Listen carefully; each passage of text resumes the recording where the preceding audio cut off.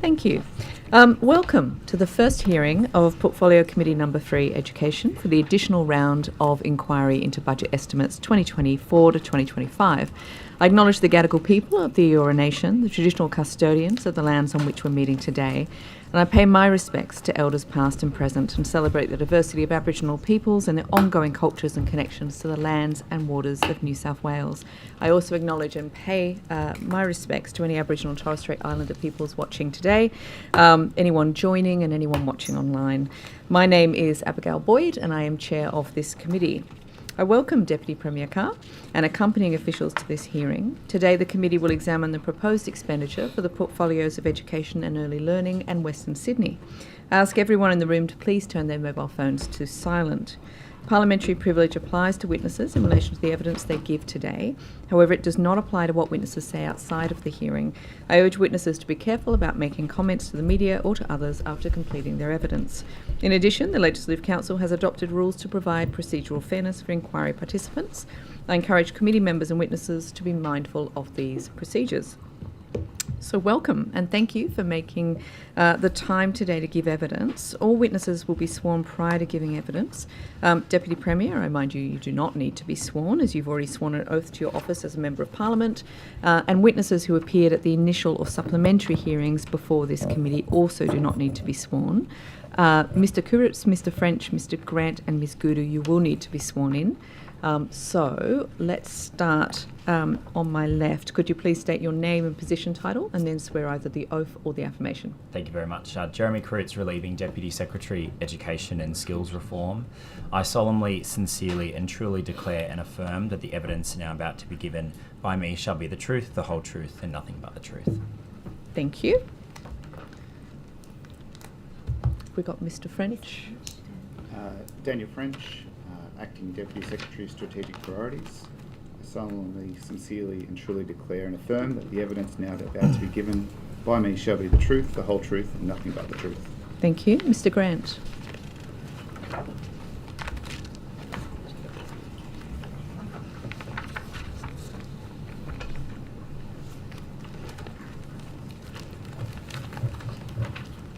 I solemnly, sincerely and truly declare and affirm that the evidence now about to be given by me shall be the truth, the whole truth and nothing but the truth. Thank you. And Ms Gudu.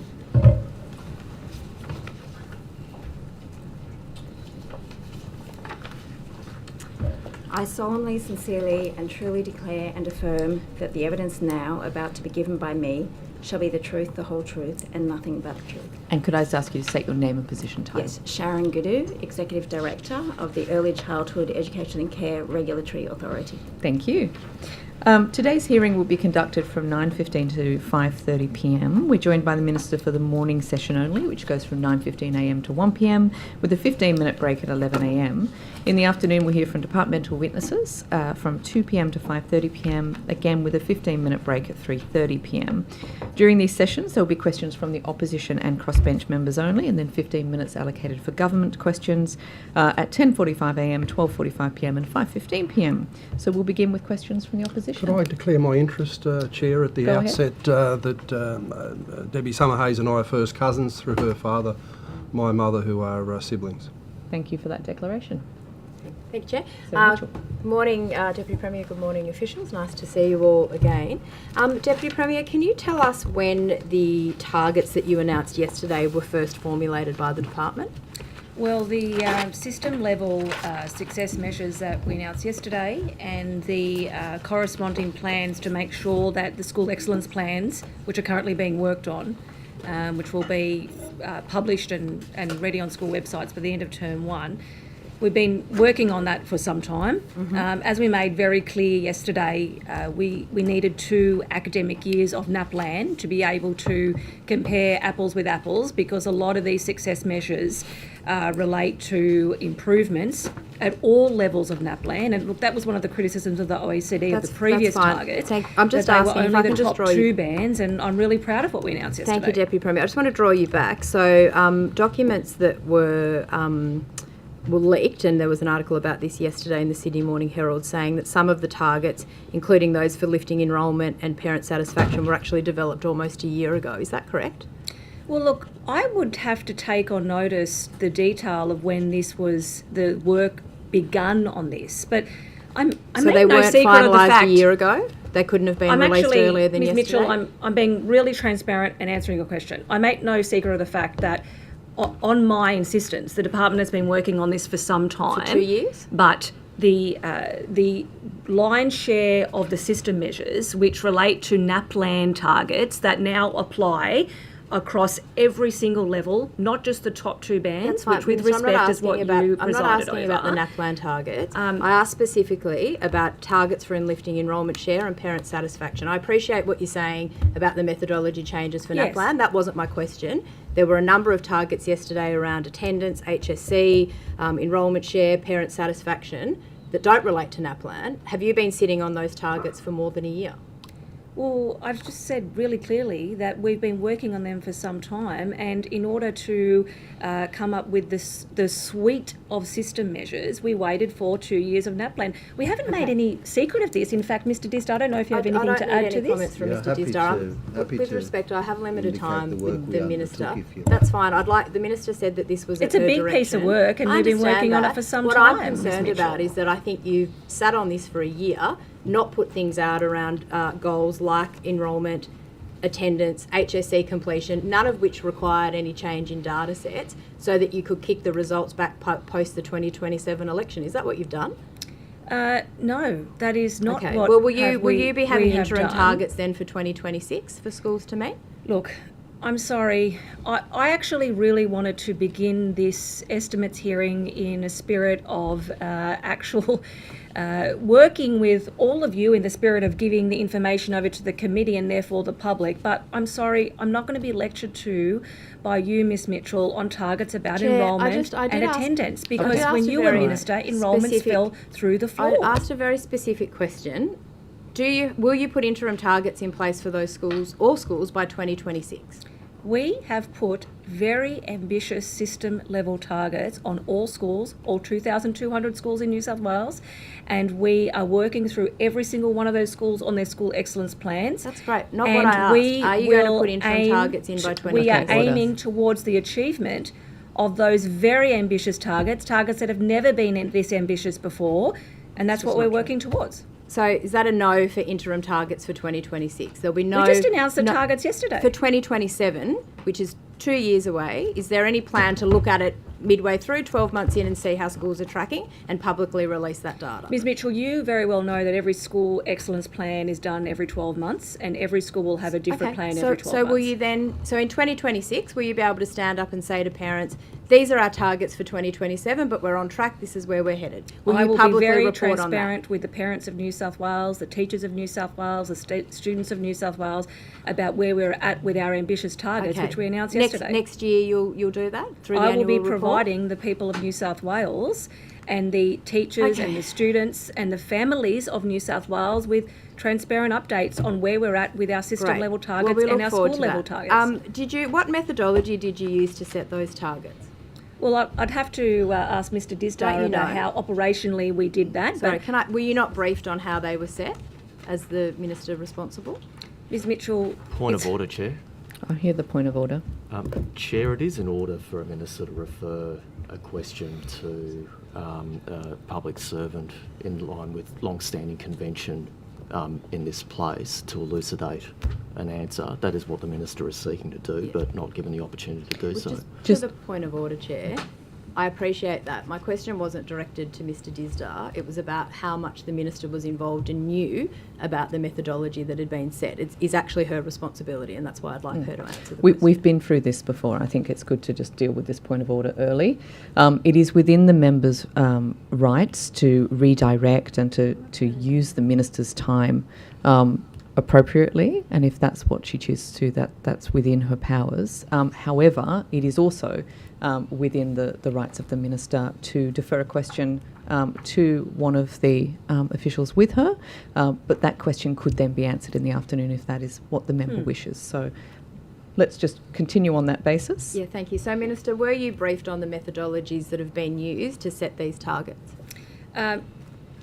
before I answer that question, I just want to go to what Madam Chair just said I'm just trying to do this in the interest of giving the committee the correct information, because as Minister, it's my responsibility to task the department with coming up with the targets that this government wants to set for our school system, our public school system, and I rely on experts in the department to advise me on how we should be setting those targets, education experts. In fact, for the first time in a long time, our education department is now run by educators, and as a result of that, yes, of course I was briefed, but I rely on the department, the government relies on the department to go through the detail of setting the methodology of how we will conduct those targets, how we will report against those targets in the annual report and other areas.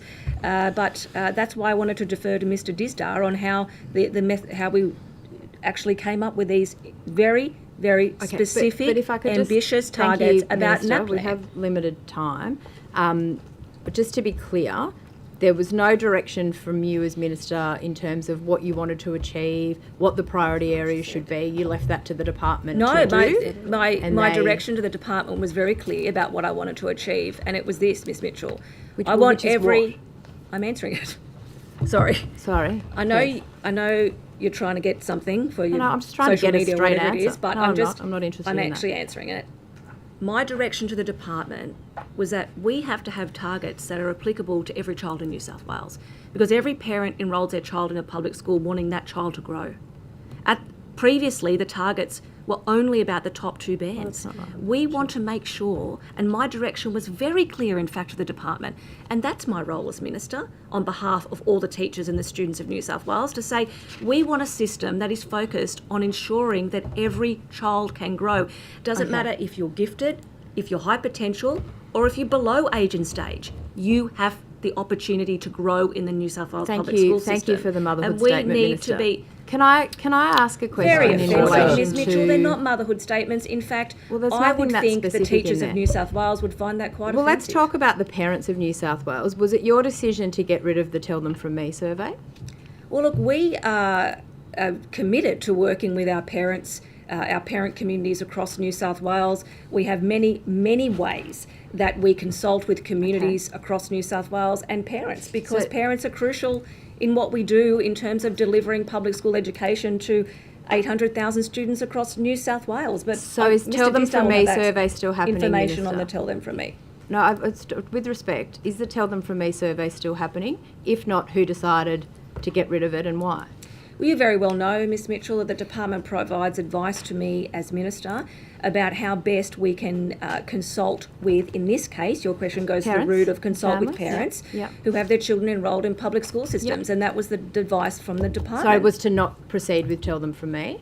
That's Well- gone? Can you just confirm that? It's a pretty straight answer. We consult with parents on a range of issues, in a range of ways, and the department advises me as Minister in terms Thank of the best ways to do that. Minister, it's a very direct question. Tell Them From Me has been a survey open to public school parents for some time.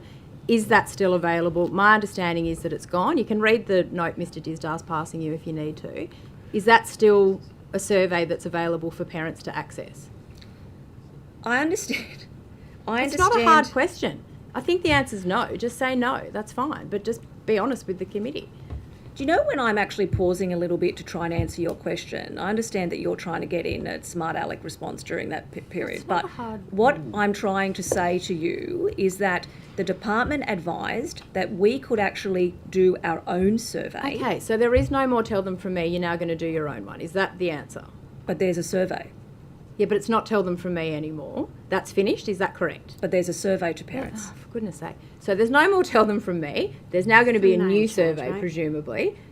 When's that going to be available? When does that roll out for parents? I'll take that on notice. So, sorry, you'll take that on notice? Yes, that's what I said. Okay. When was the last time you collected data from Tell Them From Me?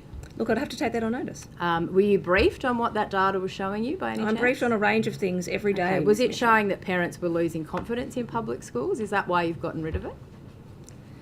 No, the department advice, and I'm glad you asked me about this actually, it's not about confidence in public schools. The truth is, the department advice on how we more meaningfully consult with parents in a way that they can have access to Okay. the more of them would be able to participate Right. in. Well, what will is that look we like, do and when our is that own Point survey? of survey. order. Oh, yeah, I'll We're hear the just going point of round in order. circles here, so- Order. I'll hear the point of order. Chair, it was a detailed question. The Minister was providing a fulsome response that was relevant to the question, and it would be courteous to the witness under procedural fairness resolution if the Minister was given the opportunity to complete her answer. In this case, I will uphold the point of Sure. order. I think we need a little bit more. Yeah, that's fine. Okay, go Thanks, ahead. Chair. So you were saying, Minister, there's going to be a new survey. When will that be available? To consult with parents. In fact, it's a crucial part of our plan for public education that we consult with parents. Parents are obviously a crucial partner in what we do in public education. I'm not sure what you're getting at in terms of whether it's a Tell Them From Me survey or whether it's another type of survey or whether it's the P&C Federation or P&C meetings or it's the relationship that a classroom teacher has with their parents, the parents of their children, which is an everyday occurrence for all of our teachers to be doing about how your child is going at school. Thank you, That is Minister. each and every day. My point was, Tell Them From Me used to collect data from parents. Parents could go on, have a say. You know, I'm a public school parent. I did the Tell Them From Me survey to have my say at my local school. That's gone Okay. now. You're saying that there will be something else, that you can collect that more sort of widespread data Yes. as opposed to just the one-on-one. It's a pretty simple question. I'm not trying to trick you. Tell Them From Me is gone. You've just confirmed that. What is coming in to replace it, and when, and what will that look like? So We're that doing parents our own know? survey and I'll take it on notice because I thank want to you. give I'll the move committee on. the right information. That would be great. Speaking of right information, I actually just have a question for Mr. Rooming, if you would come to the microphone, just for Hansard, if that's okay. I wanted to ask you, when you appeared before the committee back in October 2023, I was asking some questions in relation to teacher vacancy data. You indicated to me, and I do have copies here if people need it, that every fortnight you get a report collating that statewide data. Was that correct when you told the committee that in 2023? We do collect that data, correct? Okay, and that's every fortnight? Yes. Thank you. Mr. Disdale, when you were here in December, you might recall I was asking you about teacher vacancy rates, and we were in term 4. You said you didn't have an updated figure with you. You only had the beginning of term 3, I think was what you had been using publicly, but you took that on notice. If Mr. Rooming is saying you get updated data every 2 weeks, why on notice did you not provide any more up-to-date data for the committee? I didn't have the data in front of me. Yeah, and but you that's took what it I on notice and you didn't provide it. I indicated that at estimates. As a former principal in the system, there's enrolment data and vacancy data every single day. And to give government valid comparison, we give them a start of term. So from term 1, term 2, term 3, term 4, so there's a valid comparison point. Sure. But that data oscillates every single day. It varies on enrolment and vacancy every day. I appreciate that. Thank you, Mr. But I didn't have it in front of me for the committee. Why did you not provide it then on notice? Because you took it on notice. Yeah. Mr. Rooming has told us as a committee that every 2 weeks you can get an overall figure of vacancies. I asked for that on notice when we were here in December, and the only data you provided me was from the term I'm before. happy to look at it because we answered something like, as an organisation, close to 200 questions on notice. I fine. can't That's remember part of it, the but if you want to committee's hand it role. across, Sure. I'm happy to look at it. But you didn't provide it when it was asked for. I also asked a question on notice earlier this year, asking for the vacancy rates in term 3 last year, term 4 last year, and term 1 this year. And on notice, I was only provided with term 3 and term 1. Why was I not given term 4 I'm when I asked happy to for put it? on record the data if you like. Day 1, term 1, 2023. In the system, we had 2,174 Yeah, I'm asking for. vacancies. Well, let me term- get it well, on I've record. got that because you had provided that. Let me go before. term by term. I've I'd got like it in front of what me. I want is term 4 last year. That's what I asked for on notice to the minister, to you. Well, let me give None you of you are term 4 providing then. it. Let I'd me like give you term 4, last year. Miss Thank Mitchell. you. Day 1, term 4 in 2023. Yep. There was 2,306 vacancies. Thank you. And in 2024, same point, day 1, term 4. Yep.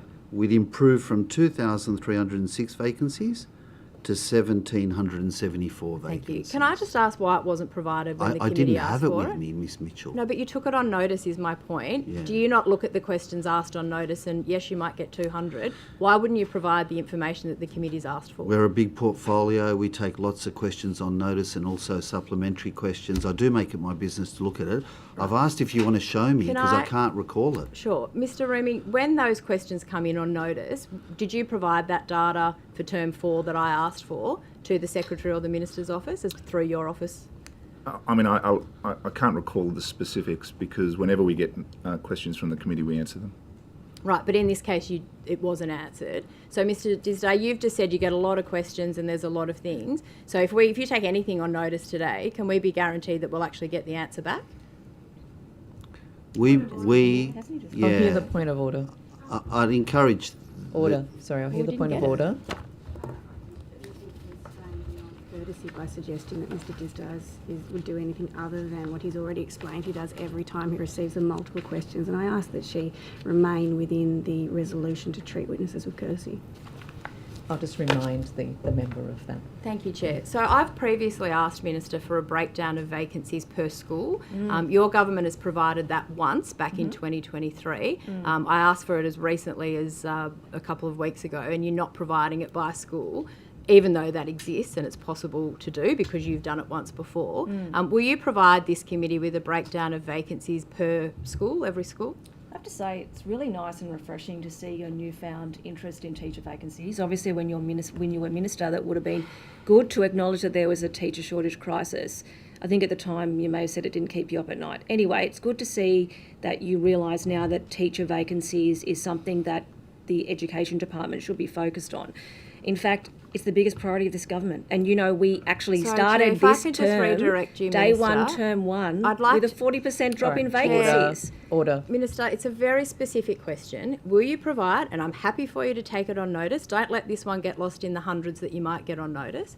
What we would like With is a respect, Ms breakdown. Mitchell, that's not what Mr. Well, that's what Disdar said. We're I will not, take you're it not on providing notice. data when we ask for it at specific points, and it concerns me as a committee member that there's not transparency. So I'm asking you, it's been provided to this parliament many times in the previous government. You have done it once as minister, not since 2023, but a breakdown of every school that has a vacancy and how many and a per school so that we can see that, it's transparent, and we can track that. Will you provide that to the committee is my question to Ms. you. Mitchell, I will take that on notice. Thank you. But I would say this government is doing more on teacher vacancies than Well, any we'll see other about government that. in New South Wales history, and we will be as transparent as possible with anyone that asks about Thank that you. because it is the priority of the Premier Well, I asked about and it myself. in February and you weren't transparent, so I will get you on the record to provide it today, and that would be great. Minister, how many deputies and assistant principals are back on class, and how are you tracking that against the vacancy data? Yeah, well, look, thank you for your question. Really important. We made no secret of the fact that part of our election mandate, we believed, to fix the teacher shortage crisis left to us by the previous government was to really get to the root cause of why we had such a teacher shortage crisis. In addition to giving teachers the biggest pay rise in a generation, Minister, I've got a making minute them left. more... I asked a very I'm getting to specific the question. I'm getting to the answer. This isn't the LA. I've got a very specific question. How are you tracking well the aware of DPs where and we the are, Ms. APs Mitchell. back on Okay, class, order. and how many? What's that? What are the numbers, and what has that done to your vacancy rate? That's my I mean, question. things are in context, and I'm actually putting it in context, and I'm answering your question. As a result of everything that we've done in terms of getting to the root cause of why we had a teacher shortage crisis, in addition to, as was released today, obviously, Chair, that's a not my lot question. more With people respect, point of studying order. teaching coming I out have of Year 20 12. seconds Order. left, We Minister. also, I'm Order. asking about made DPs a and point APs, but just of putting answer the deputy question. principals and assistant... I'm answering and it. how many have gone back on? And how do you track that against your vacancy rates? That is my question. Could you please answer that? Yes, well, we are putting deputy principals and assistant principals onto class. I mean, many of them were on class, but they're now on timetable class. And I'll take that on notice, but I tell so you, that's a- it's obviously working. There's a 40% drop of Just in because you've vacancies. moved people around, not because you've put new people in the class. Minister. Dear, oh dear. Okay. Order. Oh dear. Minister, on the 11th of February, the Productivity Commission released its report on government services in relation to, among other things, early childhood education and care. And the figures for New South Wales are pretty shocking. what is your response to what I see as an escalating crisis when it comes to early childhood education and care, particularly in New South Wales? Yeah, thank you, Ms. Boyd. I'm getting that you're asking about the number of breaches. Is that the question in That's terms one of the of the regulator? things. Yeah. I'm going to be honest with you and the committee.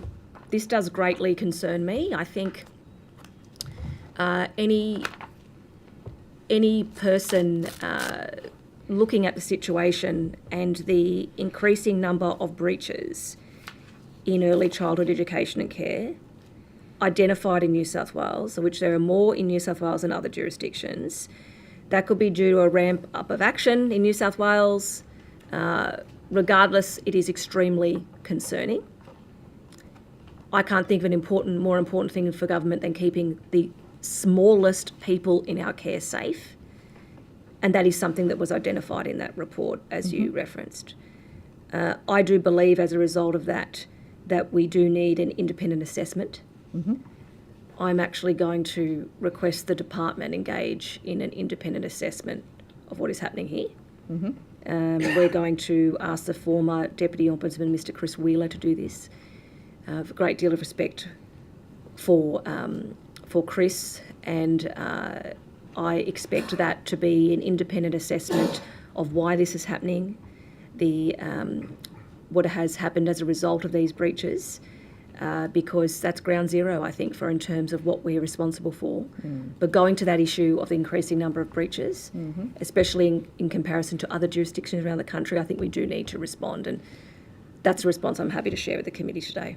So back in mid-2023, when we had the shocking revelations, I think there was 1,600 and something reports or incidents of sexual abuse within Queensland and New South Wales early childcare and education centres that resulted in Operation Tenterfield. What was your response in terms of regulation after that occurred? Look, obviously there was quite a range of responses in regards to Tenterfield by both the New South Wales and the Queensland governments at the time, as well as it actually necessitated the child safety review that was undertaken, as you know. And that was a Commonwealth review that, as a result of that, we're still working through some of those issues, I have to say.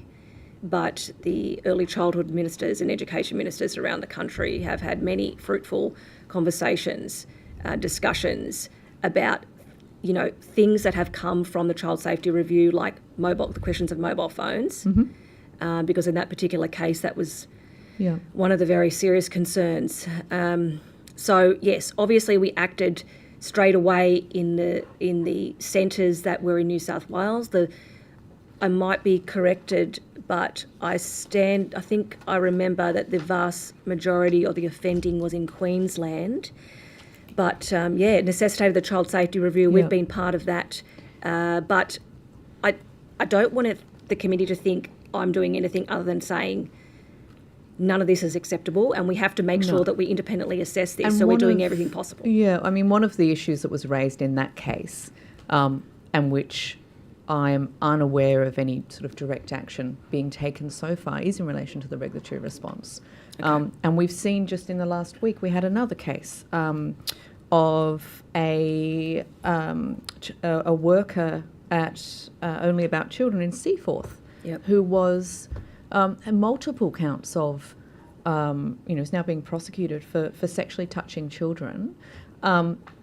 Apparently, there was the parents are complaining, saying that there was no action taken by the regulator. What happened there? Why is the regulator still not getting involved in these cases? Yeah, well, I mean, on that particular matter, I just would have to be really clear. I really don't want to jeopardise any criminal proceedings, because some of these offences we're talking about are the worst types of offending against children that are humanly possible. So I just I do not want to jeopardise any police or criminal investigations, anything that's before the court. Yeah. but that is the sort of thing that does necessitate an independent assessment. Yeah.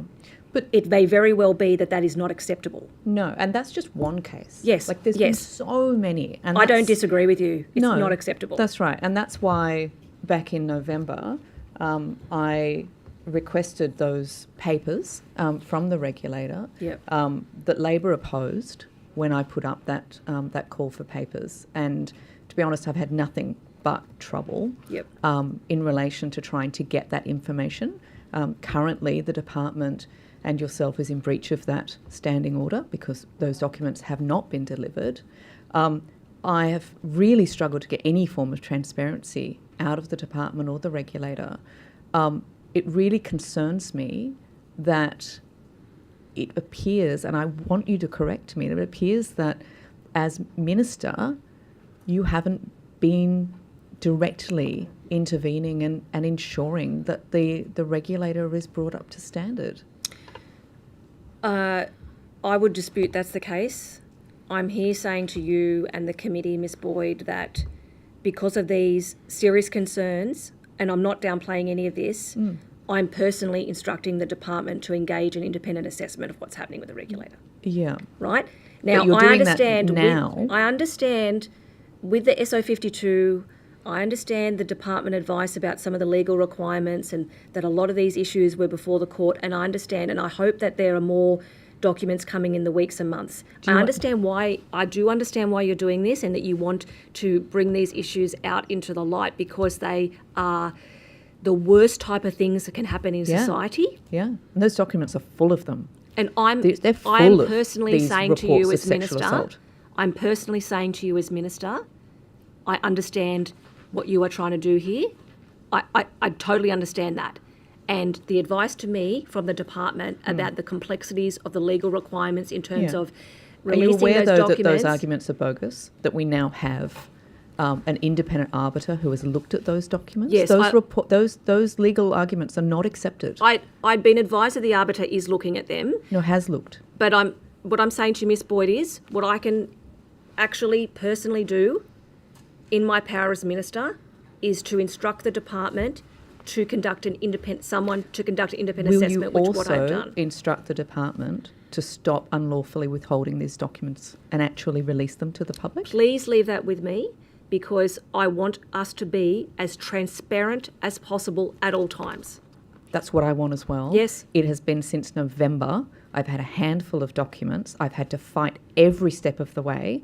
I've been called to multiple meetings where there's, 9 or more people on the other sort of side of this from the department with lawyers telling me things that simply aren't true, and I still don't have the documents. I have looked at the privileged documents and they are horrifying. Yes. And that is just from one service, I understand it, out of 6,000. I will hear the point of order. My point of order is this, that the line of questioning appears to be related to matters that are still currently before the arbiter. There is a process. Not really, but yes. There is a process underway within the Legislative Council's procedures. That process should be respected, and it appears that you're criticising that process or seeking the minister most definitely not. And provide an just to the point answer of when order, the process has not been finalised, and therefore... To the point of order, I'm very, very conscious of that, and I'm very, very carefully sticking within the rules. I'm not disclosing anything that's in those documents, and I am not referring to any details in those documents. But thank you. You are correct to raise it, but there is no point of order. I'm not doing that. Ms Boyd, I totally acknowledge that you're being very respectful in this. There are very sensitive matters included, as you said, which you haven't disclosed in full respect to you. My advice is that the arbiter has not handed down a decision. If the arbiter hands down a decision, we will be obliged, as in the department will be obliged, to comply with that decision. That's but the with end of the delay. story. So if you were to see the arbiter's report, you would then release the document straight away, or would you make us go through the process of having to go through Parliament again and get a vote and do all of those things? Well, the arbiter, I believe, has not reached a decision. We need to comply with the arbiter's decision. But please understand, what I'm saying to you as Minister is that I want to be as transparent as possible. I am asking the department to conduct an independent assessment. None of this stuff that you are saying that you have seen in privilege is acceptable in any way. None of it. I'm agreeing with you on that. Thank you. Mr Latham. Chair, and thank the Minister and officials for your attendance today. Minister, 2 years in office, it's probably too early to hold you directly responsible for NAPLAN and PISA results and other academic performance, but this worrying decline in the government school share of enrolments in New South Wales, there's been a decline in the first 2 years that you've been in the ministry, and yesterday, using internal Education Department documents, the Herald published a forecast showing further decline over the next 2 years. So for each of the 4 years of this government, there'll be a decline in the enrolment share for government schools versus non-government schools in the middle of a cost of living crisis, which makes it quite incredible. How do you explain this? Mr Latham, you're right, the decline is something that really concerns us. I've actually made no secret of the fact that this is a huge priority of the government to arrest this decline. I have to say, and I think that you will appreciate this because you know these areas well as I do. I think a lot of this, honestly, is down to, obviously, the merge and cancel classes, the teacher vacancies, all that doesn't exactly, the stuff that we inherited doesn't exactly attract people to public schools when we know that there's not going to be a teacher in front of your class every day. That's something we're working hard to fix. But in the growing northwest and the southwest of Sydney, where there were not schools where people are living, tens of thousands of people, you can't enrol a child in a school that doesn't exist.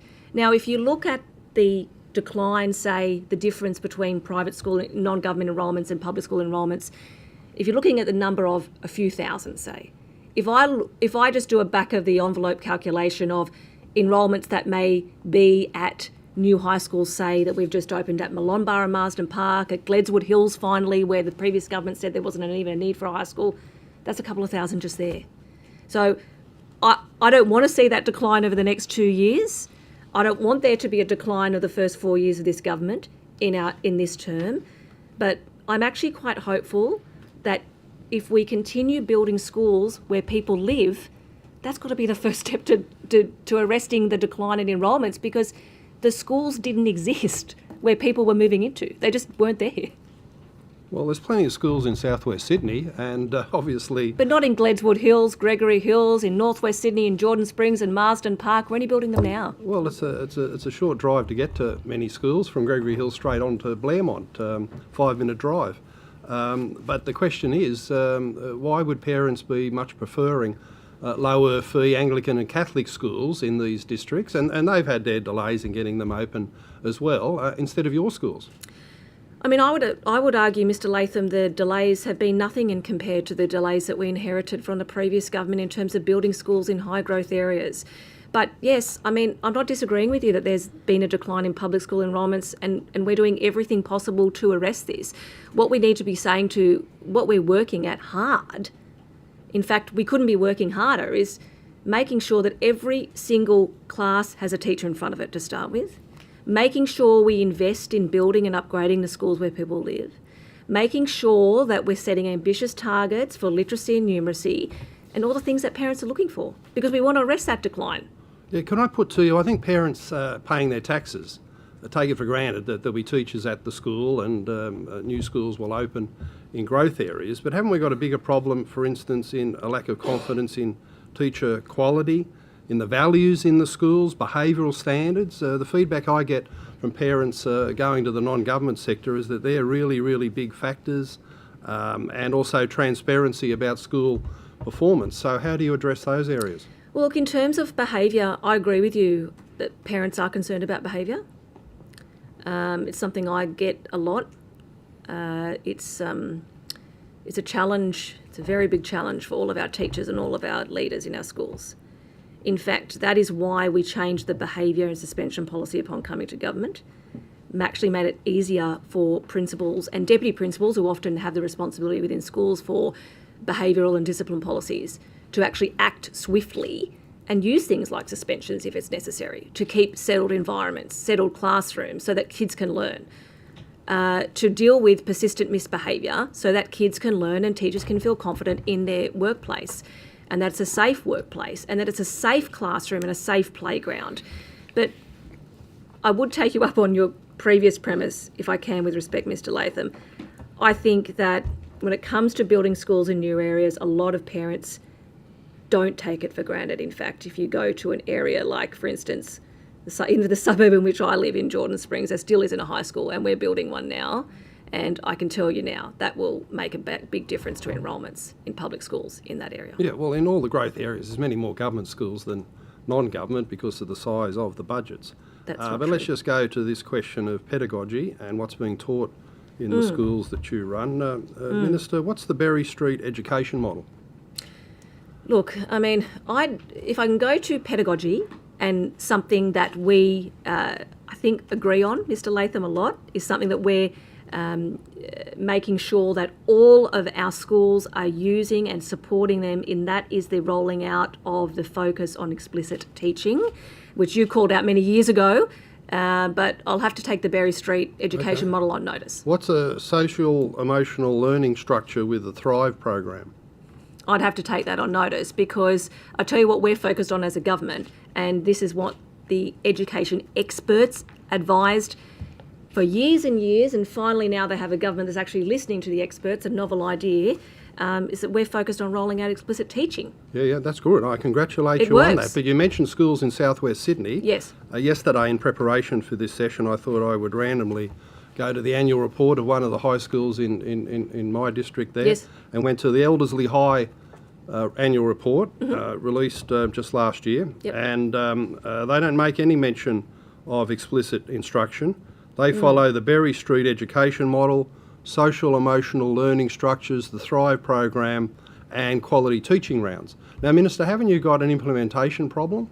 It's great that you're following the long-established advice that explicit or direct instruction works best for students, and we're all committed to that. Yes. But if school leaders, like those at Eldersley High, totally ignore you, then isn't it just useless? Haven't you got an implementation strategy to actually take your great intention about explicit instruction to make sure it's actually happening in every single classroom in the state? No, I disagree with that. No, you don't have an implementation strategy. We're rolling it out. In fact, there's never been so much support centrally from the department in rolling out a clear pedagogy of what we expect in every classroom. And can I just say, I've seen it with my own eyes many times in many classrooms. Explicit teaching has been done in many schools for many years. It is rolling out to more. I'd have to take the issue of Eldersley on notice. I'm not sure if that coexists with explicit teaching, perhaps at Eldersley. I'd have to take advice on what is happening there in those classrooms. But I tell you, we could not be more committed to explicit teaching, specific professional development. We are supporting school by school by school.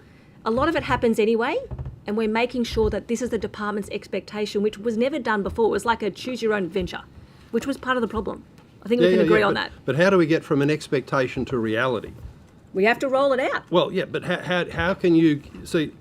Can you say, Minister, to a parent worried about the quality of teaching methods at the government school, thinking about, even in a cost of living crisis, going to a non-government school?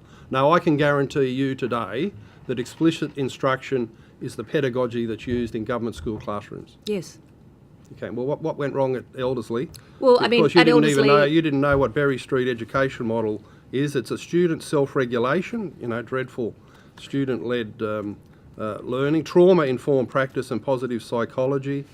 And I don't know what the Thrive program is, but the quality teaching rounds at Newcastle University are certainly not explicit instruction, and this committee's established that in the past. So are you sure you can give that guarantee? And what's gone wrong at the schools where it's not happening? Well, look, I'm not sure what's happening at Eldersley, and I'm not sure whether the trauma-informed practice can't coexist with explicit teaching in terms of literacy and numeracy and other knowledge in the classroom. But moving away from that, we are rolling it out. We are putting resources straight into helping schools adopt explicit teaching or even further their explicit teaching practice. It's for the first time ever, actually, the department is actually, what's the word for it? Actually supporting the pedagogy expectation, and I accept your point that this has to be a reality, but we're actually in the process of doing that. Like, this is actually a big change for the department. It's a welcome change from teachers in my experience, because the evidence for years and years has been that explicit teaching is the way to go. And finally now the government department is saying that's what we're going to support you to do. That's the expectation of the pedagogy in the classroom. But what the principals do on a daily basis to make sure that's happening in the classroom I and then think you report that back find- to the department. I think you find, and I trust the professionalism and expertise of our teachers across 2,200 schools, I think you find it's happening. Ms Mitchell. Thank you, Chair. Deputy Premier, we've had some reports from a number of casual teachers that schools are choosing to split regular classes rather than call casuals in, I think because of budget concerns. Have you had any feedback to that effect? I'd have to take that on notice. I know that we have less and less casual. We had less and less merged cancel classes because of the fact that we've had a 40% reduction in teacher vacancies. But I have to take that particular question about the casual teachers and the splitting of classes. I have to if you could take that on provide notice. even data from last term and so far this term, because we've got a number of reports that casuals aren't being called and schools are choosing to split classes instead. But if you could take that on notice, that would be there's great. 2,216 No, I schools. appreciate it. I'd I have just to wondered take if that it on had been notice. something that had been raised with you, because it's certainly been raised with us. But if you could take that on notice, that would be great. Minister, are you going to reverse the decision that you've made about Freshwater Campus, turning it into a Year 7 to 12 school from 2027? Well, as I've said to this committee many times, the government's election commitment to make sure that every student in New South Wales has access to co-educational schooling meant that in every area where students were only in catchment for a boys' or a girls' school, we consulted with that community about how we would then provide that election commitment, how we would provide co-educational, comprehensive secondary education. In the Northern Beaches, that consultation came back very clearly that prospective parents wanted co-educational offering, and that would be to turn the Freshwater, very successful Freshwater campus, into 7 to 12. As a result of a lot of feedback from that community, however, about the current 11 and 12 enrolments having not signed up for that change. Sure. I think Ms Summerhayes was at the school on Friday afternoon and informed the community and the leadership and some of the student representatives and parent representatives that that decision will be delayed 1 year. Yeah, after they all walked out on Friday morning, all the students walked out. Have you been to the school and met with any of the students or I'm parents? admitting to you, Ms Mitchell, after the feedback came. Sure. And but I've met the with many feedback wasn't- people in regards to Freshwater. Sure. In representative of the community, the principal, the parents. I'm saying that feedback came and we Yes. responded to that But feedback. you've delayed it by a year. I've also had feedback from a number of parents who are very concerned, and you've just said yourself, the very successful Freshwater campus, because it is, the enrolments far outweigh the enrolments year on year. You get large percentages of children coming, my understanding is, from non-government schools into Yes. Freshie. So why are you changing a senior campus model that's so successful?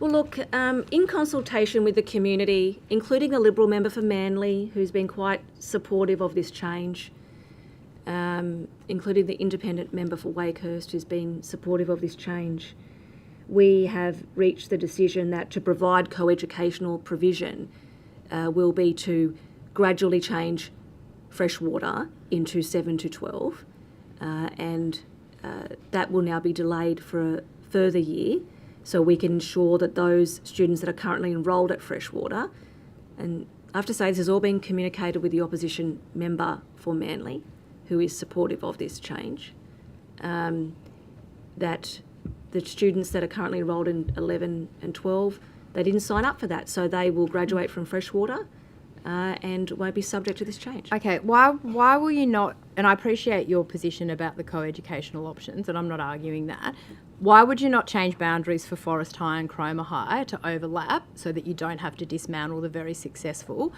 senior campus model at Freshwater? Why is that not an option? I mean, we undertook consultation with the community about People what are to still do really at Northern unhappy, Beaches. Minister. Surely you're getting the emails and phone calls like I am. Well, that's why we've responded. I've But said you've we've had delayed it feedback. a year. You haven't actually changed anything. Why would you not look at changing the boundaries for Forest High and Cromer High? The Can you just consultation with the advise why? community very clearly said that prospective parents wanted their young children. But you could get in that by 7, changing 8 boundaries of existing Hang on, I'm in the schools. middle of my answer. I'm sorry, Miss Mitchell. The prospective parents, as in primary school age parents, they want their children to go. The consultation very clearly said that they want their children to go to 7, 8, 9, and 10 at a very successful school. We want to extend the success of Freshwater. But surely you appreciate... And we have listened to the feedback. All right, well, the feedback is also that parents continue to be concerned about what's happening. You just last year, the department did an article about why everyone wants to be at Freshie, why it's one of the best attended schools in the state, talking about that element of being a senior campus. Mr. Disdar, you did a live stream, not from Freshie, but another senior college, Wyndham College, year 11 and 12 at the end of last year, where you said, in my opinion, we should have more senior campuses in New South Wales, not less. So why are you not listening to the parents and the community of Freshwater who want that senior college to remain? Will you listen to them at all, or is it just a done deal? We have listened.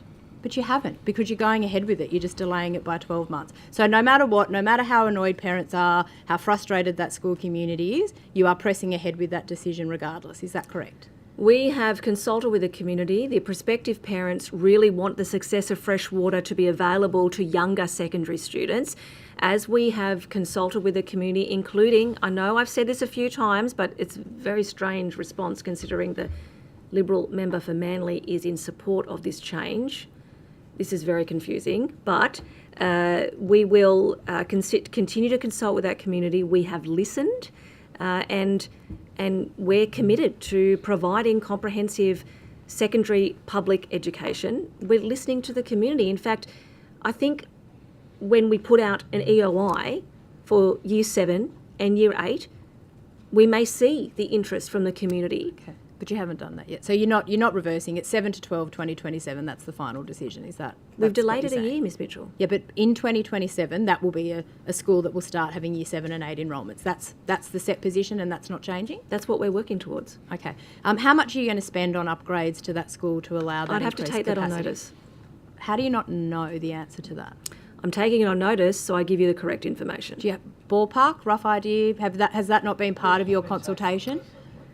Well, it's a pretty big issue. How could you not have any idea how much money? I think we've got a point of order. Sorry. Yeah, the point of order is that it's been taken on the notice. question's been taken on notice, and that's the end of it. Okay.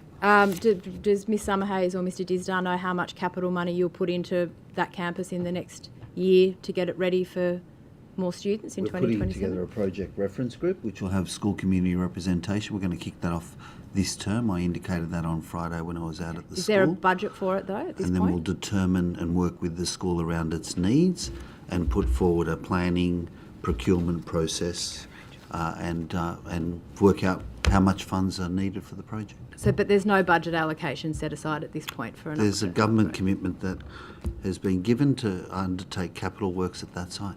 But for how much money? We don't know because we've got to go in there, work with the school community around what facilities are needed, and we're going to start that work this term. All right, we might come back to that this afternoon. I'll hand over to my colleague. Thank you, Minister. Officials. Minister, you've made comments in the media that you've asked the department to ensure that independent and faith-based schools are supported. Minister, what is being done to support independent and faith-based schools? With what, Miss Merton? Just in terms of reports about parent and school community nervous amid a heightened anti-Semitic environment. That's what you're talking about. Yeah. Okay. Well, this is something that I think, as from the outset, I have to say that as Education Minister has been of top concern to me for all of our students in all of our sectors. And we have offered support to non-government faith-based schools that feel that they really, at the moment, are at the front line of helping their families through what is an unprecedented turn of events. Minister, what has been done in terms of that offer of support? Yeah, I mean, I know Mr Disdar, as Secretary of the Department, has spoken very often to non-government faith-based schools, and in particular there are a number of Jewish schools that we have offered support to. That's actually a matter of course when any school is going through a difficult time. At the moment there's, a set of communities that feel like their students really need some extra support. Mm-hmm. And I know those conversations are happening, but that level of support that's been accepted from the department may be something that Mr Disdar will know, but I know that offer has been made. Sure, I appreciate Minister, have you spoken to directly to any of the students or teachers concerned? I've spoken to many teachers, I've spoken to principals, I've spoken to students, I've spoken to parents of schools in non-government areas, in the Jewish community, I've spoken regularly to the Jewish Board of Deputies. Yes. Okay, yeah, I'm happy to take that up, Mr Disdar, this afternoon, if that's okay, just in terms of what's in place.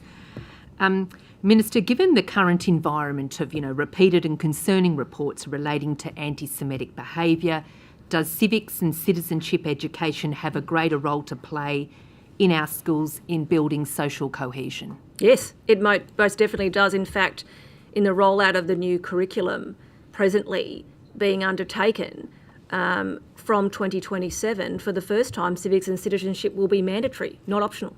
Mm-hmm. Not only in addition to civics and citizenship will be mandatory, the teaching of the Holocaust will be mandatory. And what's the time frame of this in terms of mandatory civics and citizenship education in the curriculum? As I just said, it was 2027, but I would make the point, as teachers roll the new curriculum out, which is a huge, huge undertaking, that schools, if they are ready to do that, can do it sooner. Mm-hmm. So provision will be allowed for schools that are able to introduce this earlier. Yes. Will you be not playing a greater role in terms of responding in the current environment, that in terms of bringing forward the 2027 deadline on this? Well, as I just said, it'll be mandatory from 2027. It has never been mandatory before, but if schools are ready to go, they can go now. Will you be tracking if any schools bring it earlier? Yes. Will you provide that publicly? Or I'll take that on notice. Sorry. Thank you. I refer to an earlier question in February relating to Teachers for Palestine. Mm-hmm. And you may recall at the time, and I think I tabled these documents, that there were political instructions circulated to the teachers calling for political action in the schools during school hours, and it included to wear the kippah, to the Palestine badges, to take action within the schools. Minister, what action was taken relating to this behaviour and the demonstration under the Teachers' Code of Conduct relating to that? Political instruction from whom, Ms Merton? No. What action was taken No, but you said there was political by the instruction. department? I'm talking about the flyer and the call to action by Teachers for Palestine. And the materials were tabled. I've repeatedly raised similar examples like this.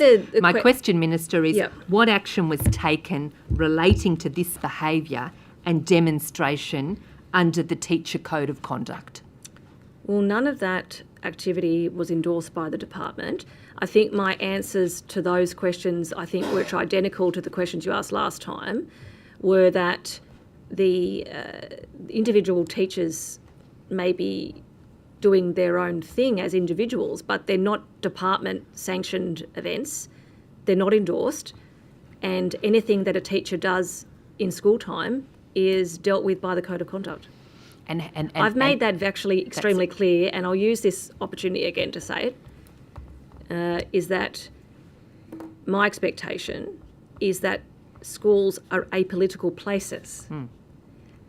And that goes for every issue, most especially in a set of circumstances in which the world finds itself in a heightened state of conflict. Our schools must be places where children from everywhere feel safe, and staff and students feel safe. The Secretary has made that very clear. The Deputy Secretary for Public Schools has made that very clear time and time again. There is a code of conduct for a reason, and we will not back down from that. I'm just... No, that's fine. Minister, the concerning thing for parents is when this level of activity and behaviour is taking place in the school environment during school hours. That's when the expectation that the code of conduct will be tested. That's the question. What's the question? In terms of what response was taken by the code of conduct relating to political activities that are taking place in the school environment during school hours. Well, I can only answer in generalities because you're not giving me an actual example, but we do the department deals with every single issue in regards to the code of conduct, and if you are able to provide me with any examples, I can ask the department to provide an operational update on what happened in that instance. Minister, in the last 12 months, I mean, how many reported breaches of the code have been received or been recorded by the department? Okay, I'd have to take that particular on notice because I think it's reasonable that I wouldn't know. I don't know the actual number of the breaches, but we are very serious about the code of conduct because we expect schools to be apolitical places, which I'll say again. Mm-hmm. And parents are also asking, in the event of a breach of the code, what action is taken? Well, it depends on what is that breach there a is, suspension? I mean, what is the course of action followed? But the course of action followed depends on the breach, doesn't it? But I'm just saying, in terms of my example here, and materials have been tabled, in terms of the Teachers for Palestine and the call for action in the school during school hours, and I've tabled previously where we've seen the propaganda on the blackboards in the schools. Parents are continuing to ask, does the code of conduct stand for anything? Minister? Yes, it absolutely does. It absolutely does. And if you are going to give me exact examples, I will ask the department to update the committee on what was done in accordance with the code of conduct because none of that is acceptable. And Minister, if I could just draw your attention to one other issue, and this is also it's all publicly available. This has also been produced by the Teachers for Palestine, and its upcoming actions, and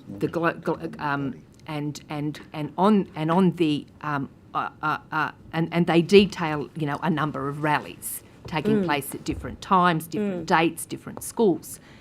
Minister, I note that the call to action for teachers to protest, to strike, when it falls on a school day during school hours, are the teachers attending these strikes and rallies in a paid capacity? No. And can I just make this really clear again? Teachers for Palestine is not an endorsed group of the Department of Education. It's a group of teachers that have that particular view, but they are not to participate in political action while they're being paid to be teachers in New South Wales public schools. I couldn't be clearer on that. I think we're agreeing with each other and you're trying to make out like I'm not, but we are agreeing with each other. Parents are asking, when teachers are absent... I'm giving you the answer. But Minister, they're absent from the classroom, they're striking, they're protesting. I've got a list here of all the dates, the venues. Right. I appreciate Teachers for Palestine is, an independent political movement. But they're asking... The absence from the classroom, the teachers striking, protesting, is the teacher being paid that day? Is the New South Wales taxpayer paying the teacher? Order. I'll hear the point of order. The teacher cannot do that on duty. I'll hear the point I'm actually being really clear about the answer. I'll hear the point of order. Chair, I was just going to say the question is being asked at such a level of generality that the Minister can't reasonably be expected to answer the question in accordance with the procedural fairness resolution. I'm happy to table the list of protests available and the dates and the times. These strikes and protests. Okay, that's a comment. Hours. To the point of order, if the Minister requires further information, she should feel free to request that from the questioner. Please go ahead. Thank you. Just only got a short time left. Minister, can you advise how much money has been spent so far from this year's allocated budget for the Childcare and Economic Opportunity Fund? Well, that Childcare and Economic Opportunity Fund, that reporting on how much money has been spent on that will all be transparently available. I'd have to take that particular on notice, how much money has been spent. All right, if I could just help you. So this year's budget allocated $330 million to be spent from that fund. We're now in end of February, so you've only got a couple of months left of the financial year. Surely you'd know if you'd spent close to $330 million on new childcare opportunities. So are you going to meet that spend this financial year? We're actually spending a lot, and as a government we are committed to rolling out our priorities when it comes to early childhood education and care, including ensuring that we continue to support community preschools, including that we roll out grant opportunities to early childhood education and providers to find new ways of flexibly delivering longer hours, ensuring that we provide scholarships to early childhood education educators. We're doing a range of things. So have you spent $330 million this year on that? Well, that will all be available in the budget. That's your answer? Yes. Okay. Thank you. Perhaps if I could ask Ms. Gudu to come up to the table as well. I just want to go back to the early childhood education and care sector. We were talking before about the Seaforth Centre and the complaints that have been made there. I understand that a number of, in the court documents, it's alleged that there were multiple complaints made to management over the years. Were those complaints made to the regulator? Ms. Boyd, it's not appropriate for me to comment on the specifics of that matter because of the legal matters that are underway at the moment, as well as the regulatory activities that are underway. However, what I can assure the committee of is that we receive a number of allegations throughout the year from services are obligated to notify us of serious incidents that occur. Parents do contact us as well, and we investigate every single one of those. We do our initial risk assessment within a day of 99% of those matters. So we have got a very thorough and rigorous approach to our follow-up on all matters that are raised. So that centre is still listed as meeting the national quality standards. So if I'm a parent looking for a centre to put my children in the care of, the only information I have is that that centre is meeting the national quality standards. At what point do we change the rating when something like this has happened? I mean, this is before the courts. Yeah, it's an excellent question, and I might just expand a little bit about the assessment and rating process, if that's okay. So all services are assessed and rated against 7 quality areas under the National Quality Framework. We've got targets in place to do that on a regular basis. And our officers undertake a very thorough assessment at a point in time. Can I just shortcut you, sorry, because we don't have much time. Yeah, no, absolutely. At what point do you proactively respond to breaches and complaints and update that rating? When we receive complaints and as part of our proactive monitoring and compliance, we can at any time determine on the basis of that information that we reassess a service. When, in the example of Seaforth, we are undertaking an active investigation, we need to wait for that investigation to be complete and for our regulatory activities to be complete before we do then go on to a reassessment. Let's just go to a more concrete example then that's not currently before the courts. So as part of the public documents that were released in response to my SO 52, there was some aggregated data related to a service called Kids Academy Spring Farm. They've currently got 104 approved places for children. This is a document that lists thousands, actually thousands, yes? Be tabled so this the is the witness document is able to that the department know prepared. Yes, but the witness still has to have an opportunity to know which document you're referring to and be able to respond to the document. Thank you. I don't uphold the point of order. I don't think that is actually a point of order. I understand that the regulator, and we can ask the witness, do you know what I'm referring to? I'm familiar with the Yes. matter that you're referring to. Yeah. However, I would also say that there are regulatory matters underfoot in relation to that matter, and it's not appropriate for me to comment on the specifics. Okay, all right. Can I just quickly ask you, because I've limited time before I go back, in an example where you do have thousands of breaches within a 4-year period, and yet that provider is still listed as meeting the standards, again, at what point do you go in and change that so that parents actually know the risk, accurately of the provider they're leaving their children with?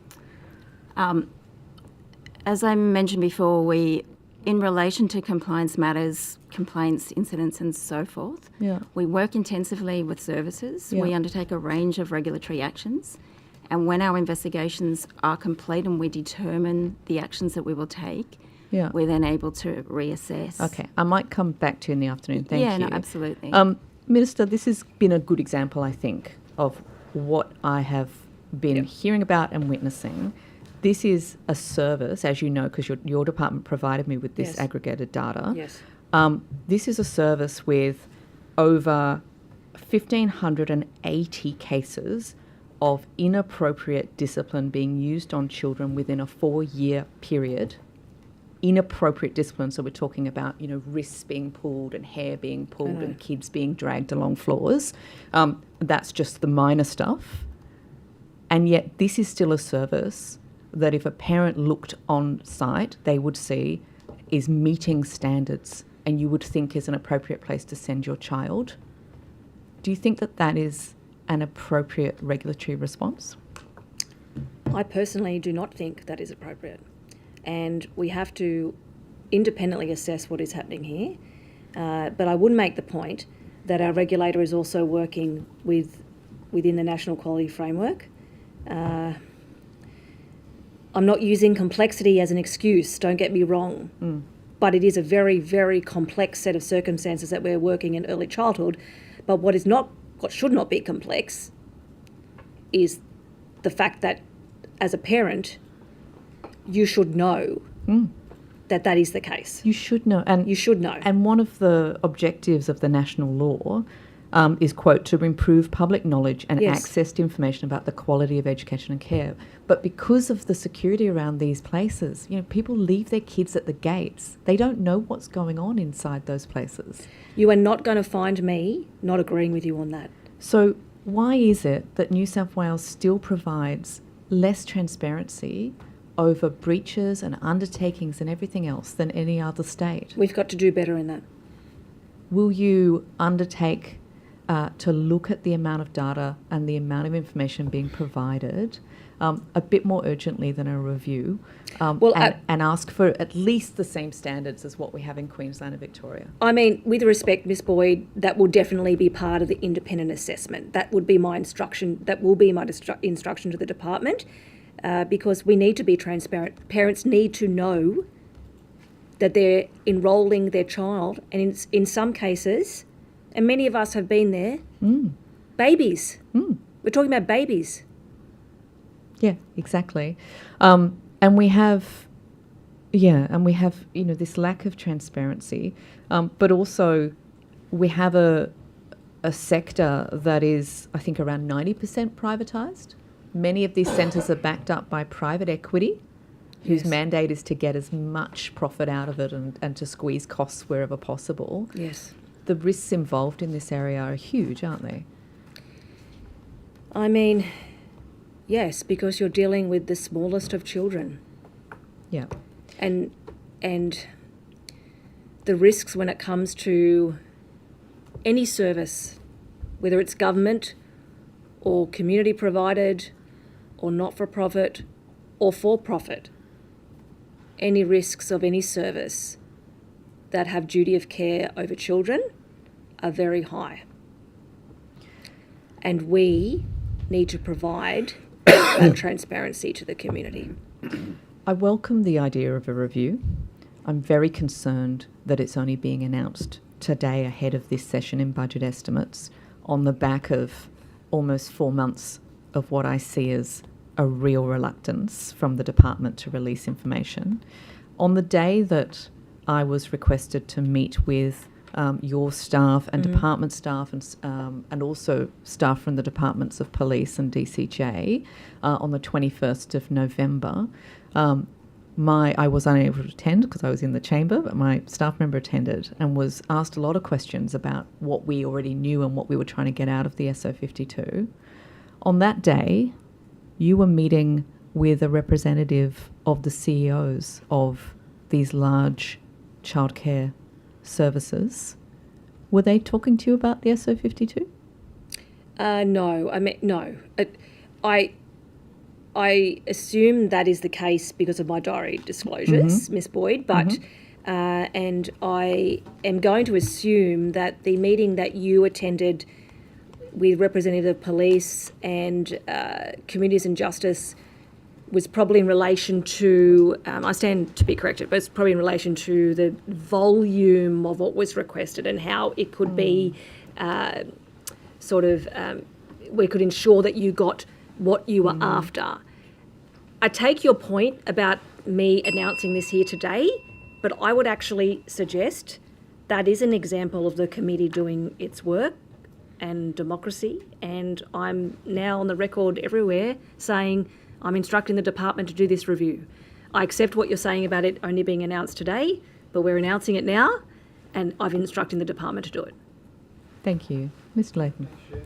Minister, you outlined earlier your concern about the declining share of government school enrolments, and the graph produced in the Herald yesterday showed the decline for the 2 years of this government and a further 2 years of decline through to 2027 when it then turns around. What's going to change in 2027? Well, we're hoping it starts to change before then. I understand. I respect that the Herald has got a graph saying that there is a decline. I'm not disputing there's a decline. We're trying, Mr. Latham, to turn the decline around through all the measures that we're embarking on, and I think any reasonable person would see that. And I hope that it changes before 2027. I'm not arguing with you, Mr. Latham, that there is a decline. We want to see that. We want to see that arrested. In fact, we want to see it going the other way. We want parents to actually choose public education. In fact, one of the things we haven't spoken about today that we're doing, that in addition to the stuff we're doing for teachers and making sure that we have a standard pedagogy and getting rid of vacancies and building the schools where they're needed, we're actually investing more than ever in high potential and gifted education so that parents will know wherever their child goes to school at a public school that they'll have the chance to be able to realise their potential, not just for gifted students, but high potential students. Yeah, well, I'm a reasonable person, and I don't think you are taking. I didn't mean to suggest that, Mr. Can Latham. I just say that when you're a product of public education, it's heartbreaking for the next generation to then be refugees from it to find better schools, and a lot of parents are doing that. The material published yesterday also showed that community confidence in public education is just 51%. It's really a vote of no confidence in what you're doing, isn't it? Well, I would argue we inherited a system that had been chronically neglected for more than a decade. We had teacher vacancies at record levels. We had schools that did not exist in growing areas. We had teachers leaving the profession in droves. I mean, we didn't come in a vacuum.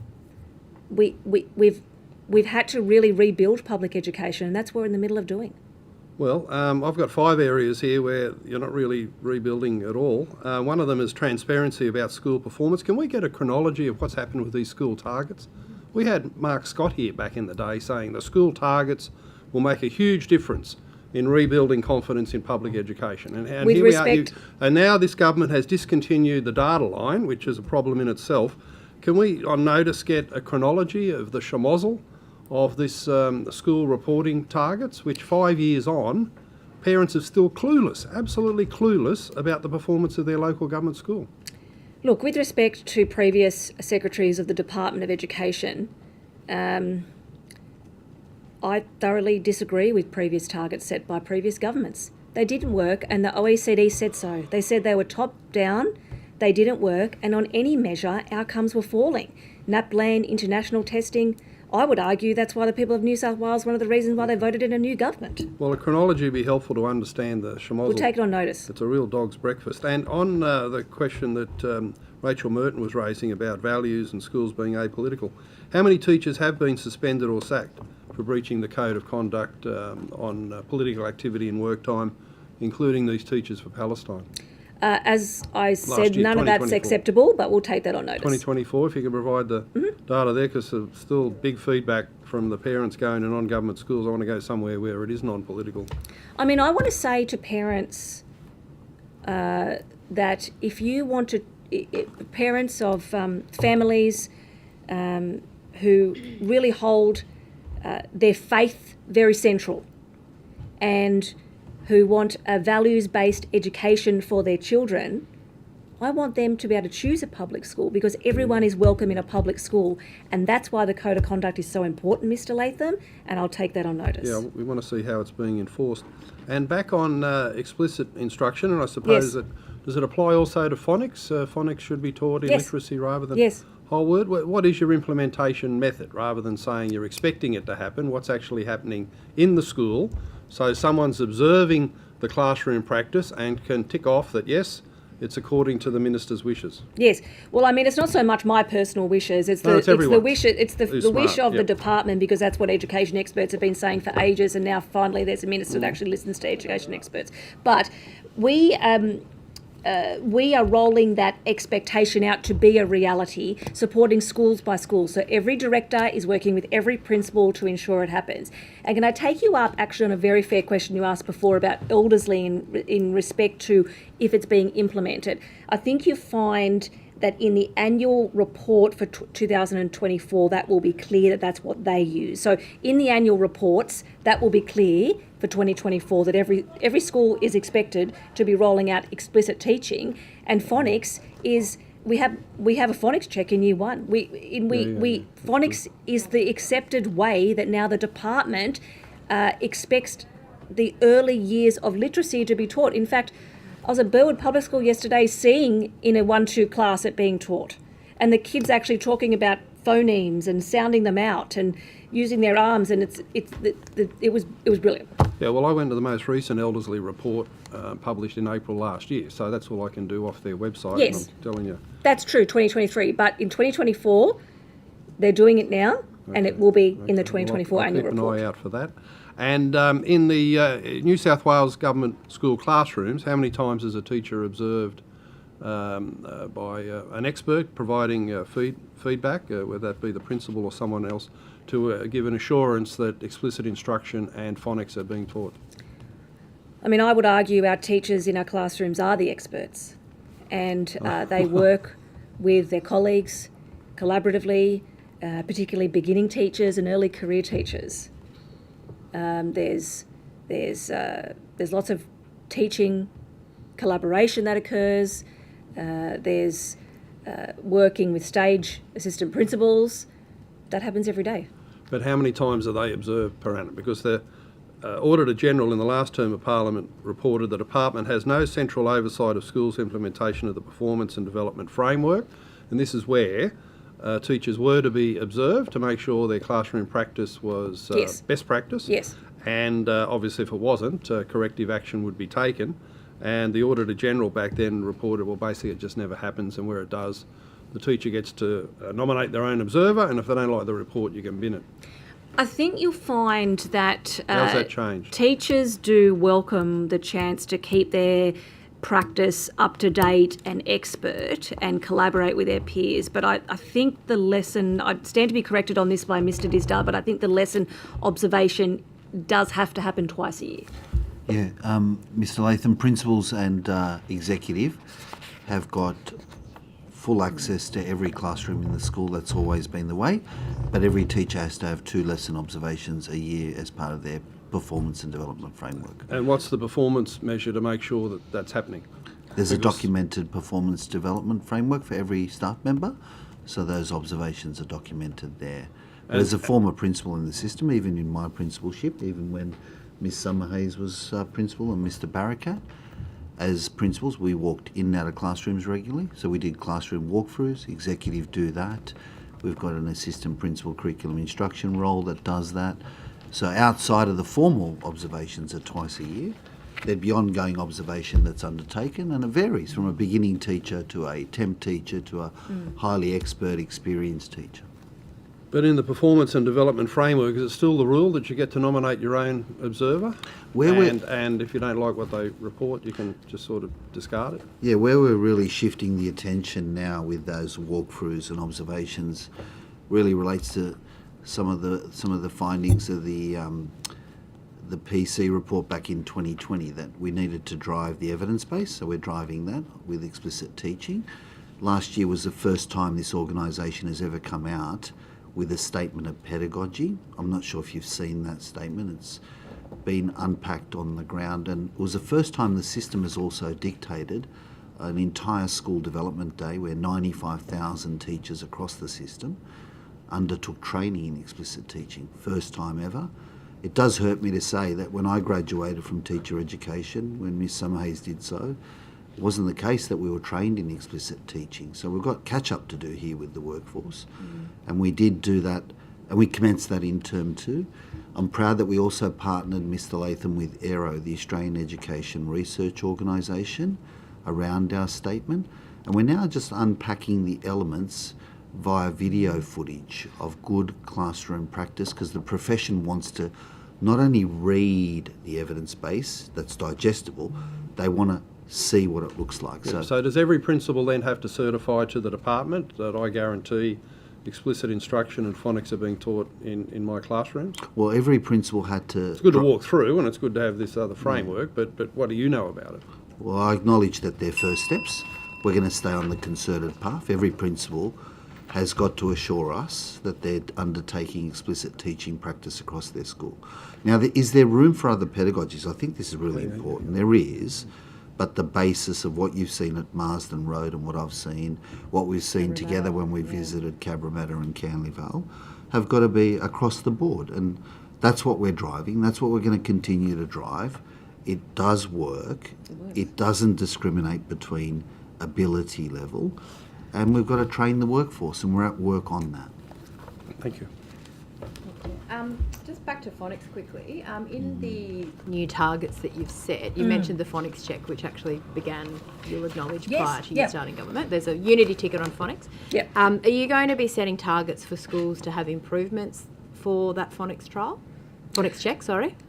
Or the Year 1 phonics check. Yeah, I mean, we've made it very clear that we want to be doing better and see more of our Year 1 students for that diagnostic check to be doing better. Yes. But there are particular literacy targets in terms of NAPLAN for those school success measures at a system level, and well as in the school excellence plans. But yes, we really want to see our students in Year 1 doing better in that check-in assessment than they have been in the past.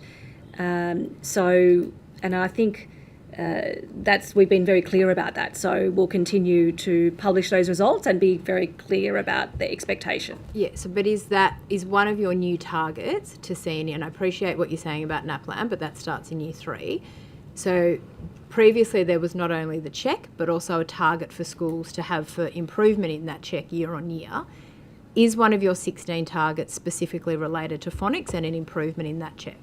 Well, we'll be working with schools on their school excellence plans to ensure that they improve in their phonics Year 1 assessment, as well as all other system but it's not one of measures. your statewide ones like NAPLAN and HSC. Phonics isn't counted in those targets. Our system-wide targets are very clear in literacy and numeracy, very ambitious From in Year literacy 3. and numeracy. Yes, that's true. Okay. But, I mean, I think everyone would agree that the building blocks to get to that first assessment of literacy in NAPLAN at Year 3, that phonics work that happens in early years is crucial to that. Probably why you might set a target for Year 1 too. But anyway, Minister, when you're in Bellingen, why did you invite the Coffs Harbour City Councillor Tony Judge to join you at that school visit?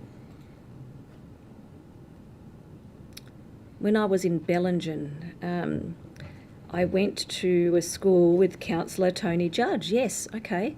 I think I invited Tony Judge as a local community representative, is very concerned about the delivery of school infrastructure in that community. And So I you was do very- realise Bellingen isn't in Coffs Harbour Shire though, so he doesn't represent that area, but you invited him and you didn't invite the local member. So why did you invite a Labor councillor from a neighbouring community to a school visit? I really didn't have this on my bingo card today, but anyway, I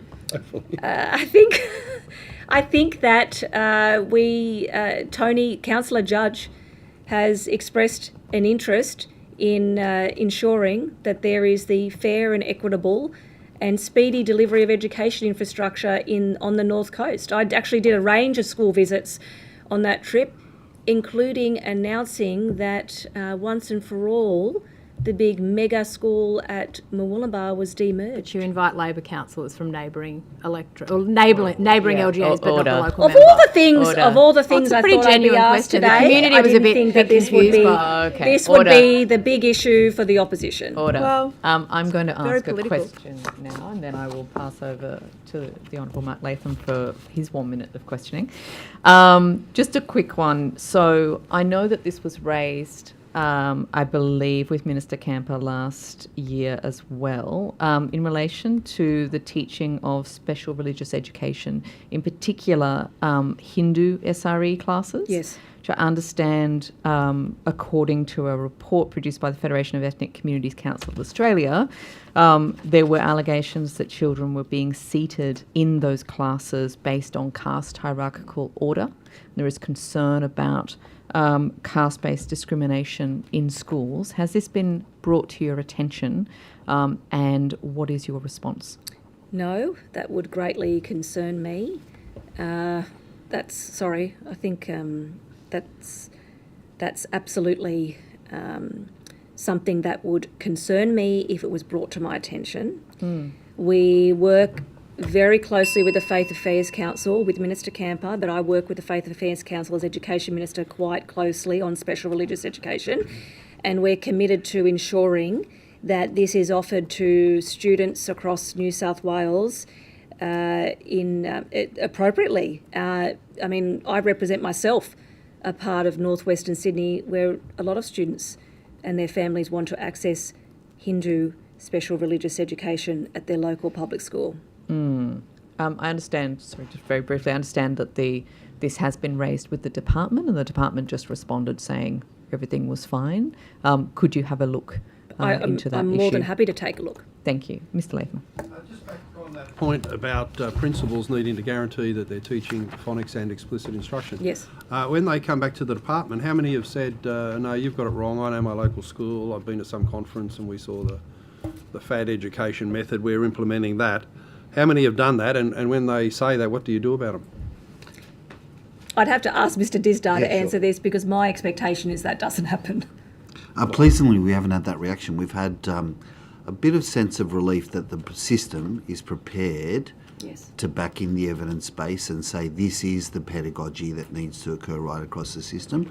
We've had honest appraisal. Ms. Summerhayes might be able to add to it. The greatest challenge in education... You must have had some pushback. You must. No, not really. No? No, not really. We've had great honesty by virtue of this. The greatest challenge in education is not necessarily across schools, it's across classrooms. How do you get the consistency of expert practice in classrooms? So principals have been honest with us around the challenge there, around that it might occur in pockets in a school and they want to strengthen that. Some sites have said to us, to Ms. Summerhayes and I, we've been on this track before you jumped on this track, and we're grateful you're backing it in. And others have said, we need help. We need help, and we need you to come in and help us grow this. So it's been good honesty rather than pushback. And we've had to eyeball some operations where it might be, project-based learning or inquiry-based learning to say, have you got the basics and fundamentals right around explicit instruction first? Can you assure us of that before you drive this pedagogy? I mean, we've been operating since 1848 and we have not come out with a statement of pedagogy in this system until April 2024. That's on our watch. Yep. The system has breathed a sigh of relief. Aero's working with us on the videos that we're going to unleash, And we're going to stay on this path, Mr. Latham, for a concerted time period and not deviate, because we stared down people who don't believe in this path with the evidence base. The ground respects that, and now the ground needs to respond. In fact, you might want to know this. I've been turning up to the meeting of Deans of Education and have given them the statement that we've provided and have indicated to them that as the largest employer of teachers in this state, this is what we will be looking for. And I've been brutally honest with them that we're not assured that teacher graduates are coming through with this expertise. No, I'm they're very not. pleased that most are responding. It's got to be a concerted path. We're going to stick with it. I'm just as restless as you are. You called it out in 2020 around the evidence base, and you're right. We've got to get sharp around diagnosis that it's occurring in every classroom. Thank you. Okay. Before we go to T, just checking if the government has any questions. To get some clarity, Minister, can you confirm that a staff member from the member for Oxley's electorate was at the Bellingen visit, and that he advised you that the member was on a study tour in Queensland at the time?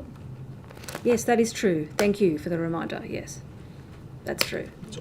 That's it? Any questions? Yes, actually, yes. The member was on a study tour in Queensland when we were at Bellingen. That's right, yes. And the senior electorate officer was there and told us that.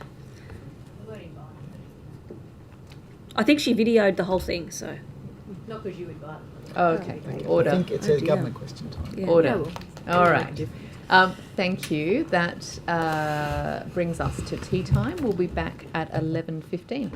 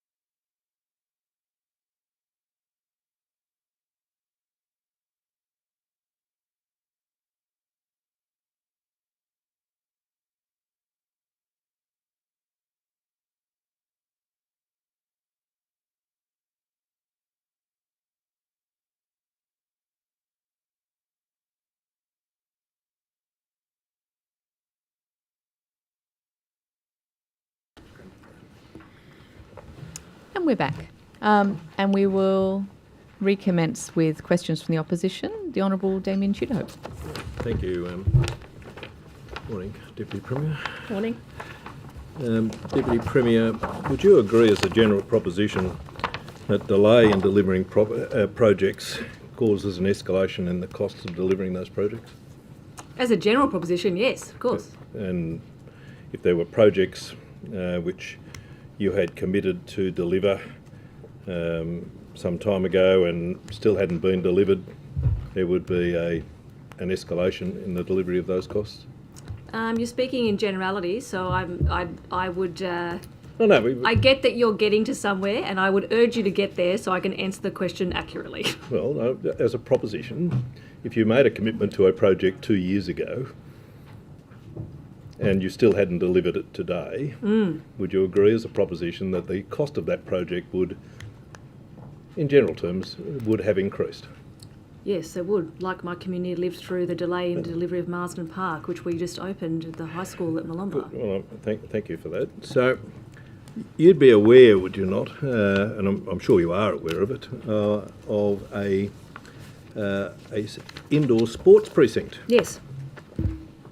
Which you... In Warrington? You were proposing Claremont Meadows? to deliver in Claremont In my Meadows. electorate, yes. And that was committed to some 2 years ago. Where's it up to? What that you're referring to, and I thought you might ask me about this because I think the Liberal councillors on Penrith Council did warn the Mayor that I was going to get asked about this. So, well, you're prepared. You're prepared.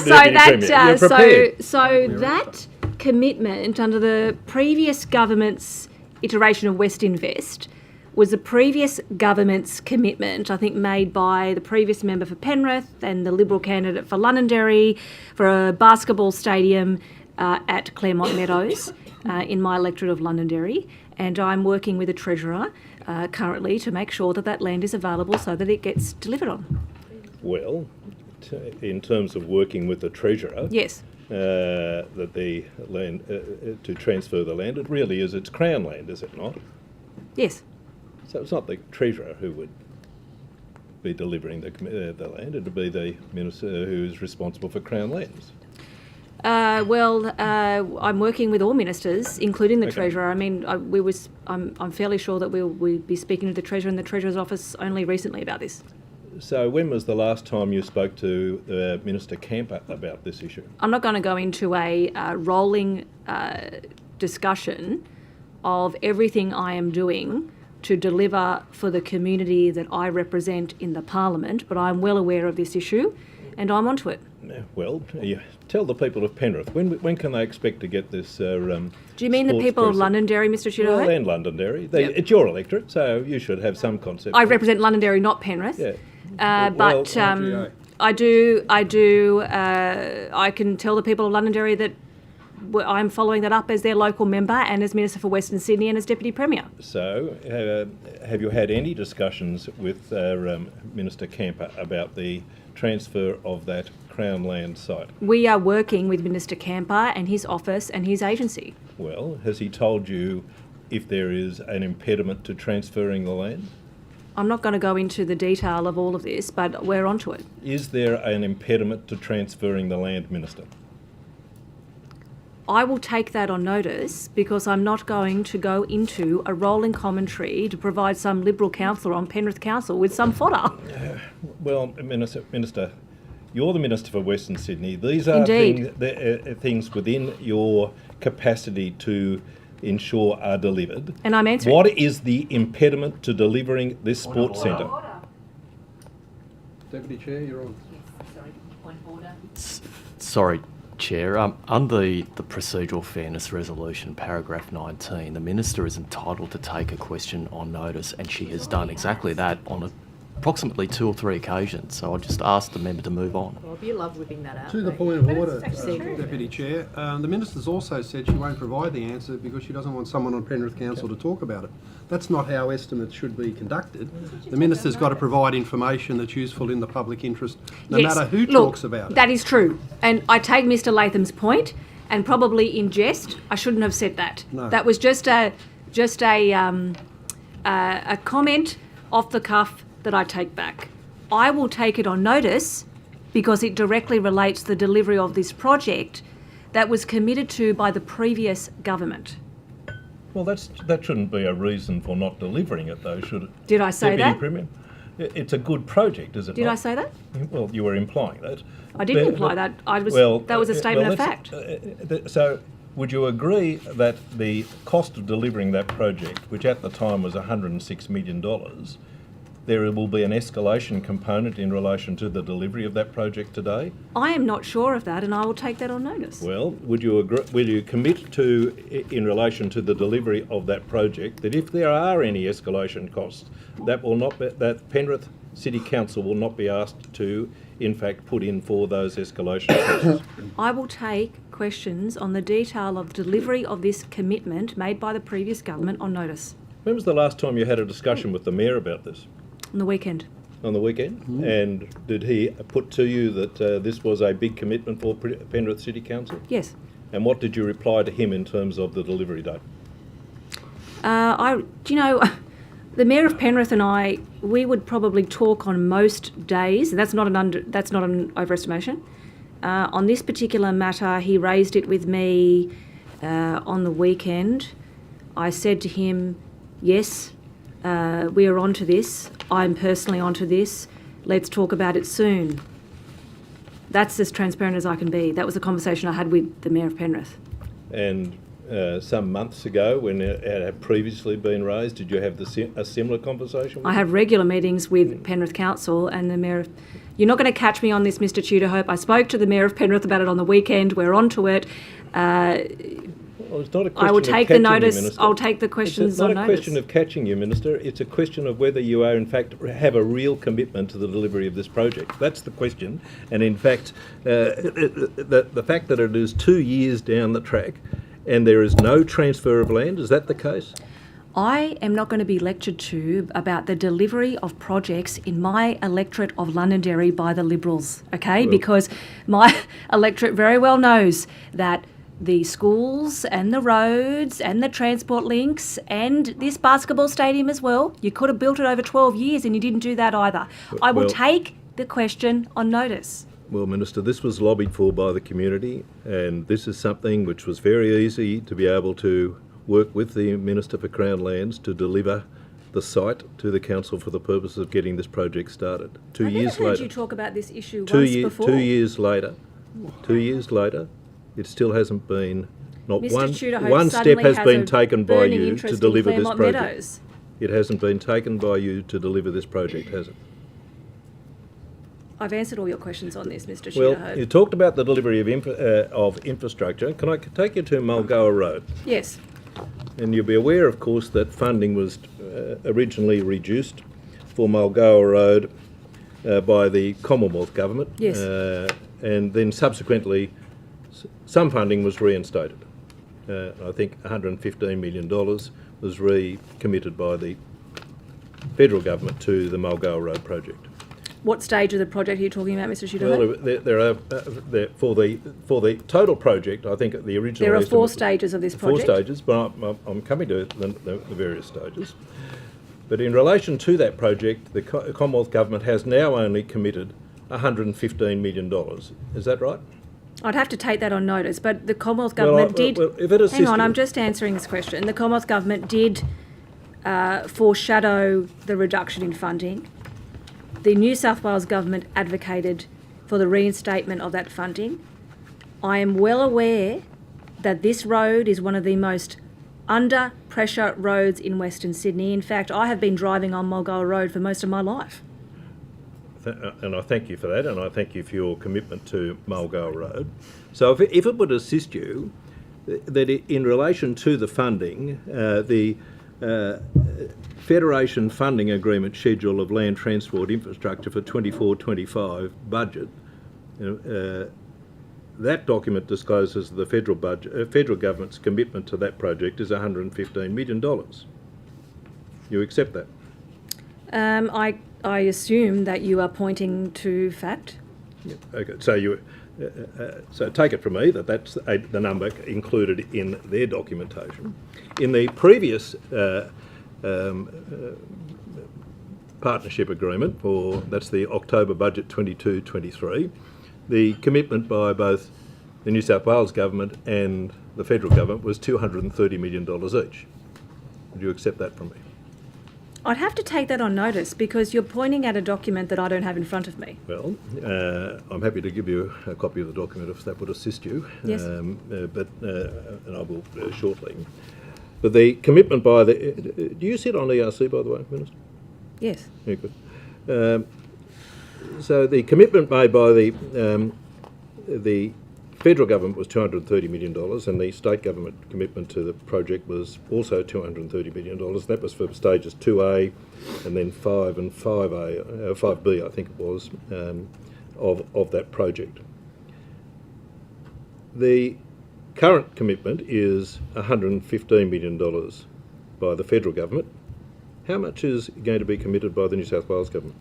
I'd have to take that on notice, and I can assure you, Mr. Tudor-Hope, and the people of Penrith and surrounds who drive on Mulgoa Road every day, like myself, that as Minister for Western Sydney, as Deputy Premier, I could not be more committed to getting progress on the various stages on Mulgoa Road.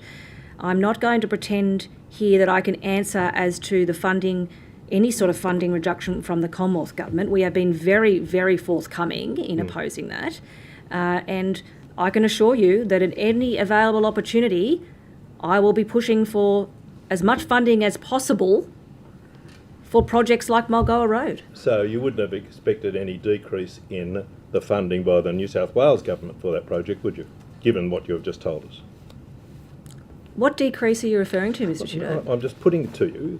There was funding available for $230 million in 22-23.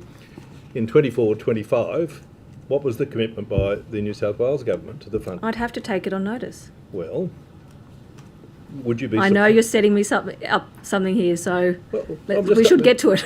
Well, you're on ERC. I anticipate that Mulgoa Road would be a priority project for you. Mr. Tudor-Hope, you well know, because I've cabinet in confidence, I'm not going to sit here and go through what happens on ERC, but as Deputy Premier and on ERC, can I assure the committee that the members of the ERC are well accustomed to me talking about issues important to the people of Western Sydney on ERC, trust me. Do you know whether there has been a reduction in funding by the New South Wales government to the Mulgoa Road project? I've taken it on notice. I'll take point of order. I'm loath to interrupt the Honourable Damien Tudor-Hope's line of questioning, but it does go to relevance. I do wonder whether these questions are better directed to the Roads Minister during the budget estimates for roads, rather than this particular estimates. The Minister for Western I can accept that, but given the granularity of the detail, I think these would be more relevant to the roads estimates. Okay, to the point of order, I think the Deputy Premier is capable of answering that she's unable to answer if it's not within her portfolio, but I'll allow the questioning. So do you know whether there has been any reduction by the New South Wales government for funding for the Mulgoa Road project? I don't know how many times I do have to say this, and I'm really trying to give you the correct answer, Mr. Tudor-Hope. I'll take it on notice. You don't know? I've taken it on notice. Well, if I put this to you, Minister, that Please do. The National Partnership Agreement on Land Transport Infrastructure Funding Agreements for 24-25 shows that the New South Wales government has reduced their funding for this project from $230,000 to $230 million to $115 million. Does that accord with your recollection? I would have to take the details of the profiling of this particular project on notice, because I'm sure it won't be news to anyone on this committee. The projects of the various stages of the upgrades of Mulgoa Road will take years, and there will be different funding allocations in different years to deliver what is a very long project, a large project that started under the previous government and we're continuing with. It's a very big commitment. Well, and I thank you for that answer, because the Federation funding agreement goes out to 28-29. So why wouldn't you have expected the various stages of the funding agreements to be included in the out years, Deputy Premier. I've taken it on notice, Mr Tudor. So the $115 million, as disclosed by the current funding model for Mulgoa Road, is a reduction. Do you know there's a budget coming up too? Oh, so you tell me that, so you don't know how much money was reduced, but you think it might be in the budget. No, Is that I'm just what you're saying telling us? I hear the point of order. That is neither courteous to the witness under the procedural fairness resolution making that sort of assertion, and it's not what the Minister said. And I would also just reiterate the previous point of order that the Minister has taken this on notice as she is entitled to do under the procedural fairness resolution. Okay. In relation to the point of order, it's also within the member's discretion to repeat questions and waste time. Completely up to you. I could repeat Go the ahead. answer. That's the issue here. If he keeps repeating the same question, I have to repeat the same answer.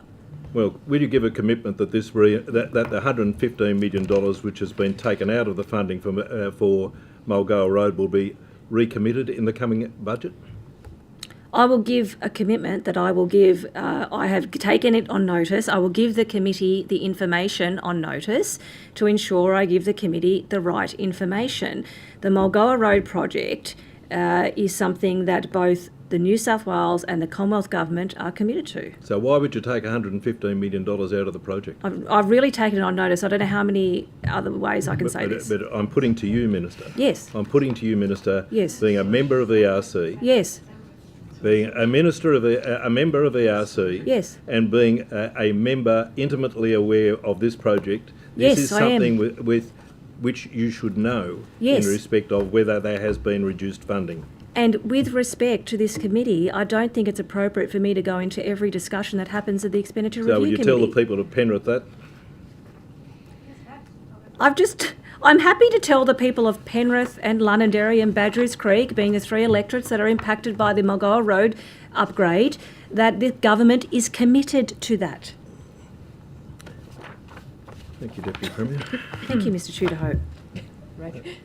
Thank you, Minister. Officials. Minister, if I could pick up the issue in terms of the recognition of the decline in enrolments in public schools, and we've established here about the priority parents are giving to values in Yes. education.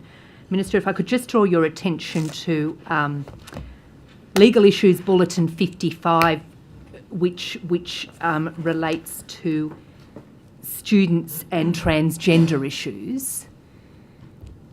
And Minister, if I could ask you that in the case of transgender students, are the parents of the concerned student informed of a new gender or gender identification by that student which is recorded at that school?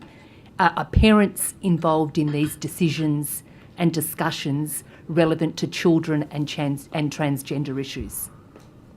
I think in regards to the question you ask about whether a student at a public school may have told the teacher that they may be identifying, they might have a change in the way they're identifying their gender.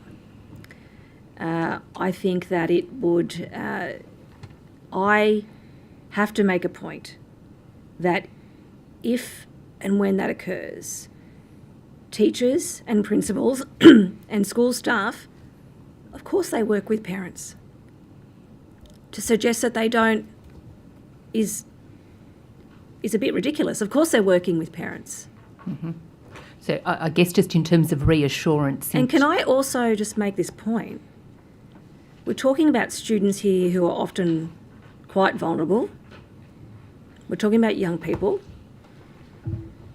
I really want to be careful of what I say because we have a duty of care over these young people and we take that very seriously as a place where everyone belongs in their local public school and can feel safe to be themselves. Mm-hmm. Thank you. So, Minister, just to reaffirm that parents and families of concerned students where these discussions and a change of gender identification or pronoun which is registered and recorded within the school, that families and parents are a part of that discussion in light of the duty of care that the school has to the child. I am sure that teachers and principals school counsellors, everyone works with parents. But in terms of the way this works in schools, I might ask Mr. Disdar to comment because I'm happy to go this afternoon on that and appreciate I just want to be the able time to on provide. I'm talking in generalities in terms of what Minister, I believe to happen. I've got 3 seconds left. If I could just... The Honourable Mark Latham. Okay, thank you, Chair. On my list of suggestions for improving the government school enrolment share, what's happening with failing schools? It's one of the feedback you get from parents is, look, we know the school's not going very well and nothing's ever done to fix it. Now, is the tailored support program still operating? Is there zero tolerance of failing schools measured by academic outcomes, and what are the interventions we've got in place to fix those schools that are really struggling, because there's obviously a significant number of them? Yeah, look, Mr. Latham, I'm not sure what you would classify as a failing school. I think there are lots of schools, there are some schools in our system, and we have the largest number of schools, I think, probably in any system in the Southern Hemisphere, that do struggle with a range of complexities within their particular community and environment. Every school, though, is expected to have the school excellence plan, which will be available from the end of term 1, which is a mere few weeks away. But the department, via the directors on the ground, via the principals, work with those schools to achieve the targets that will be set in the school excellence plans. But saying that, like, I'm going to be honest with you, the challenges and the targets in a selective school are going to be different to an SSP, are going to be different to a rural and regional school, are going to be different to a sports high school.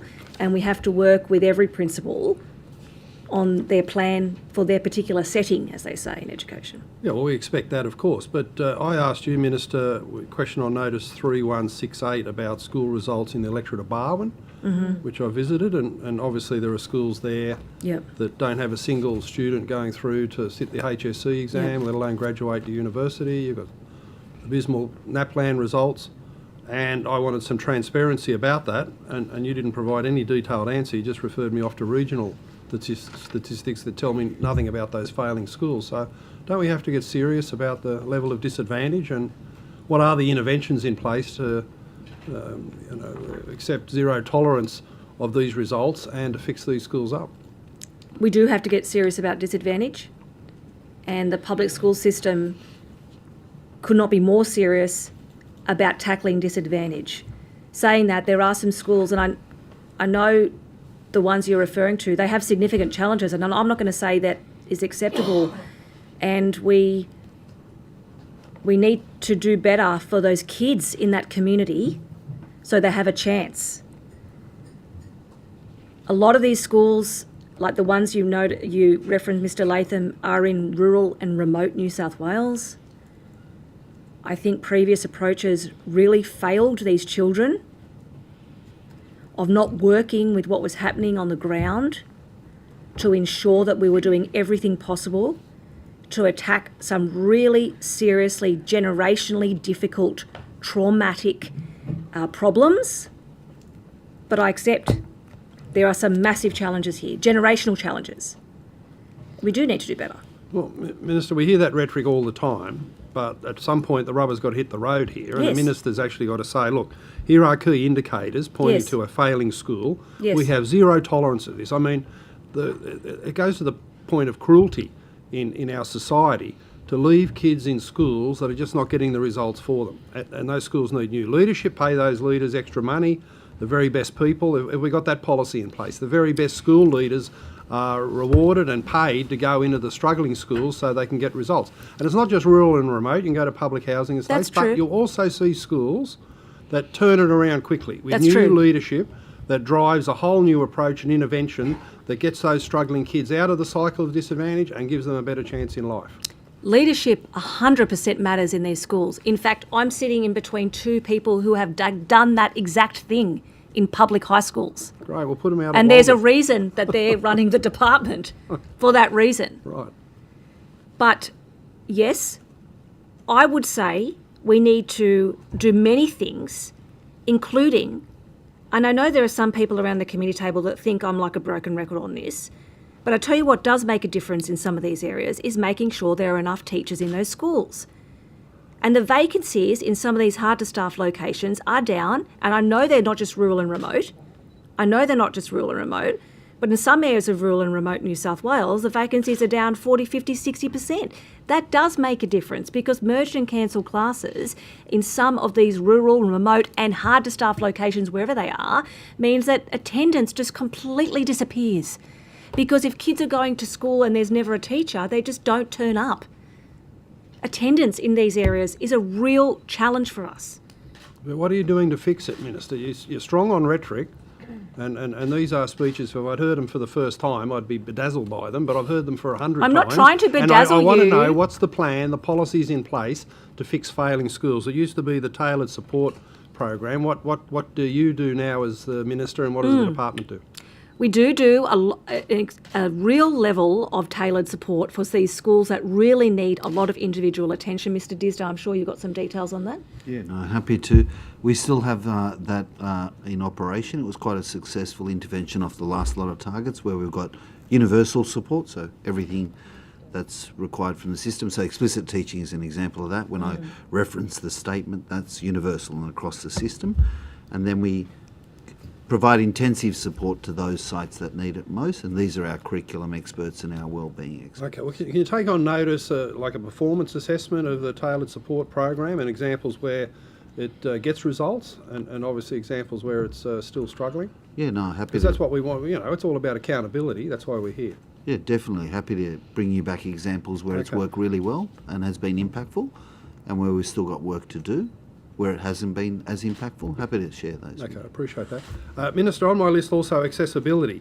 I notice in the Teachers Federation material about the new award, there's a 1 hour cap on total meeting time before or after school, and institutionalise the right to disconnect provisions. Doesn't this put government schools at a disadvantage? Because the parents going to non-government schools will say, well, look, I pay my fees, and you do get pretty good access almost around the clock to issues that get raised with teachers and schools, whereas obviously under these provisions with the Teachers Federation, it's a lot harder to get in contact now with your government school teacher. I know that might be your opinion, Mr Latham. I disagree with that. I think that these things that we secured in the award with the teachers of New South Wales will not decrease the amount of access that parents have to their classroom teachers. Classroom teachers are well used to and want to interact with the parents of the children in their class. That's an everyday part of their work. In fact, the measures that you point to were around workload, and we know that workload was a huge reason why teachers were leaving the profession in droves. I think we probably can all agree with that. But teachers are accessible to parents. That's part of what they do every day. In fact, the contract between a parent and a classroom teacher, and then a principal or a deputy principal, but that contract between a classroom teacher and a parent is vital to that student's ability to be able to succeed in class. Right, so why have you gone along with the right to disconnect provisions written into the award now?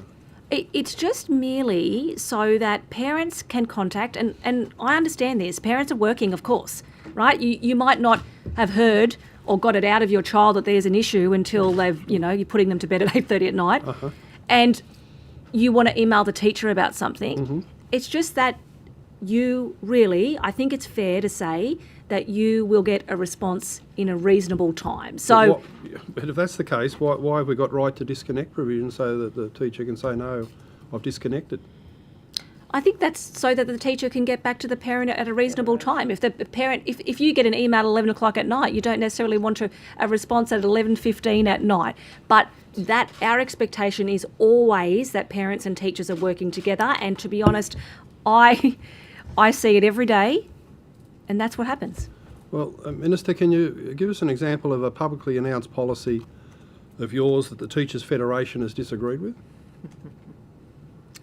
I think I remember an occasion where we were negotiating the award and I seem to have been locked out of public schools. But before that... No, publicly announced policy. That they've disagreed with. I'm sure there's one out there. There's one out there. Why don't we put that like the challenge to X-Files. them? Why don't we put that challenge to them? Come from the independent Put the challenge to them. Yes, to disagree with something. Stop writing the policy. Okay, well, we'll invite them in for the afternoon session and see how we go. But at the moment, you can't think of one. I'm sure there's things that they've I think disagreed this is one with. of the issues too, because if you've got your average parent out there in southwest and Yes. northwest growth suburbs, aspirational, middle class. I'm sorry, common Mr. sense, Latham, yes, I live in the those big disconnect suburbs. between Live in their your values schools. and those of the Teachers Federation. I think this is one of your big issues you're going to have to confront.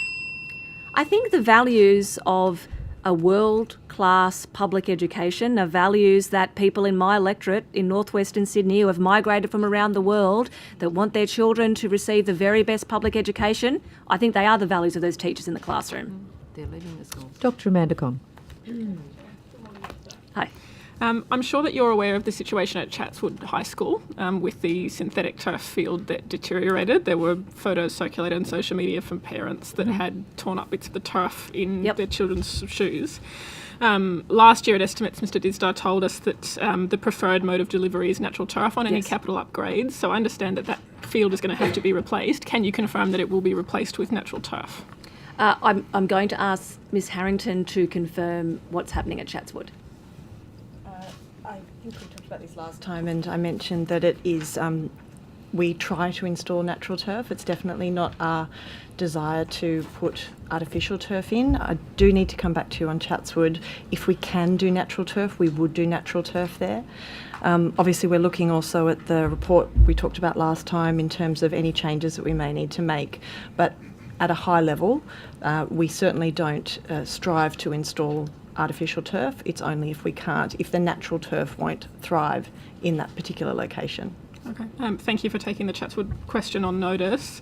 Look, similarly, we've discussed before the education facility standards and guidelines and also the planning department's guidelines for synthetic turf that are both pretty clear that synthetic play surfaces need to be shaded. To stop kids from actually getting burnt on these.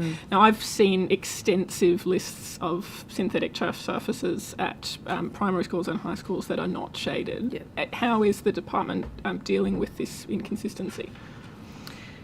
One of the things that is covered in the report is obviously all of those considerations, so the health considerations, environment, social, they're things that we're looking at. It's my understanding that it's not finalised, though, that report and the guidelines, so it is something that we're looking at now and monitoring. As I mentioned, we are very conscious of shade, well, of natural turf and the benefits of natural turf from an environment perspective, but also the concerns you raise around students. We also engage really closely with the Royal Fire Service in terms of bushfire risk and those sorts of things, so it's a consideration that we have when we're looking at whether we put in what type of turf and what type of shade. I'm sure you can appreciate the urgency for people who are concerned about this, that more and more synthetic turf surfaces seem to be going in while this work's undertaken. Have you got a timeline for the work that's being done? I'd like to come back to you on the more and more synthetic turf is being installed because it's not a preference of ours. We would only install artificial turf if the natural turf is not an option. So I'm not sure about it being installed widespread. I can come back to you. Certainly my understanding, the asset management units work very closely with schools to try and make sure that natural turf is installed at every particular school.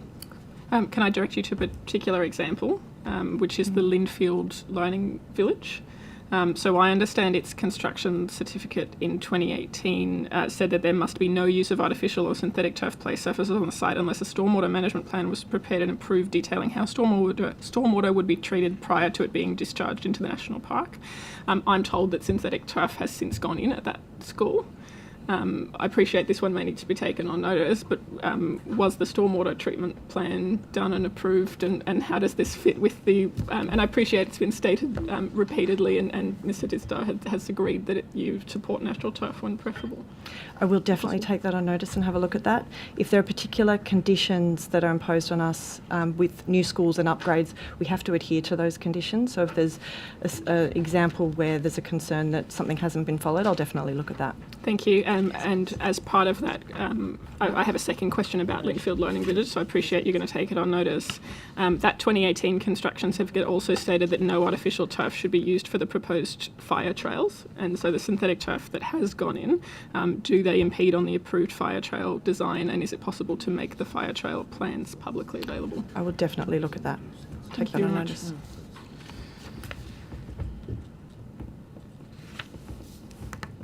Thank you. I'll ask a few sort of random questions, maybe jumping around a little bit. In relation to the IEU's application for bargaining, has there been any sort of additional funds allocated or sort of worked on, I guess, for community preschools to pay for a pay increase?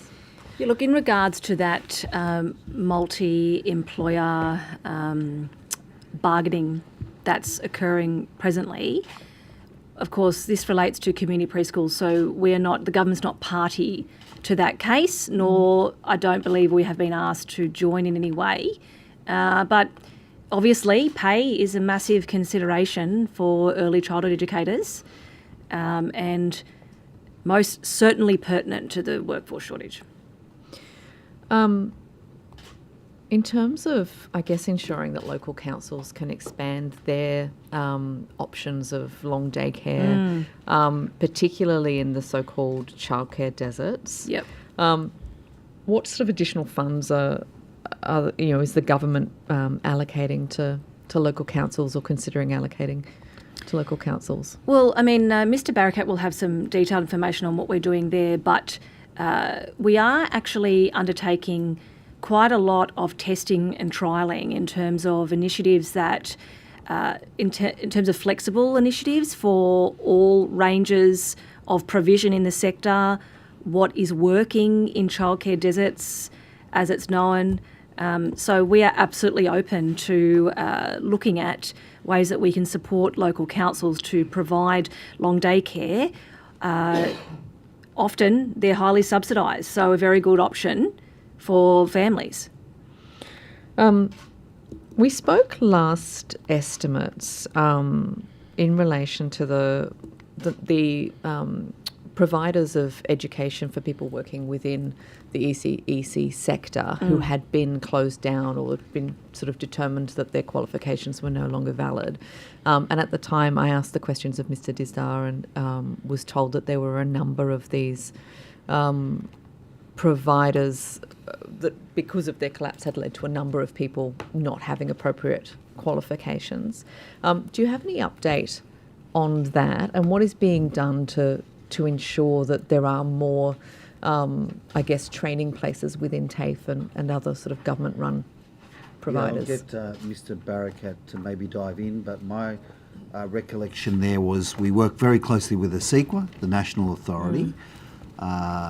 What appeared to be a major concern by way of potential workforce impact, pleasingly, Chair, didn't play out like that. And we did communicate with the entire sector and indicated to them that we're here to support. My understanding is that no service actually became non-viable from a staffing point of view. I think most of those that had their qualification cancelled were not actually employed in the sector. That's my recollection and briefing that I had, but I'll get Mr Barakat to give you a bit more detail. Yeah, thank you, Mr Disdar. We did work very closely with services when we identified that there was a worker within an early learning setting that had a qualification that might not have been compliant. Those workers had their qualifications cancelled. From my recollection, and I'm happy to take on notice the exact number, it was around 200 that we might have been looking at, but I will confirm that on notice. We were able to work service by service to make sure that they could retain their operations and minimise any impact that they may have had. Thank you. And those, I should add, that were cancelled, we're able to point them, you referenced TAFE with their early childhood offering, we're able to point them to where if they wanted to get the appropriate qualification they could. Okay. Another thing that we spoke about last year was in relation to claims a number of schools had that they weren't getting, after the local schools, local decisions funds were re-centralised, that they weren't having, or they were having difficulties with funding some of the projects that they'd already planned. Yes. I'm still hearing examples of, for example, where air conditioning was going to be installed at places that now can't have that sort of installation. What has been done to plug those gaps? So I think, in fairness, and both very fair issues to raise, I think they're probably two separate concerns. In regards to projects that schools may have had approved within the system that they had been saving funds for, we're working on a case-by-case basis to make sure that happens. If there's any examples, we've been really clear, we take that up with the department, with assets under schools infrastructure for previously approved projects to occur. In regards to air conditioning, we're in this situation where because, the previous government did not fund round 2 of cooler classrooms, we are working through on a case-by-case basis to make sure that air conditioning is delivered. It is a health and safety issue for our students and our staff. And if there are examples of schools that have been waiting for their air conditioning to be installed, please give them to me and we will take that up. Okay, will do. Thank you. Okay. To actually some Western New South Wales questions, just following on from Mr. Latham. You talked about concerns about what's happening in some of those schools. Have you visited any of those communities? Have you been to Walgett or Burke? I've done lots of school visits. I think I'm probably up to near 400 schools. Yeah, and did any of those include schools in Walgett or Burke? I've not been to Walgett or Burke. I've spoken to many representatives of the communities of those areas. Thanks. On a number of occasions. I've been to Menindee. I've been to, there's been lots of rural and regional visits that I've done. You also said, just in response to Mr. Latham, that you thought some of the previous strategies in place in those schools weren't working. They're all connected community schools. Have you disbanded the Connected Communities initiative? No, in fact, we extended it for another decade. What I was referring to was the Auditor General that said the rural and regional approach in education was not working. So what have you done differently in schools out there since you've been in government then? Well, what we've done as a system level in response to the Auditor General's criticism of the previous government's approach, not me saying it, it's the Auditor General saying it didn't work, is that we have a significantly very targeted rural and remote strategy rolling out to target schools, to support schools, to have a focus on teacher housing, to look at hard-to-staff locations with specific targets for rural and remote schools at a central level in response to Auditor General's report that clearly said, I'm sorry, but in respect to the previous government's strategies just did not work. But your answer then is teacher housing and rural strategies, all of which have been in place for some time. How many, are there less vacancies at a school like Walgett Community College now? Can you tell me how many vacant positions there are? I'd have to take that on notice about Walgett, but I tell you across rural and regional New South Wales, they're down even more than they're down across the New South Wales. That would be great if we could actually see that school by school, which goes back to my earlier request to get it for every school, so that would be great. Have you been to Ivanhoe ever before, No. Minister? Okay. Are you aware of the distances that families have to travel out there to get their kids to and from school?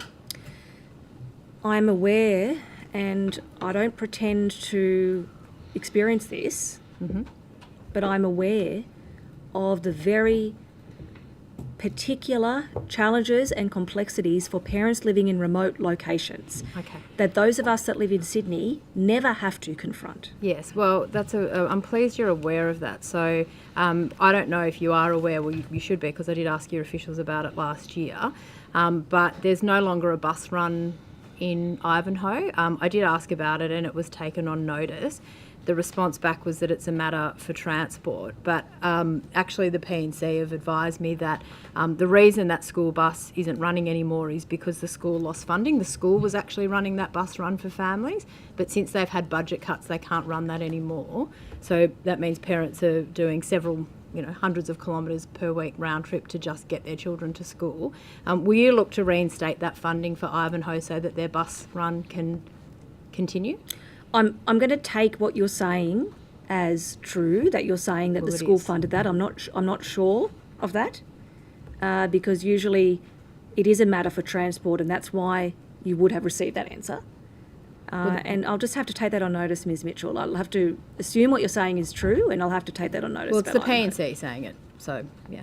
And I believe they've also written to the local member about it, Roy Butler, who I thought had also referred it to you. So there's also some concerns at that particular school that the preschool program, which used to be run through School of the Air, isn't running anymore, and they're now doing a Get Ready for Kindy program, and the numbers of that have gone down significantly. Are you aware of that issue? No, I'll have to take that on notice. Okay. Will you look to see whether a proper preschool program could be reinstated at Ivanhoe Central School? Let me take that on notice. And you're saying they're doing a kindergarten readiness program instead? Yeah, but the numbers are down significantly in terms Let of me the take that on enrolments notice for that as well, and the parents are very concerned about it.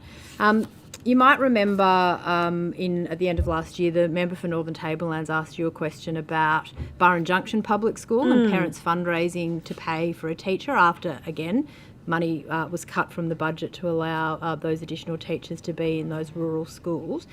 You said in response to the member, and I quote, "I look forward to resolving the matter raised by the member." So have you given more funding or an extra teaching position back to Burren Junction Public? Yes, I do remember the member for Northern Tablelands asking me this question about Burren Junction, which is in the electorate of Barwon, I believe. So it's in Northern Tablelands, that's, yeah. Right. No, you're right, it is actually, it's in Barwon. So the member for Northern Tablelands asked you about question about something in Barwon. So yeah. I did say that, and I'd have to take that on notice, or whether there's any update from any of the officials about what's happening at Burren Junction. Okay. Does it concern you, though, that parents are fundraising for a teaching position that they want for their children at their local school? Well, I tell you what, we have done, as a system, every change we have made is about making sure that schools spend their money on teachers. In fact, the whole decision we made to ensure that money was not saved up for anything other than the teaching and learning for children, that guides every decision that we make. But you've got a scenario here where a P&C concerns me is about Burren fundraising. Junction. Okay. Of course that concerns me. Okay, well, it's unfortunately it's not in isolation. Gravesend Public School are also now, their P&C are fundraising. Gravesend? Gravesend. Okay, we'll take that on notice. Do you know where that is? We'll take that on notice. Gravesend? I Any just said I'll idea take where that it on is in the notice. state? I've not been to Gravesend. Do you know where it is? No. I don't know where Gravesend. Okay. I'm not going to pretend that I do, That's Ms okay. Mitchell. That's fine. Well, it's just outside of Moree, between Moree and Moreelda. Do you know? I hope I did come with Mr. Disdar, who's a renowned geography teacher, but I didn't think I was going to get a lessers quiz test on where things are in New South with Wales. Respect, it's not a joke to that P&C who are Yes, now I know, and fundraising I've taken to pay it on for a notice. teacher a day a I've week. taken it on Well, notice. I still have questions to ask for you. Your schools. There's also concerns about work health and safety for the staff in those small schools. You've got parents in a number of schools in regional and remote areas literally now fundraising to pay for a teacher because of your budget cuts. How is that restoring any faith in public education when you've got multiple P&Cs forced to literally pay the bills to keep a teacher that they want Ms. Mitchell, in the classroom? if you give me examples of just where this Burren is a Junction, concern, I will take that Gravesend, on notice. Rowena, Pallamallawar, they're all looking at it. Cropper Creek. Okay, we'll take that on notice. Will you look to reinstate funding at those schools where P&Cs are We're paying going to teacher take salaries? those particular schools on notice and have a look at what's happening at those schools and how we support those schools in the provision of high quality public education to those children. That's what they deserve. Yeah, they do. So will you look to reinstate teaching positions in those schools if that's what the parents and the communities are fundraising We're going to be for? working with those schools. I've just taken it on You notice. with respect, you didn't even know where they were, so maybe you need to have a look at that. Well, it's not a stunt for people who live in that area. Well, Do you know, Ms. Labor Mitchell, can be dismissive of I'm just regional going to call communities, this for but what we it won't. is. I'm going to call this for what it is. We provide staffing entitlement based on student enrolments, which is exactly the same system that you presided over. But I have been, schools it is, fundraising. and you can rewrite history all you like, but that is the truth of it. And I will take it on notice of those particular schools, and we will come back to the committee. That would be great. I want to take you now to what's happening out in Broken Hill at Williama. Yes. Why has there been no demolition of the existing school? Well, we are committed to rebuilding Williama High School. We've made that very clear. We are working with iCare as the insurer. We made it, the Premier himself said it to the community at Broken Hill. We'll be rebuilding that. In fact, the response to us announcing straight away that we would rebuild this school was made many times. The comparison was made many times by the community to me that it was in direct opposite the reaction that you yourself had to the mould infestation at Weewar, where you waited years before giving the community some sort of... That's not true. But I'm asking about Williama. That is the truth. The Well, it's community not. members Is there a themselves... new high school at Weewar, Minister? But how long did it take you to Is act there a on new Weewar? high school at Weewar, Minister? How long did you take it Is to there a act on new high Weewar? school at Weewar? But wasn't your question about Williama? I'm asking you now, though. Is there a new... You're using a comparison. Is there a new high school at Weewar? Did you commit to rebuild? Yeah, we did. And Weewar after how long? And we rebuilt Weewar. So Yes, let's and not we're use that as rebuilding an Williama. example. Williama, so it's Ms. been, Mitchell, it's been I'm a happy year. to take you on your record any day. It's been a year since you announced that you would do a knockdown and a rebuild. And I appreciate with the site you don't have to have done the knockdown to start a rebuild. But That's why has true. nothing happened for 12 months? There is something happening. We're what's rebuilding. happened? We're planning for the rebuild of Williama High School. But you haven't started the demolition of the old school? We're working with the insurer, and Williama will be rebuilt. All right, so let's talk. You said you're in discussions with iCare about that. Have you received any advice from iCare about what sort of funding you'll be getting for that rebuild through the insurance? I'd have to take those commercial in confidence matters on notice. But have you got a funding amount for the entire rebuild through insurance? I don't know how much clearer I can make this. The rebuild of Williama High School will be funded. The Premier has said it, the Treasurer has said it, I have said it. That's fine, but you've also just said you're talking to iCare about it, Yes. and maybe you're explaining that's the reason for why not much has happened. What I want No, to know but the building is insured via iCare. So yeah, but will you we're talking to are iCare. are you insured for the full amount? Are you going to get the full amount for a rebuild? What sort of discussions have you had with iCare about that? I think the community of Broken Hill, having spent quite a bit of time there with the community and its local member in response to this very unfortunate set of circumstances they faced more than 12 months agree, it's ago, unfortunate. is that what they want to know is that we're rebuilding the high school, and we are. But Minister, you've got literally a couple of weeks ago, members of the school community, great reporting by ABC out in Broken Hill, fed up because nothing's happening, and you're sort of saying, well, we're in discussions with iCare and we're working, there's money for it, there's no budget allocation. Nothing has happened that anyone in the community can see in real terms for over 12 months. You're sort of telling me you're in discussions about where the money's coming from, I think, from what you've said. What's the budget allocation for that rebuild? How much have you got to allocate to that? It will be funded. I'm not going to go into But the how much? discussions Well, how we're much? having. If you know it's going to be funded, you've given that commitment, it's nowhere in the budget papers, you're still talking to the insurer and you can't give me a clear answer on those discussions. How much money do you estimate you're going to need to be able to spend to rebuild a brand new high school out in Broken Hill? The money for the rebuild of Williama High School will be allocated, and it will be spent on the new rebuilt Williama High School. But you don't have a budget allocation. I don't know as how we're much here clearer I today. can be on this. Sorry? I don't know how much clearer I can be. Do you have a budget allocation for that rebuild It will as be we funded. sit here today? Right. That's your answer?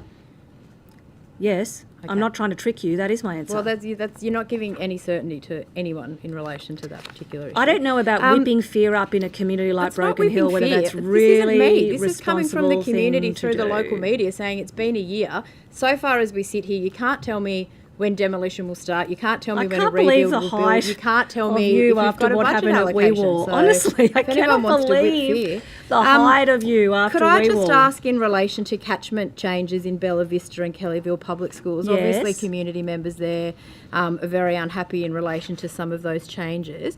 Will you meet with families in that area and talk about the decision that you've made and the impact that it's having on those families? You well know, as Minister, I'm not intimately involved in every time the department changes a catchment area in terms of lines on a map. I think that would be a strange set of circumstances if the Minister were were involved in the changing of lines on a map every time a catchment changes.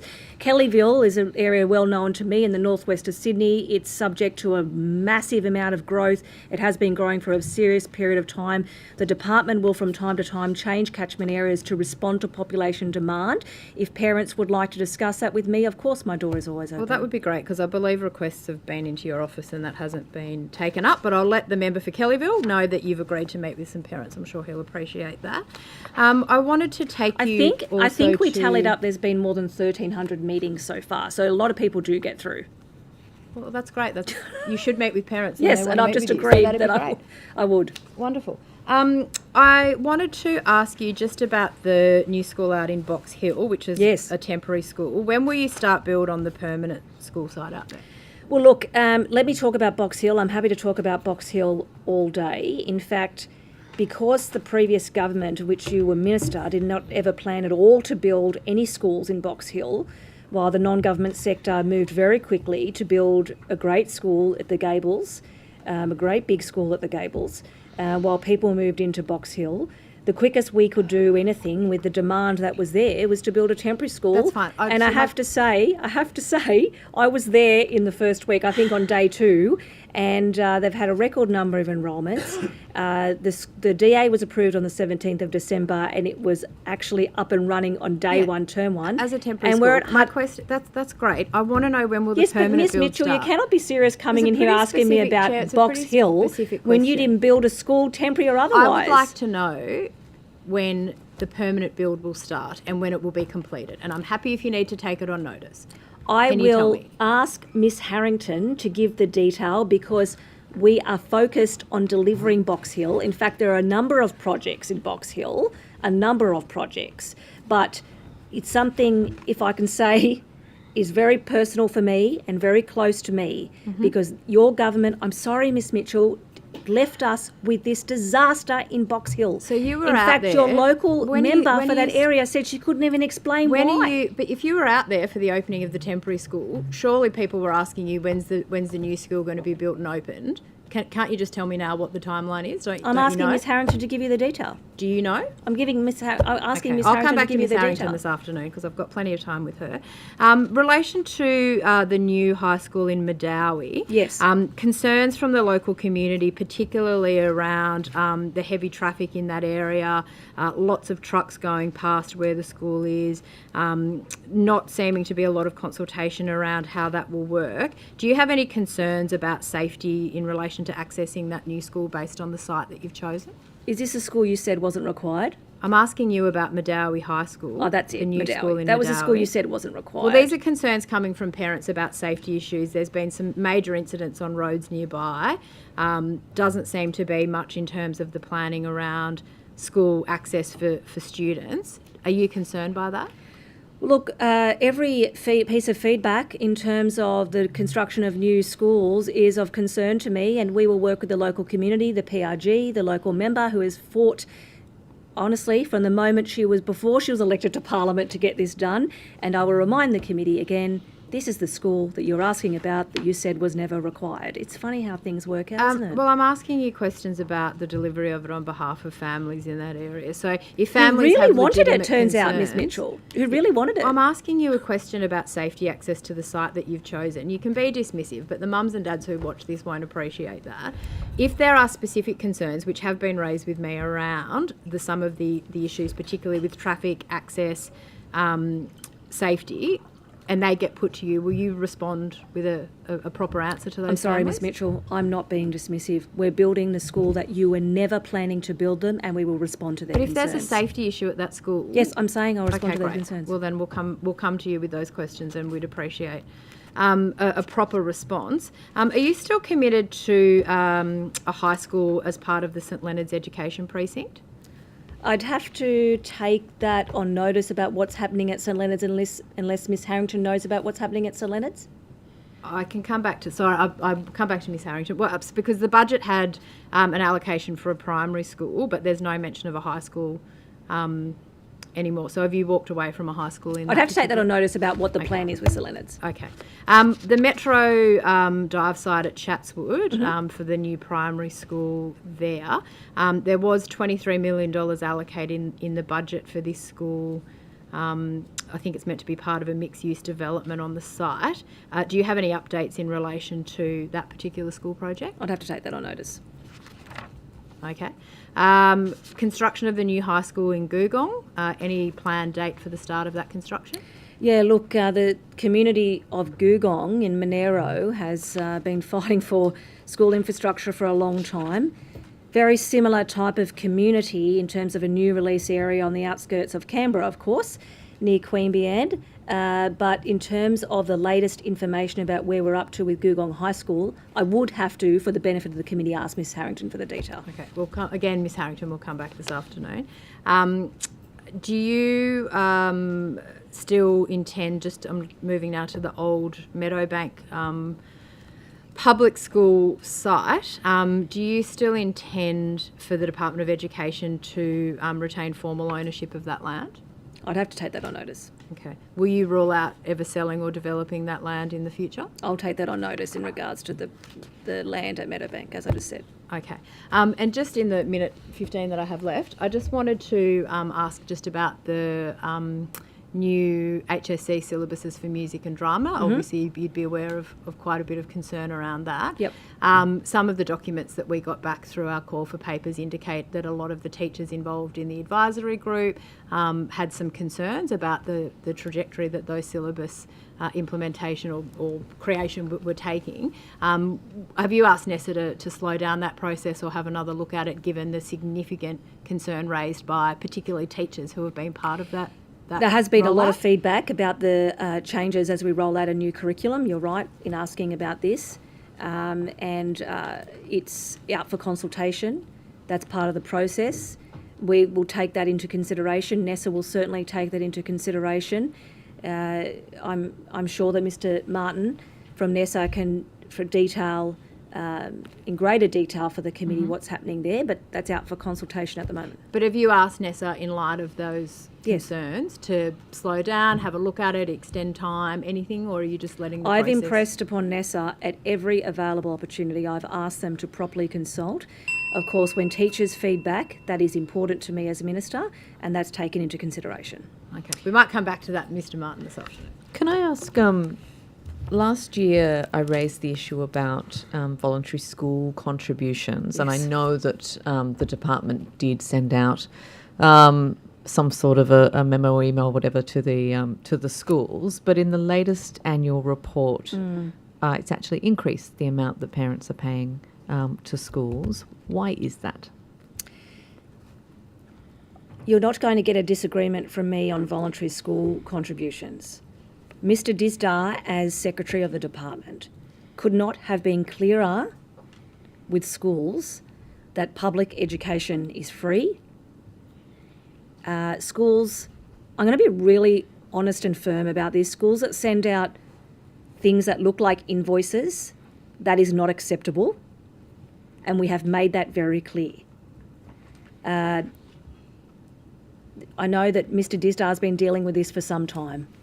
I couldn't be clearer in terms of my expectation as minister, because it comes to me a fair bit as well, but Mr Disdar will have some detail on that. Yeah, I've communicated with the principalship, both in writing and in a live stream with Miss Summerhays. In fact, I did an ABC radio interview before the kick-off of the school year where I gave my personal departmental email address on air for families to write to me so I could go back and rectify if the school was not communicating around it being voluntary. My own children are part of this system. My own two boys are in a government primary school, then a high school with my daughter. I watch it, I observe it. I can tell you, Chair, that voluntary contributions have dropped in the system since 2017. Okay. But it still concerns me that some sites are not complying with the policy, using the word fees, reminder schedules. There is no fees in our system.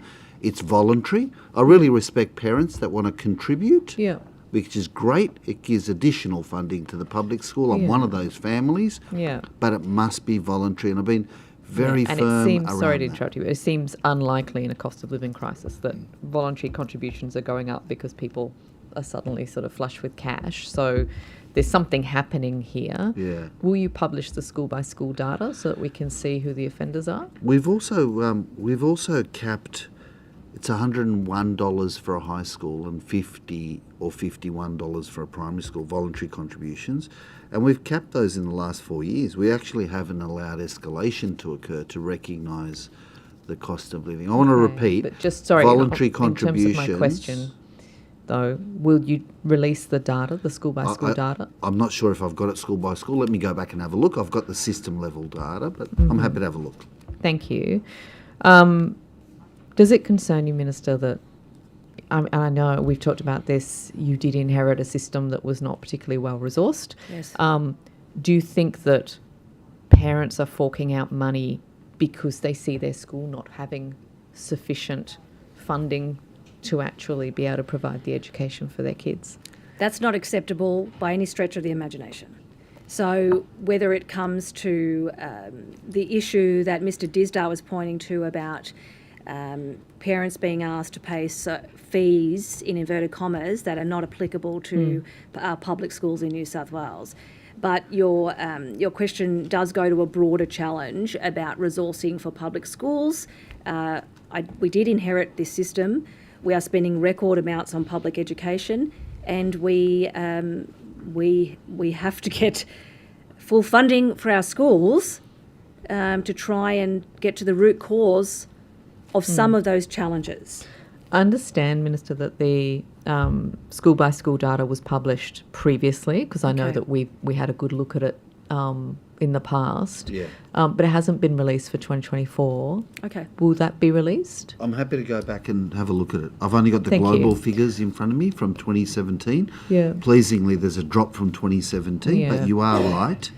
You are right in saying that between 22 and 23 is the latest I've got. We might not have the 24 data. Let me go back. 24 data was in the annual report, and it's just under $51 million in contributions from parents and the community. Yeah, let me come back with the accuracy, because there's something called voluntary contributions and there's also something called subject contributions in the Thank high you. school area. So let me get the accurate figures. Thank you.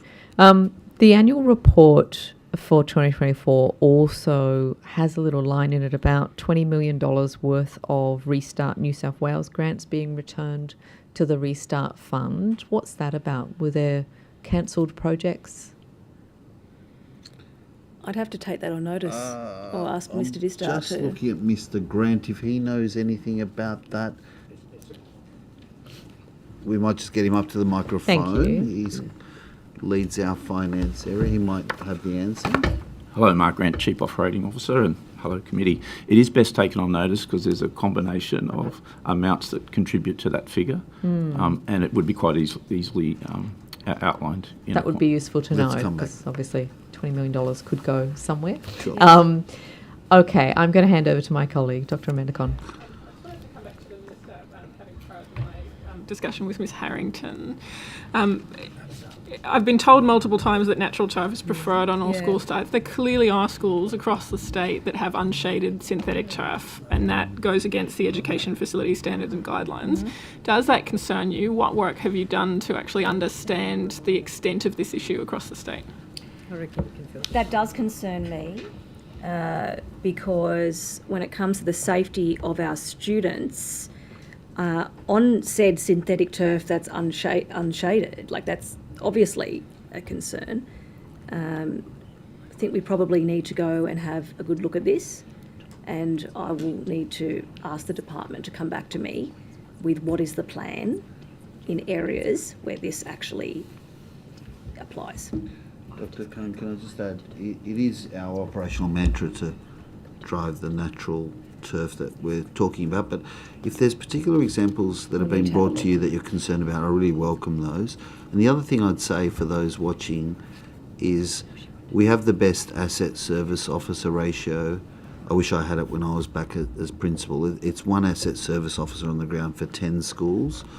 So I just ask our school leaders and the school community that they can raise it with the asset service officer as well if there's a concern at that site, so we can look at how to prioritise that for that site. Because what we do with that asset service officer is look at what the local needs are on that site. Sometimes it's the bathrooms that they want rectified, or it could be the front entry, or it could be specific specialist learning spaces, or it could be, like in your example, that they're looking for shade. So I just encourage them to use that avenue. But if you've got specific examples too that I should chase, I'm happy to send you a list. Please do that. You have all been very consistent Please in do this that. term of government with Yeah. expressing that preference for natural turf, but it's not consistent with what people are telling me is happening on the ground. Then in let's go schools. back and check those sites and make some improvement to those, yeah. Wonderful, thank you. I'm moving to a completely different topic. How much funding is provided at the moment per school for respectful relationships education?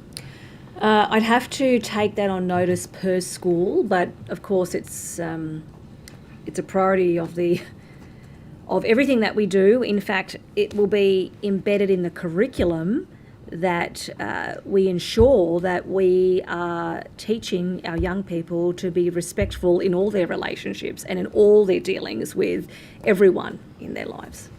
Thank you. In keeping with that commitment, what's being done to increase the capacity of schools and of teachers to be able to effectively deliver that curriculum? Yeah, look, I'd have to take that on notice in terms of specific available, maybe PL that might be available for teachers in respect of that, in respect of curriculum changes, or any particular PL that teachers might want to engage with. I can also just add, it is an area of importance for us, particularly with Nessa's rollout of the new curriculum, to use that opportunity to call out, not just traditionally in the PDH-PE domain of K to 10, but where the intersectionality sits across the early years framework, also other subject areas, so to support our workforce in how they can address respectful relationships.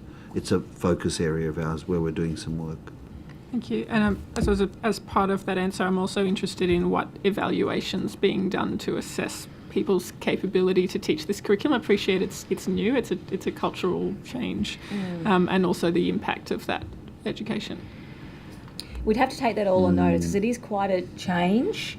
It will be rolled out obviously age appropriately for every stage. Because obviously respectful relationships education in year 10 is so different to the respectful relationship discussion that you might have with a year 2 child, which is don't snatch something off someone in your class without asking at least. I don't know. It has to be age appropriate, so the evaluation also would need to take that on notice as well. Yeah, and we're trying to do the lifting for schools because, as you know, there's the sexual violence primary prevention strategy that cuts across 24 to 28. So how we can call that out in the curriculum and the learning opportunities is really important. And the other thing that we've really revamped that I'm proud of compared to when myself and Miss Summerhays was principal is that we do run this mandatory, it used to be called Crossroads in Year 11 and it's Life Ready. It's a very critical juncture when our kids are going from Year 10 to Year 11 into their senior years. So we give great guidance and advice and resources at that juncture as well. But the Deputy Premier's spot on. How do you build that capacity over time and how do you call it out in the curriculum and age-appropriate delivery as well? Thank you. I'm out of time. Thank you. Mr Latham. Thank you, Chair. And Minister, thanks for your answers today. I think it's been quite a good session. And along those lines, can you outline progress you've made in reducing teacher workload outside of classroom teaching, which was obviously a big election commitment of yours? Yeah, look, I'm not going to sit here and say that reducing teacher workload outside of the core business of teaching is an easy undertaking. It is going to require, and we're in the middle of this work, everything possible. Ensuring that we get rid of and streamline as many policies and procedures as possible. Slowing the rate of change that we impose on our teachers every time the department thought that it had a new idea or something. That's slowed down.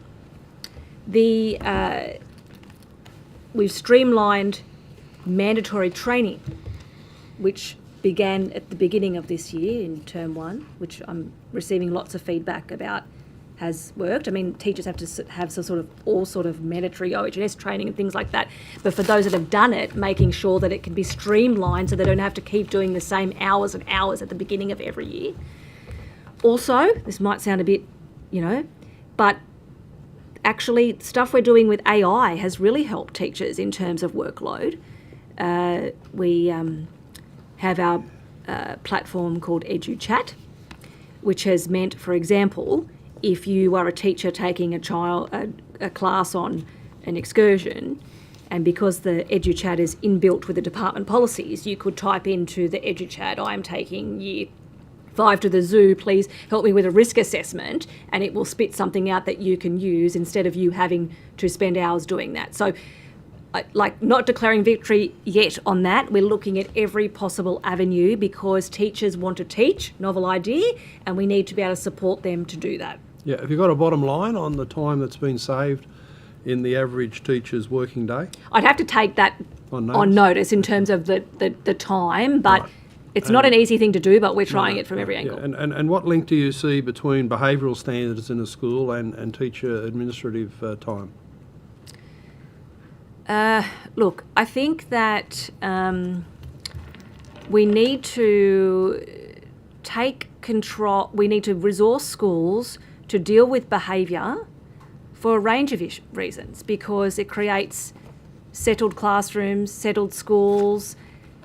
Teacher admin was meaning that teachers were leaving, which meant there were less and more merge and cancel classes, which was contributing to behavioural challenges. Yeah, but isn't the main admin time burden misbehaving students, long line up outside the principal's office for suspensions, discipline, filling out forms, playground incidents?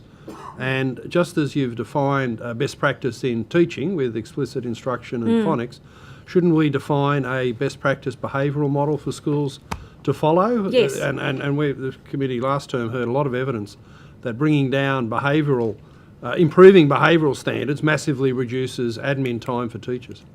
Yes, amongst other things. Yes, that's true. Teacher admin, a lot of misbehaving students does not help teacher admin. 100% agree with you on that.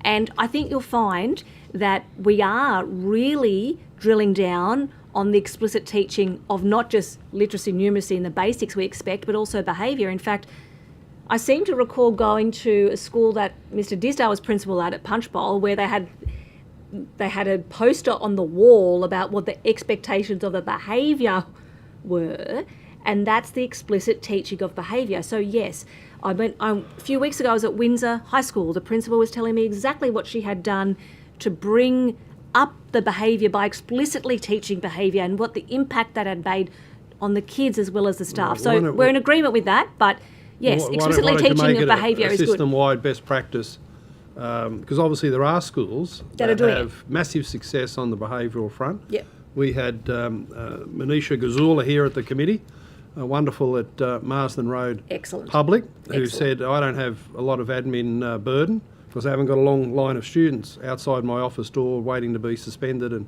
having to fill out forms about them. Now, she has explicit teaching of behaviour. It's known as boot camp approach, where they really drill it into them. And I know this might sound sort of unconventional and not everyone's cup of tea, but if it gets results, and I've seen this at the Michaela School in London as well, upon which Marsden Road is modelled, but if it gets results, why aren't we doing it everywhere? I don't think it is unconventional, Mr. Latham. I think you'll find that teachers right across New South Wales do have high expectations of behaviour in their classrooms, and they should. And that's actually happening in a lot of our classrooms. But I take your point. We do need to ensure that we're explicitly very clear about behaviour in our classrooms, because settled classrooms are where students can learn. Yeah, you can't learn in an environment of chaos. And an environment where we're trying to get more teachers. And it's also a factor in bringing more parents into government schools 100% instead of the it is, opposite. yes. But whatever happened to the behaviours are? Well, Donna Cross is actually doing a lot of work, Professor Cross, for us at the moment on cyberbullying. She's doing some cross-sectoral work with us via NESA to look at the issue of bullying across the sectors. That's her expertise. But yes, I mean, we amped up the behaviour policy, which made it easier. What does that mean? Principals. You amped up a behaviour policy. What's that? Well, basically, we made it easier, amongst other things, and this is simplifying it, but we actually gave back the power of principals and deputy principals to act on persistent misbehaviour. It was too difficult for them to be able to act on that. And I know that sometimes it's an unpopular thing to talk about, but sometimes schools do have to suspend students for persistent misbehaviour, and we made it a little bit easier for that to happen. Okay, but would you acknowledge, Minister, that there's still a wide variation in behavioural standards and performance in schools? You can visit some schools where, you can hear a pin drop, total respect from students to adults, and other schools, quite frankly, it's a bit of a jungle. How do we close that gap and ensure that every school has got strong behavioural standards, good learning environment from that stability, and a good reputation? You can send your kids there without bullying and problems, getting beaten up and kids coming home distressed. Haven't we got to define best practice behavioural standards, Mr. Disdar, and make those universal in our schools as much as we do pedagogy? We have to look at best practice. I think you're spot on. The ground's crying out for disciplined, orderly learning environments. The best way to get strong behaviour and strong engagement is to have outstanding classroom practice. So we've got to drive explicit teaching. If you've got classroom practice that struggles, you're going to get kids that are not going to be switched on. That's the evidence base is clear there. But we have been, you'll be pleased to know, we've partnered with Aero on this as well, and they've got behaviour management modules that Mr. Graham can talk to that we've been rolling out. And it's not far-fetched that we also need to look at putting our colours on our mast around what should be a system approach around behaviour. But you might just listen to Mr. Graham about what we're doing with Aero. Theory and expectations are one thing, results can be very different. So what are the results? We certainly are. One thing teachers have been looking for is practical assistance, so not just, so at the moment every school we have a student behaviour code. Often schools will print that in the diary at the front. So we've got consistent expectations, but teachers have been looking for practical guidance. We're very proud of professional learning we ran last year, which was across the state. So we went across the state, we had thousands of staff actually come and be able to actually learn something, like how do you manage students who have ADHD? How do you manage students who have particular issues?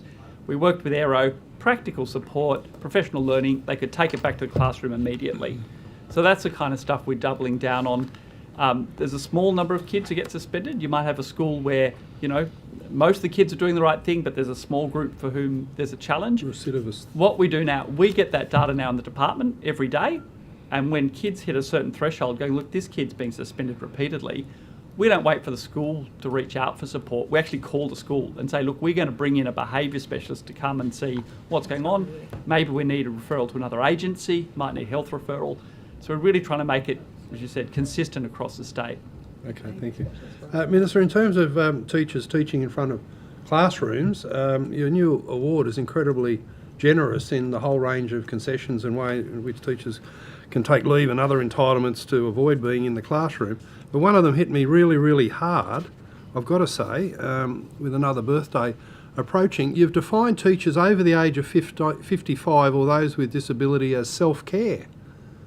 Why, I don't know why is someone over the age of 55 receiving these flexible work arrangements when they're less likely to have children at home, and they're lumped in with those with a disability as self-care?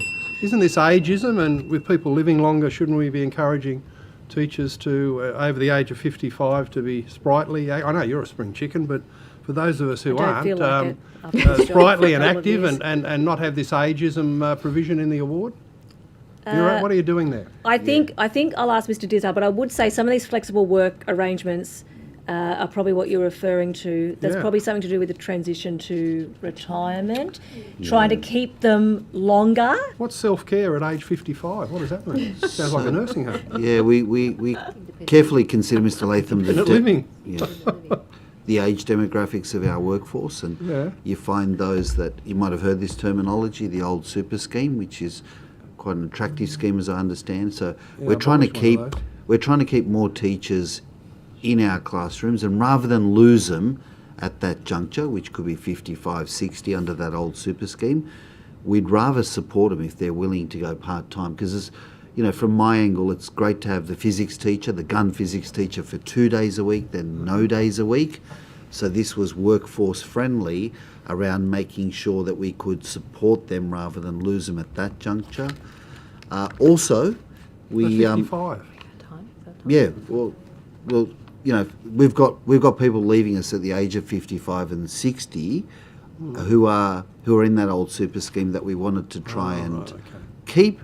Also, at that age, we've also found that some have family care arrangements where their parents are elderly, and rather than again resign, can I support them in the workplace so I can get them continuing with me? In fact, Mr. Latham, I had a teacher approach me in the holiday break. I did meet with them. Sorry, 40 is it years time, at Chair? Sydney. Yeah, sorry, order. Sydney Girls High School, who wanted to benefit from these provisions and would have left.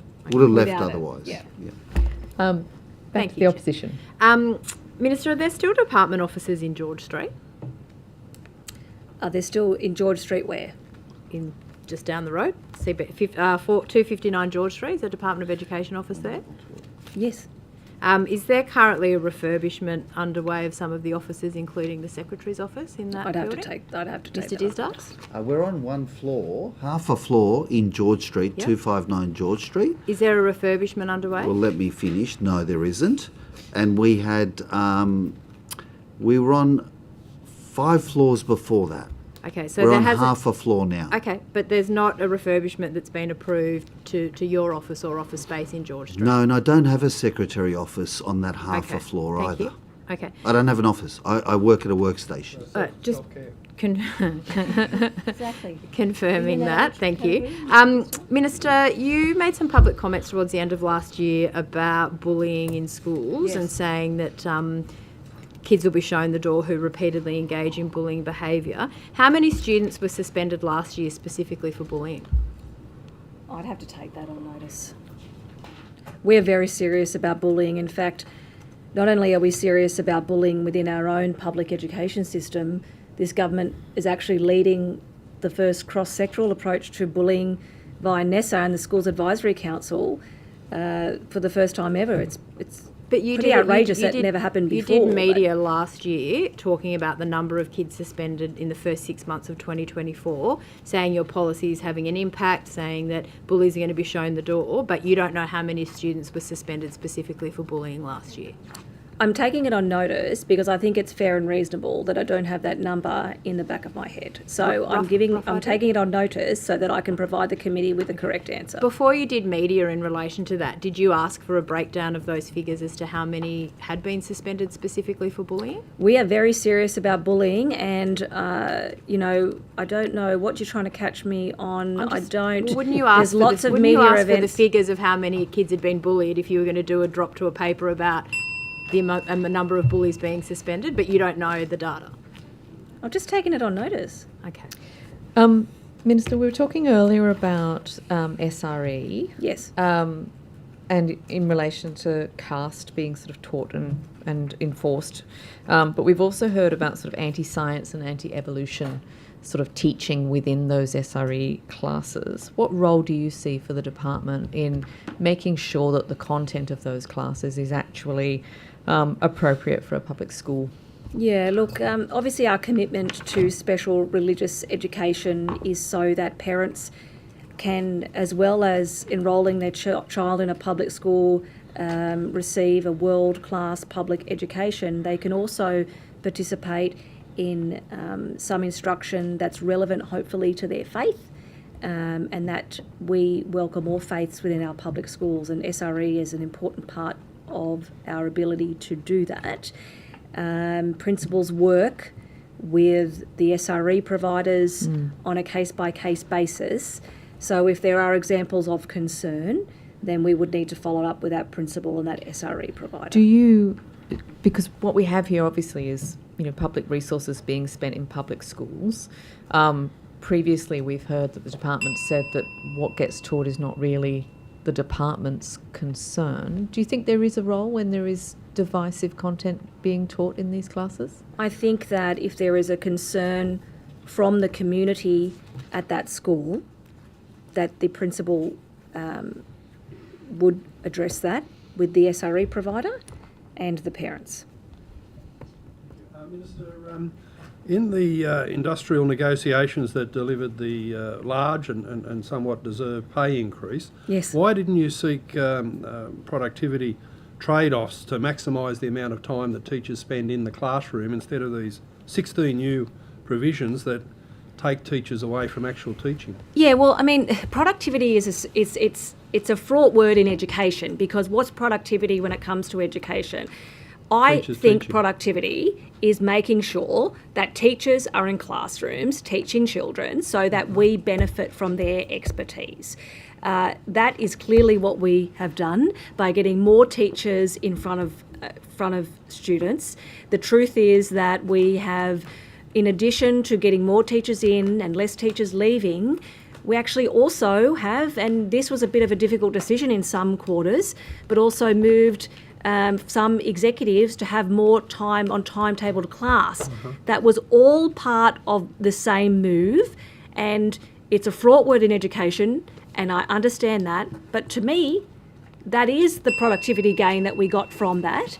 And to be honest, we're not declaring a lap of victory, but I think it is working. A reduction in teacher vacancies, less merged and cancelled classes means more productive schools, means a more, I hate to be so trite about it, but the whole productivity of society relies on education.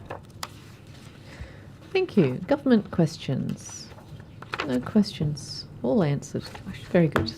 Well, that concludes our time with the Deputy Premier this morning. you. Thank you for attending this hearing. The committee will now break for lunch and will return at 2 p.m. for further questions.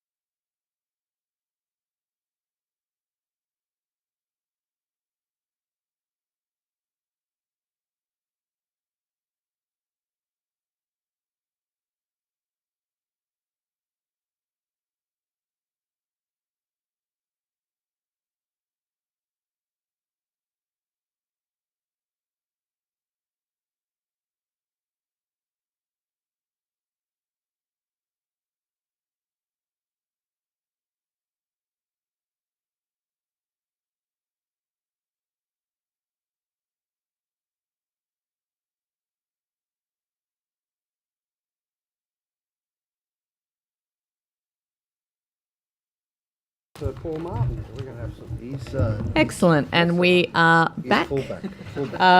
And we will recommence with questions from the opposition. Thank you, Chair. I just wanted to quickly go back, Mr. Disdar, just to the offices in George Street again. So just for absolute clarity, you said that the department, I think, has half a floor there.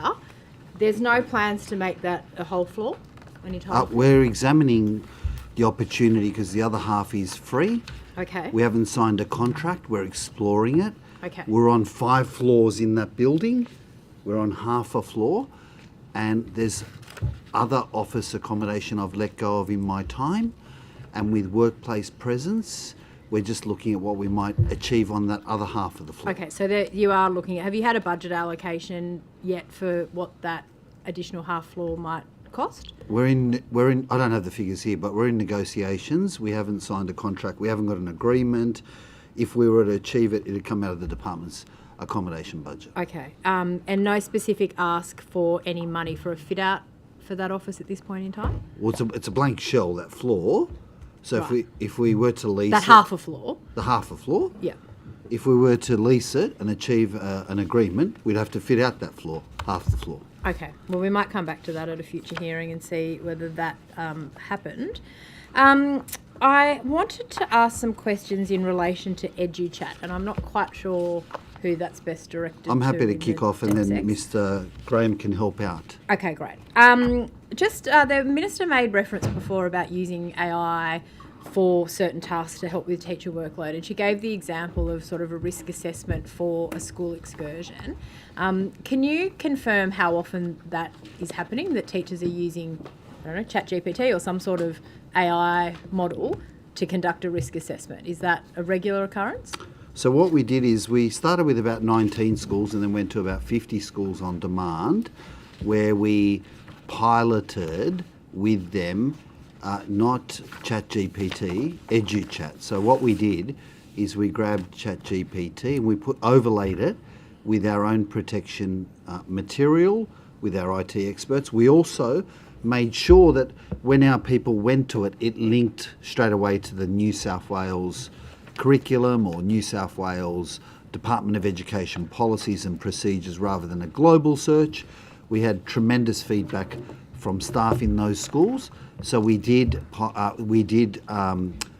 that available to all staff at the end of last year. We're still working on the student piece because the student piece is a variation of that. We've had great feedback from staff that have been using it for all sorts of things like lesson plans. It links to our lesson plans, our lesson material. It is right, when you're organising excursions, you've got to come up with a risk assessment, which can be an administrative piece. So it can help you, for example, Year 9 geography to Taronga Zoo to look at ecosystems. Sure. It can give you a generic risk assessment which you can populate. But so just back to that, do you have any data on how many schools have used it for a risk assessment specifically for excursions? No, we don't have that. And our professional learning is very clear that you don't rely on what generative AI gives you, particularly for those things. It might call out the policies you need to apply, but absolutely we'd expect teachers would apply, their professional experience and our policies to those risk assessments. Sure, but the Minister said this morning when asked by Mr. Latham about ways that you've helped teacher workload, she specifically said teachers can use that site to do a risk assessment for an excursion to the zoo. So it could call out the policies or do a first draft, but we would all, in our advice for all, including lesson planning, any other things that teachers use it for, we're very clear that they should, apply their own professional So it wouldn't be a expertise to direct it. replacement. So a teacher would still have to do some work on a risk assessment for an excursion. But You can't just rely on EduChat. That's right, but there's certainly, in drafting it, they can save themselves a lot of time in doing Right, the so drafting. it's the drafting but not the final. So a best example I had was a French teacher who said, look, I need this passage in 3 different kind of levels of French, but they had to look at it as an expert and go, Yeah, no, that's fine. is it precise? It Will I was do the it? risk assessment thing that sort of caught my attention just in relation to, and I appreciate it as a time Look, saver, yeah. but the Minister said that basically that's an example that's being used, and I would think you'd need some sort of human oversight of a risk assessment for kids on excursion. I guess it'd give you a starting point that you'd need to then make adjustments to and look at it as a professional. One of the other functions that's been very powerful has been the translation function. Yep. Given the diversity of school communities we serve, so it's not, got a not fantastic arguing about that. translation. As I said, I was interested in the excursion. Just in terms generally for EduChat, how many people currently in the department are working on that? So we've had 30,000 staff members who've accessed EduChat. It's available to all staff members now, both in schools and in central office. Do you have as a well. team in your department in your sort of area, sorry, Mr. Graham, who is responsible for it? I'm kind of more interested in the DOE. So the Chief Information Officer has control of the technical side, so it does the architecture and all the kind of technical bits, but our teaching and learning people work on the teaching and learning side, but they do other things as well. They're not just dedicated to that. They Could you take on notice integrate for me, and I appreciate what you're saying about multiple responsibilities, but just how many departmental staff are working in some capacity on the EduChat? Yeah, we can look at that. Okay. Has there been a cost so far on that project and sort of the value per school, or how are you managing that? Yeah, we can come back to you with that. It is a very, very cost efficient. The reason we've done it, very cost efficient. It's much cheaper than getting, say, a subscription to any of the major services. It's been a very small kind of project given the impact it's had. Okay, so on notice, could you provide the budget? That would be great. There's no cost to schools. It's No, but I just meant how much is the department spending on it? Or just trying to work out the spend and what that value equates to per school, I guess, was my Excellent question. value. Have there been any external contractors or services helping you with the development of EduChat? I'm not aware of any, but we can look at that. Okay. And just, this was something that came up, to be honest, towards the time of my time as Minister, the sort of collaborations between the other states and looking at dealing with issues around AI at a national level. Has there been any sort of work with other states in relation to a kind of shared solution in the AI space? Yeah, I can speak to it, and Mr. Cruz might add to it. Sure. There was a education framework that was put out nationally that was worked on by education ministers and jurisdictions. We had great input into that. And then there's some work being undertaken nationally around those in the marketplace to test, its veracity, efficacy, so we can give guidance to schools and sectors out there. Because as you'd appreciate, there's so much available right now that is free of charge that you can access. And our folk are looking for guidance to say what is good, what is not good out there to avoid. One particular concern has been around privacy. So, teachers accessing that. They don't want to get caught up in trademark, plagiarism, privacy aspects. So there's national work occurring there. We wanted to be ahead of the curve. South Australia have been ahead of the curve and have been using something similar. That's why we developed our version of this, EduChat, irrespective of the Commonwealth. But Mr. Cruz can add to that. I think I've got that right. Thank you, Secretary. The only other aspect that I'd add is that there's quite a lot of collaboration now between the teaching and learning experts across the country coming together and sharing best practice about what's happening in their jurisdictions in relation to their own tools. And also collaboration in relation to research in terms of where are the best opportunities in a school setting for the use of AI going forward as well. So Aero's leading a piece of research on that point too. Okay, thank you. Probably to you, Secretary, is there a department sort of policy in relation to vaping on school sites, not students but staff? Well, we held a very successful vaping roundtable led by New South Wales Health. We partnered with... I'm asking, but is there a policy for staff in terms, like there's rules about smoking on school sites and in department buildings? Is the same rule in place for vaping? Yeah, correct. Okay, and so you're presumably not allowed to vape on school sites, car parks, in department buildings. That's consistent with smoking rules? That would be the case. Okay, thank you. I have some questions probably for Mr. Rooming if you wanted to move up to the desk. Just the front bench. The front bench, that's right. I can't use a sporting analogy, so I'll just say the front bench. That's right, it's appropriate where we are. I just want to come back to some of the questions I was asking the Minister this morning in relation to data around teacher vacancies. Can you just talk me through, obviously the Minister was saying that there's obviously now more deputies and assistants back on more class time. Some had teaching hours previously, others didn't. How are you counting and tracking that in terms of your sort of teaching numbers and vacancies being filled? Thank you for the question, Ms Mitchell. So vacancies, as the Minister alluded to this morning, are down. And we track vacancies in terms of open positions, moving staff around the state as per the staffing agreement, and hiring into those vacancies. It is one of our indicators. Our vacancy rate at the moment, as of week 1, term 1, was 2.07%, which is down. It's a number that we focus on literally daily. The team has been, and I want to pay credit to the team that in our recruitment area that has been very, very focused on this each and every day and each and every week. It's one of our indicators where we haven't, claimed victory, but we are certainly seeing positive movement in terms of filling those vacancies. We also looked at the way that we actually do recruit. So we've made our recruitment processes faster, salary determinations quicker if they're coming from another sector. And we're starting to see that flow through, not just in vacancy numbers, but also reduced resignations, reduced retirements. The numbers are heading in the right direction. I appreciate all of that. Specifically, though, about, the Minister, I think, was talking in the media last year about several hundred deputies and assistants who aren't on class at all, and they're going now back on class. How are you counting or matching that against vacant positions in schools? That's what I want to know. Can I add to that and maybe help you? Sure. Because you'll remember that there's two types of executive. Yeah. There's the staffing entitlement executive, which Yes. is based upon student numbers, and under award conditions, they've always had a teaching load. So for a deputy in a school, it's 0.5, and for a head AP and a head teacher, it's more than that. That was always under the award.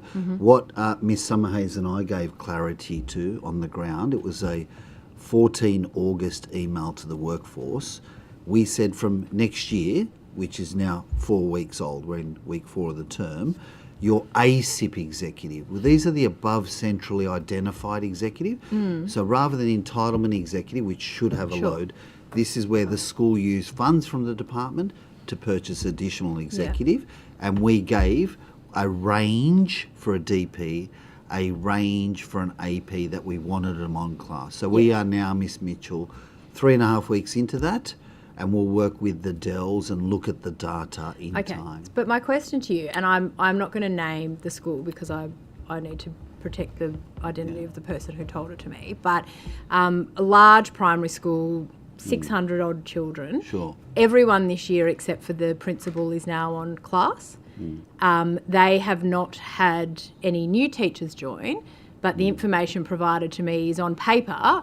They're saying the vacancies in our school are down because you've now got deputies and assistants covering and sharing classes. So I'm trying to get to the validity of the data, and I appreciate what you're saying, Mr. Rooming, around the numbers being down. But the concern is it's not actually new people joining. You've got examples where existing staff members who were DPs and APs, maybe extra above, and I take your point about schools using funding to put additional executive positions on. But the concern is that there's not a lot of transparency around the actual data sets because there's not new teachers at that school. It's just a reallocation of existing staff to fill gaps. And that's what I'm trying to understand, how you are counting DPs and APs who weren't on class, who now are, in whatever method they were there. That's what I'd like to get to the bottom of. So can you provide clarity around how that works? I'm not sure I'd buy into that characterisation from that staff member. If there's a teaching vacancy in a school, that is a 1.0 teaching vacancy. It's different to an executive vacancy. Ever since Ms Summerhayes, myself and Mr Barracat have been in the system, executive have always had a teaching load, always.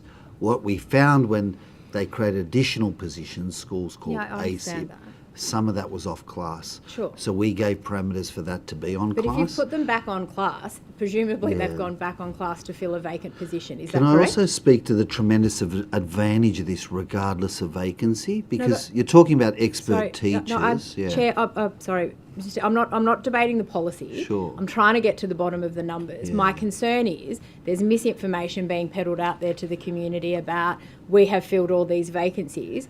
If you've got a deputy who was before maybe only teaching a day a week, they're now teaching 2.5 days, as per your remit, to go back onto the classroom.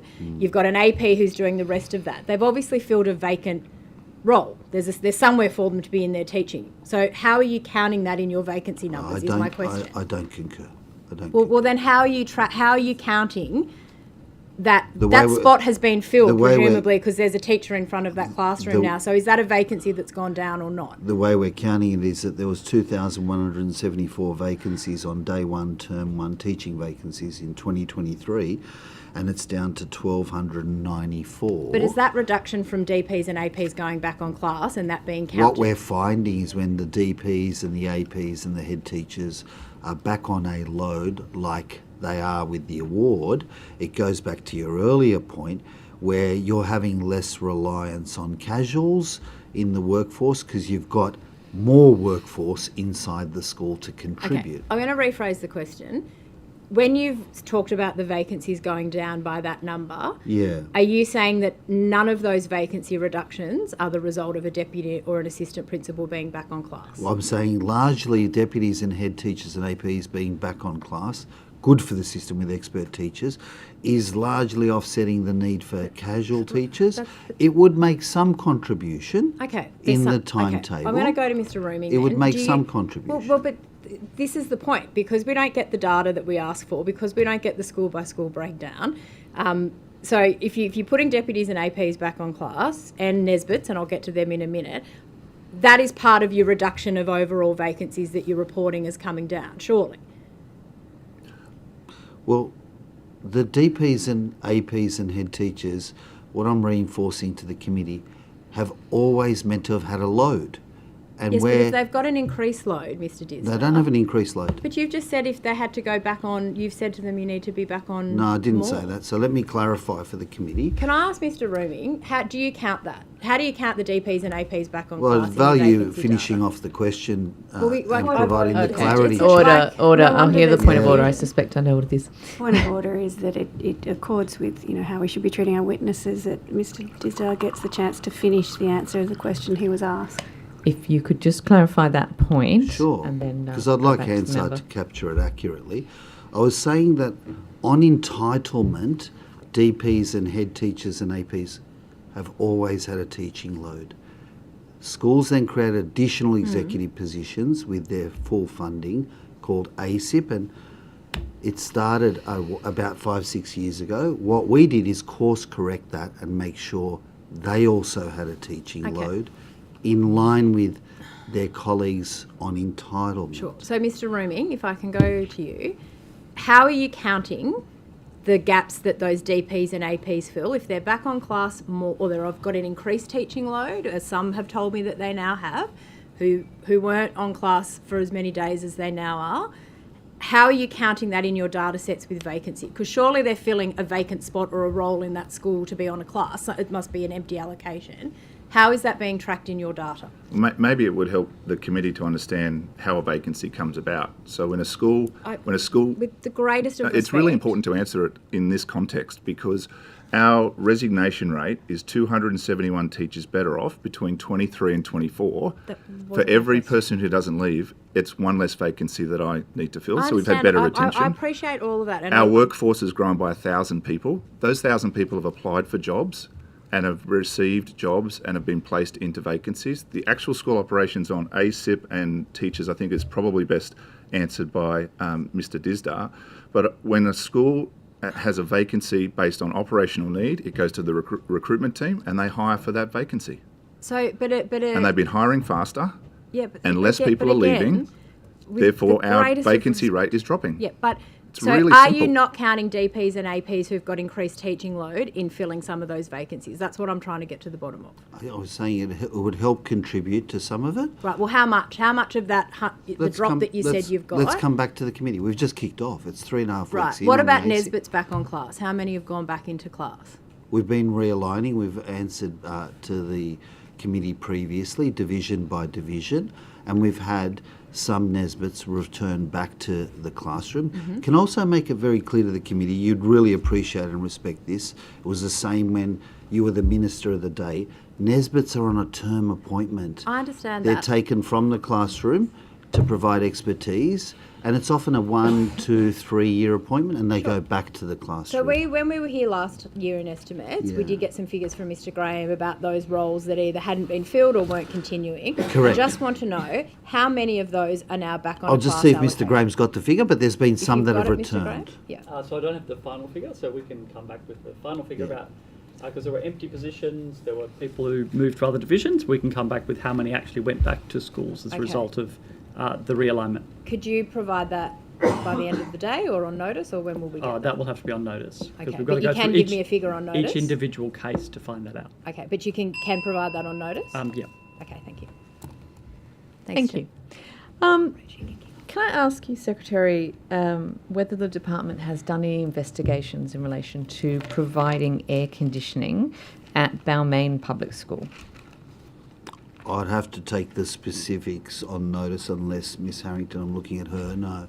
Around installing air conditioning at Balmain? Yeah, if you could, just let if me there's look into capacity to install the air conditioning, and also, sort of what the outcome of Let those me- investigations has been. Let me come back on notice if that's okay. Thank you. In relation to making sure that students have options for getting public transport to and from school, is that something that falls within the department's scope or within transport scope? So Transport are the provider of that. Okay. We do work closely with our transport colleagues. The Deputy Premier was talking about new schools that have opened and temporary schools, and boundary changes that are Yeah. the normal operation of the department. So we do work closely with our transport colleagues around that. I know of several representations I've had in my time as Secretary where community have said there's, for example, not enough bus runs on a school, etc. So we take up those matters with our transport colleagues and try and solve for them. But at the end of the day, the provision is through transport. Okay. Has someone already raised with you the overcrowding on buses going to Balmain Senior Secondary College? I don't recall. I'm also, again, looking at Miss Harrington around that. I don't recall. If you've got any representation, we're happy to take it. Yeah, if I and- could ask you to have a look at that one. Sure. We're happy to look at that. Thank you. Is Opal cards for school kids part of your policy in education or part of transport? So it's provided by transport. I've just Okay. seen it work as a parent. My son's gone into year 7 and catches the train, and he's in his 3rd week, and I can say the Opal card arrived from his school to him at the end of week 1. Big move for him. First time on the trains. My daughter has also just started high school. Okay. She's unable to get a bus home actually because she lives within a half-hour walk, and apparently it doesn't matter how steep the hills are or how heavy your bag is at the time. You can't get a school Opal card for that. Is that part of education's policy or part of transport? So that's transport policy, but there are rules and procedures around it.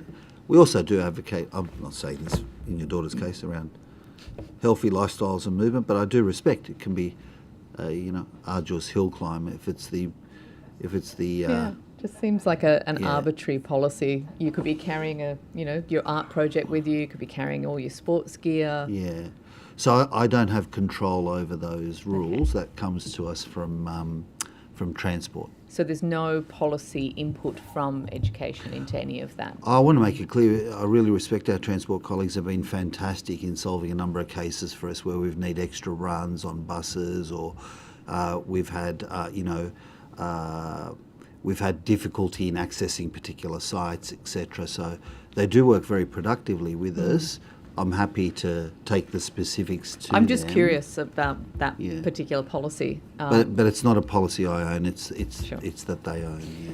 Can I ask, in the latest iCare annual report, they talk about a 20% increase in motor accident claims over the last year for the Department of Education. Do you have any visibility of what that's about? Why there's been a spike in claims? I'll see if our Chief Operating Officer has any details. iCare is a government insurer, as you know. We do look at our fleet. We've got a fleet of vehicles, not only in the support office arm, but we've got schools that also, purchase or lease minibuses, etc., for transportation.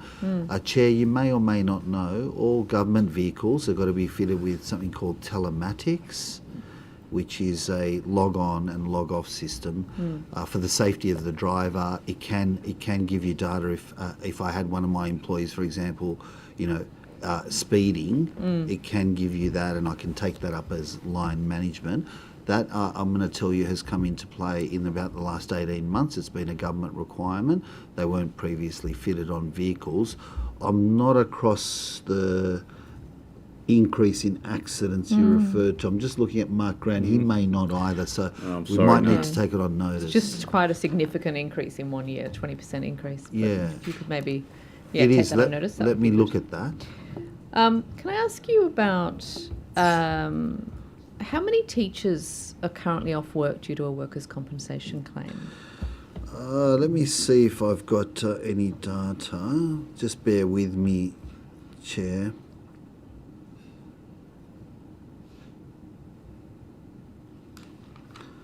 I might have to take that on notice if that's okay. The number of teachers currently on workers' comp. Yeah, that would be good. And also knowing what percentage of them are, that their workers' compensation claim involves psychological injury. Sure, let me come back to that. We've got a health safety directorate that work with health safety advisors on the individual case and the insurer. Obviously, it's paramount to try and get return to work as expediently as possible, but let me get you the data on the number of teachers, I think you asked, and also psychological injury. Yeah. Thank you. And as one of the, historically one of the departments that's had the highest percentage of, a relatively high rate of psychological injury claims, you'd obviously be paying close attention to the announcement that was made yesterday by the Premier in relation to reviewing workers' compensation in relation to psychological injury. Have you been consulted with by Treasury on that? Well, iCare sit under Treasury. We work very closely with them. We do, as an executive, look at our workers' comp data. I have been concerned with the increase over time. We are a very large workforce, Chair, 95,000 classroom practitioners, about 140,000 on a fortnightly payroll in the organisation. So we are large, but I don't want to use that as an excuse. This goes to what Mr. Roming was talking about by way of retention and looking after your workforce. And I can tell you that last year, with Ms. Summerhays' leadership, we did roll out mandatory psychosocial training in principal networks, and that was, vital and important information to our principals, who are the site leaders at every site, around how to minimise psychosocial injury, how to best avoid that as a risk in the workforce, and how to best deal with it and seek system support when it does exist. Yeah. So when were you consulted on those reforms? Well, the announcement you referred to just happened yesterday. Yeah. But I understand Treasury's been working for some time consulting. These mandatory training that we rolled out, which is obligatory on every agency, we undertook that last year, for our last year. But in relation to the to actually consulting on the reforms being proposed to the workers' compensation system in relation to psychological injury. I understand from various annual reports that there's been consultation between the Department of Education and the Treasury. Yeah, we've definitely had input. So if you're after specifics, I'm happy to come back to you. It would be good to know when that consultation started. Sure. The Premier said that sort of high rate of psychological injury was driven by young people and alleged it was spurious claims. Is that your experience? based on what you're seeing within the Department of Education? I'm not sure that that's been the briefings I've had. You know, the primary workers' comp injuries that we still have largely in our workforce are things like slips and trips and falls and superficial injuries and manual handling injuries. But psychosocial, I guess, also, Chair, a new category, that's, been better defined, better explained to the workforce. In one hand, you wouldn't be surprised that there's an increase because it was a category that really didn't exist. But by the same token, I think it goes to what some of the things the Deputy Premier was talking about in the morning. It goes to workload, it goes to making sure you can cordon off the primacy of the teacher to undertake teaching and learning. It goes to Mr Latham's questioning around behaviour management and what are you doing in that space. Under-resourcing and so historical teacher shortages, for instance. Yeah, all of those where we've had 10,000 uncovered classes to 5,000 has made a massive difference. And whilst 99% of parents and carers are outstanding partners to work with, you can also have very complex cases where you've got to have Enclosed Lands Act or police involvement. Could I ask you, just in these last 10 seconds I've got, just if you could come back when you're coming back on the number of teachers currently off work, the average time off, and the percentage of the psychological injury, if you could break that down by age as well, just to see whether or not those psychological injuries are within for the young younger people workforce or whether they're actually across. If we've got that, I'm happy to do so, Chair. Thank you. Mr Latham. Thank you, Chair. Secretary, just back on AI. Yeah. Two matters. What use is being made in the classroom itself? I spoke a while back with an expert from Singapore who said they use it for streaming of students. The brightest in their cohort are using AI to do their own lesson plans and advance themselves, which seems a step ahead of where we're at. And the second one, what are we doing in terms of policing? It's sort of the technological plagiarism, isn't it, where they use AI to do the essays and the like, which is obviously a growing and serious problem. Yeah. First of all, Mr Latham, can I just say that I always want the primacy of the teacher in the classroom. Technology's got to be a tool that we can embrace and use, but it cannot replace the primacy of the teacher, and that's why the drive on explicit teaching, in all honesty, it's a more taxing delivery method because it says the teacher's got to take command of the classroom.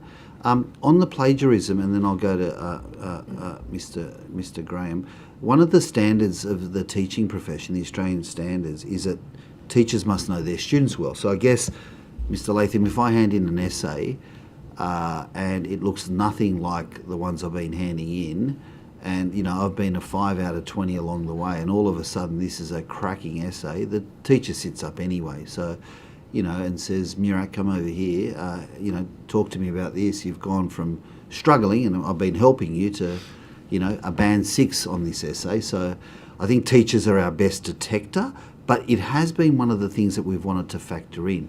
And I said to you earlier, while we've rolled it out to teachers, EduChat, we haven't rolled it out to students, holus bolus, because our tool refuses to give you the answer straight off the bat. And I think that's a good thing. So if you type in our student tool, give me a cracking essay on Othello, a 20 out of 20, it says things like, because I've tried it myself, it says things like, have you examined the key characters in X and Y? And it tries to guide you rather than give you an answer. Mr Graham, what are we seeing with the student tool? In terms of what the teachers are doing with the tool, certainly one of the strongest features in the classroom has been for feedback. So teachers these days give so much feedback to students on essays, but it's kind of insatiable. So they have found if you feed in the right rubrics and so on, it can do a reasonable job of providing more immediate feedback to students with the teacher supervising it. We've not been encouraging use as, write me a lesson plan, because we don't think there is certainly the risk that it's not going to be as close to the New South Wales syllabus as we would like to see. So the department provides structured advice on all the syllabus, but to create additional materials, it's certainly something that's incredibly useful and can be well adapted. And the second part is about assessment. So obviously universities are grappling with it, teachers are grappling with it. we have seen teachers, and we provide advice, as Mr. Disdar said, they know their students, but they start to do a lot more. Well, if you have had something you've done at home, come in and do the viva voce. So actually, you have to actually talk about it and show that you actually have done the work and understood it, and not actually, taking it back. So, teachers. But have we got also the software program that picks up so there plagiarism, for want of a better term? So there's plagiarism software, but it's also famously, the AI trying to stay ahead of the software. So actually, we find these days teachers' knowledge of their students is now actually way better than the technology. So places like Sydney University, they're now saying, well, okay, you can use AI in the classes, but you have to say where you're using it. You've got to show where you've used it, but we will absolutely reserve space for assessment where you cannot use it. And so going back to some of those more exam-style setups, which is what schools have also been adapting to.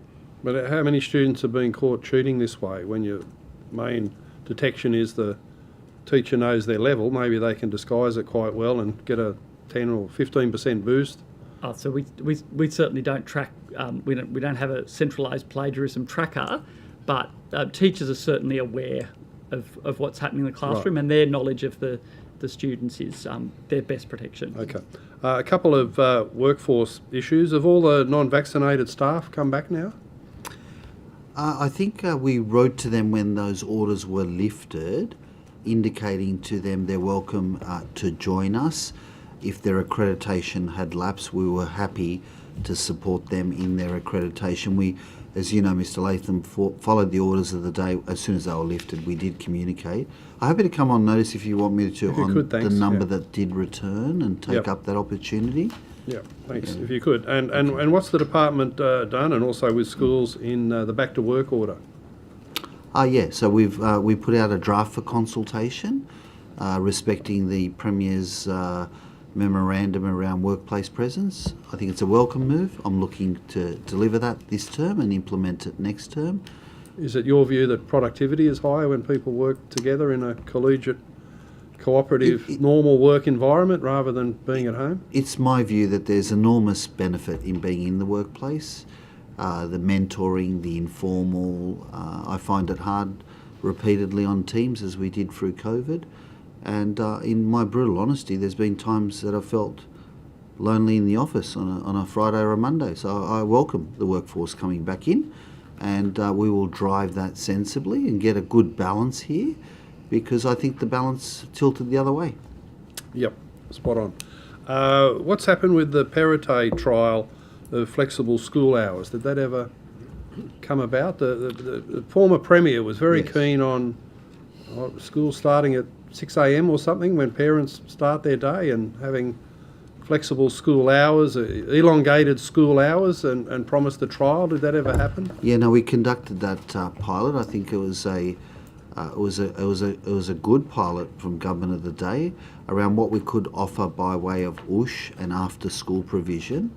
Because has the pilot informed any further changes? It did. So it showed permanent arrangement. There was some positive there around if you did have both before and after school activities that kids could engage in. It did lead to greater school connection and attendance. And Miss Harrington's area works with school communities to deliver that. We've got a little way to go to push that even further, but particularly for working parents around before school and after school, not only care, but also if we can run the homework centre, if we could run particular activities as opposed to just the OOSH provision. So we're looking at that. Right. It wasn't a empty trial that went nowhere. It had good information that came from it, and we've been building off that. Okay. What happened to the former head of infrastructure, Mr. Manning? Because I read some form of controversy, and but he had some good ideas about those sort of instant classroom, 6 weeks classroom block construction that we saw up just north of Newcastle there. Yeah. And buildings are much higher standard than the old the old temporary ones that we had, the portables that were around. That sort of instant school agenda still being followed, Ms Harrington? Yeah, Ms Harrington might add to it. We've taken a lot of learnings. Mr Manning did good work in there, in that space around prefab and bringing down the efficiency and timeline. So I'll get Ms Harrington to add to that. We've used it for the schools that we've rebuilt in the Northern Rivers after the floods. So seeing really reduced construction times, it's been fantastic actually. So the first couple that we did, Empire Vale and Wardell, it was about 7 months from site set up to finalisation.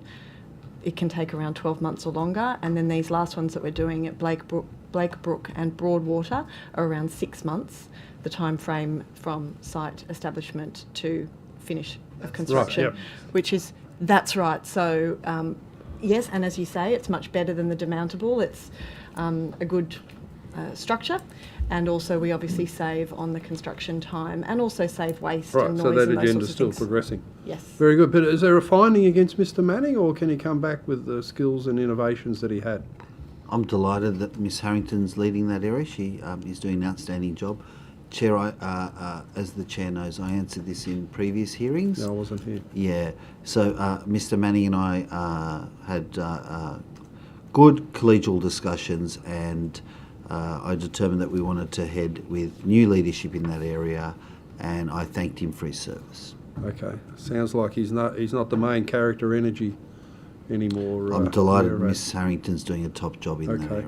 And in replacing the Tell Them From Me survey, what is the department going to do? You're sort of going to commission an opinion poll agency, are you, to find out what parents are thinking? No, so I'm going to rely on the experts in CC. They've got tremendous expertise. They came to me with... CC's going to do the survey, the parent survey. Yep. Okay. They came to me with advice and said, Murat, we've got a lot of feedback from the ground. The Tell Them From Me has been going a long time. There's a lot of survey fatigue around it. We can control our questions better. And I took that advice and I gave that to the Minister and indicated that was the operational decision we were making. Thank you. Thank you, Chair. I just want to quickly just do a few more things on staffing numbers, and then I'll hand over to my colleague. Thank you, sorry. It's a bit musical, chairs, I apologise. You provided in August a workforce profile briefing that just listed the number of permanent and temporary and I think casual teachers.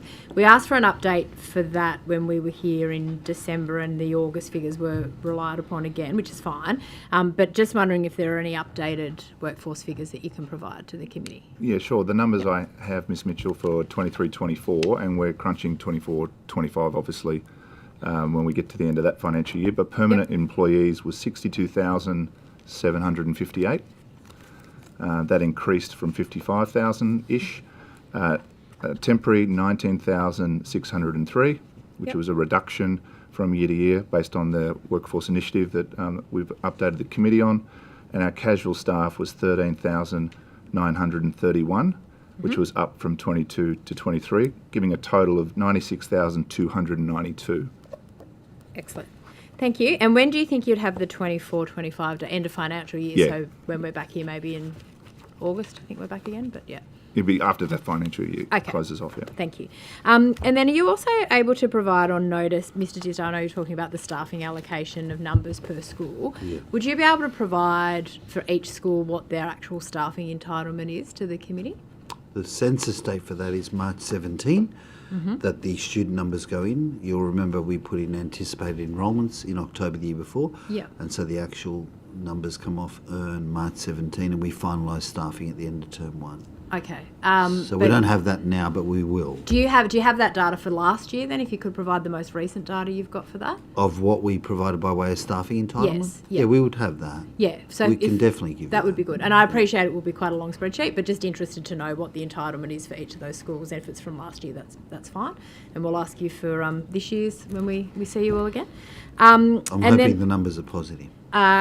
Great. And then also just you mentioned those positions or teachers that or APs or executive staff that are above entitlement. Do you keep a list of that somewhere for each school, how many have got additional teaching staff that they're engaging through their own budgets? So there's above establishment on a couple of fronts. One, remember like I said, staff on student numbers. Yes. If student numbers drop, Yep. You end up with I understand nominated that. transfers. Mhm. They're permanent employees. We move them within staffing areas. Mhm. So that's how we work on nominated transfers, and there's procedures for that.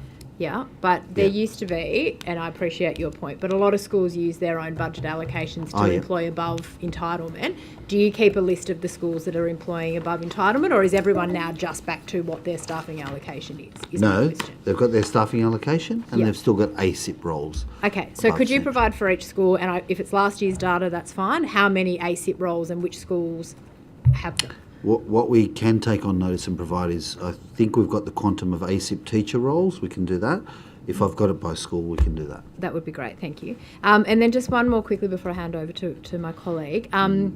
Is there still merit selection for principals appointing when there are vacant roles in their schools, or is it all through nominated transfer now? No, there's still merit selection. It's part of the staffing process. And is that every sort of alternate between merit selection and transfer with a vacancy within a school? There's steps there. There's firstly the nominated transfers. There's incentive transfers that come from hard to staff locations where people have done service. There's Aboriginal transfers that happen. So there's an order that we work through, and if that all leads to it not being filled, then we go to merit selection. So has there been a change, though, in that process when it comes to my understanding, and I'm happy to be corrected, but that there used to be that you would alternate in vacancies, so there'd be a merit, like a local selection, merit selection, that the principal had that say, then it went to a transfer. There was a So change. has that changed? That's what I'm trying to Yeah, there was a understand. change. We struck a new 5-year staffing agreement. Yeah. And in that staffing agreement, we moved up in the pecking order transfer points. Okay, Because so... what used to happen, Yeah. what happened was you accumulate transfer points for years of service in a school, 1, 2, 4, 8, 12. And those points, I guess, I don't know, this is how people characterised it to me as secretary, a bit like Qantas frequent flyer points. You couldn't use them. You couldn't get to any flights. So they'd become worthless. So we moved them up in the order so that the transfer points can count. Colleagues that are given us good service in more complex settings or in rural and regional had primacy to then move into other locations. So when did that change? That was, we struck the staffing agreement in 24. Okay. Do you have any data, and I'm happy for you to provide it on notice, how many sort of merit selection or that local appointment from a principal saying, you know, I really want Mr. Disdar, you're here at the moment, I want you to be in my permanent role, but I've got people who might have been out in the far west who are coming to my school in the beachside suburb. How many, like, has there been a reduction in that local principal merit selection role? Because that's what we're hearing, and I just wanted the numbers I'll around see what that. data we do have, Yeah. but they can't say, I know, just giving an example, they can't say, Murat, we want you. They can only run a merit process. No, I understand that, but the merit are there less merit processes now because of that change? Let me go have a look Is at the essentially data. my question. Let me have a Okay, look. so can you provide some data on I notice just- as to how many merit selection I appointments just want there to have put on been? record that moving those transfer points up has been a really good move because those colleagues who've done great service in complex settings were unable to use those points at all. They were worthless. So. I'm not Yeah. disputing that, but my Sure. question goes to some concern from principals who have now not got the opportunity as they had in the past because of the Yeah. change. That's what I just want some raw figures around Let me that as see best what as you can provide. data I've got, Miss Mitchell. Thank you. Yeah. Right. Thank you very much. If I could just pick up the point earlier that I raised Sure. with the Minister relating to school safety and nervousness with reported incidents of anti-Semitism relating to different communities. In 2024, there were several cases of anti-Semitism reported in the media at government schools. Given 2025 has just started, have anti-Semitic incidents still remain in the schools, reports of this? Up front, I want to say I want to give real credit to our school communities and our leadership teams. Navigating a global conflict that impacts on the school gates, schools are not immune from what happens externally, has been phenomenal. One incident of anti-Semitism or racism or religious intolerance is one too many in my books, but it's really important how we act on that, how we take action, support the school community, and we've done that in every instance. I've been very clear in my communication with Ms Summerhayes to our workforce.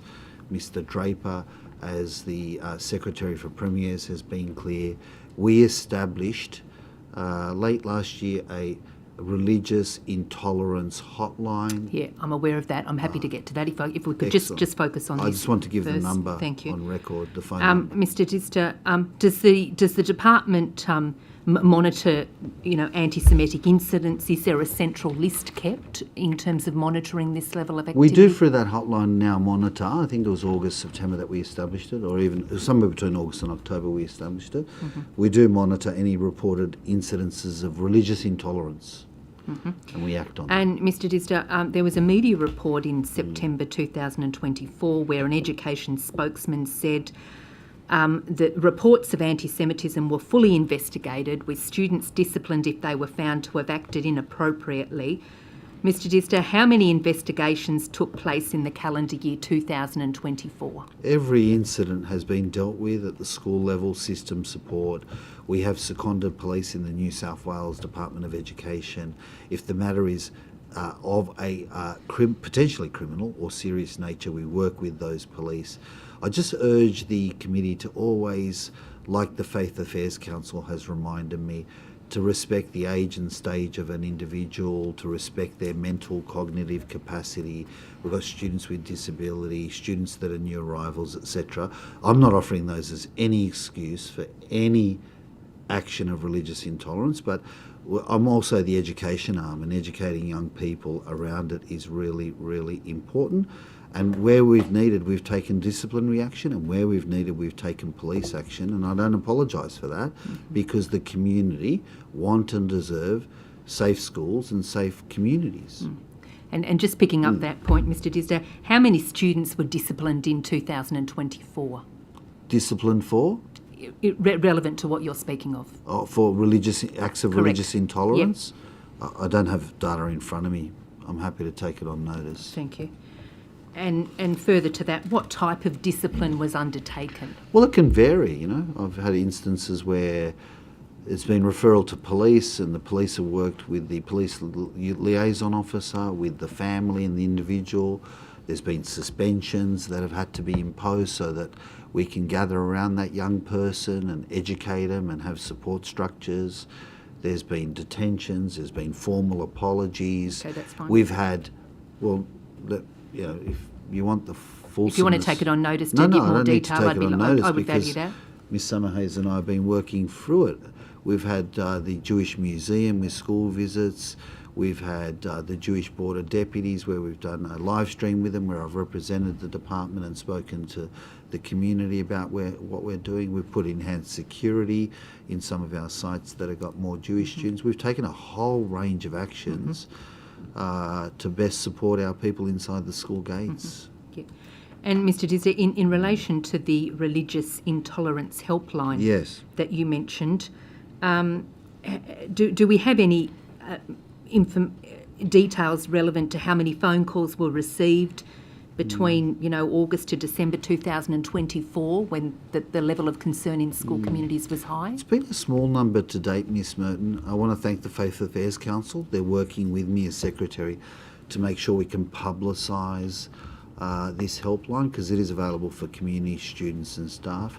On one angle, you would look at that small number and say, schools are, like I said, schools are doing really well in making sure they deal with it at the local level. But the truth in that, it's very early doors on that data. I think the truth is we'd have a better summation if we lived an entire school year, the 25 school year. Mind you, from my position, I'd wish the global conflict improved or wasn't there, so our communities could get on with it. And in terms of promotion or advertising of the religious intolerance helpline, how has that? What has been done to do that? So, like I said, we've done it through the Faith Affairs Council. We've done it through the P&C Federation. We've done it, Ms Summerhayes and I and Mr Graham, on live streams to our workforce, in communications to our workforce.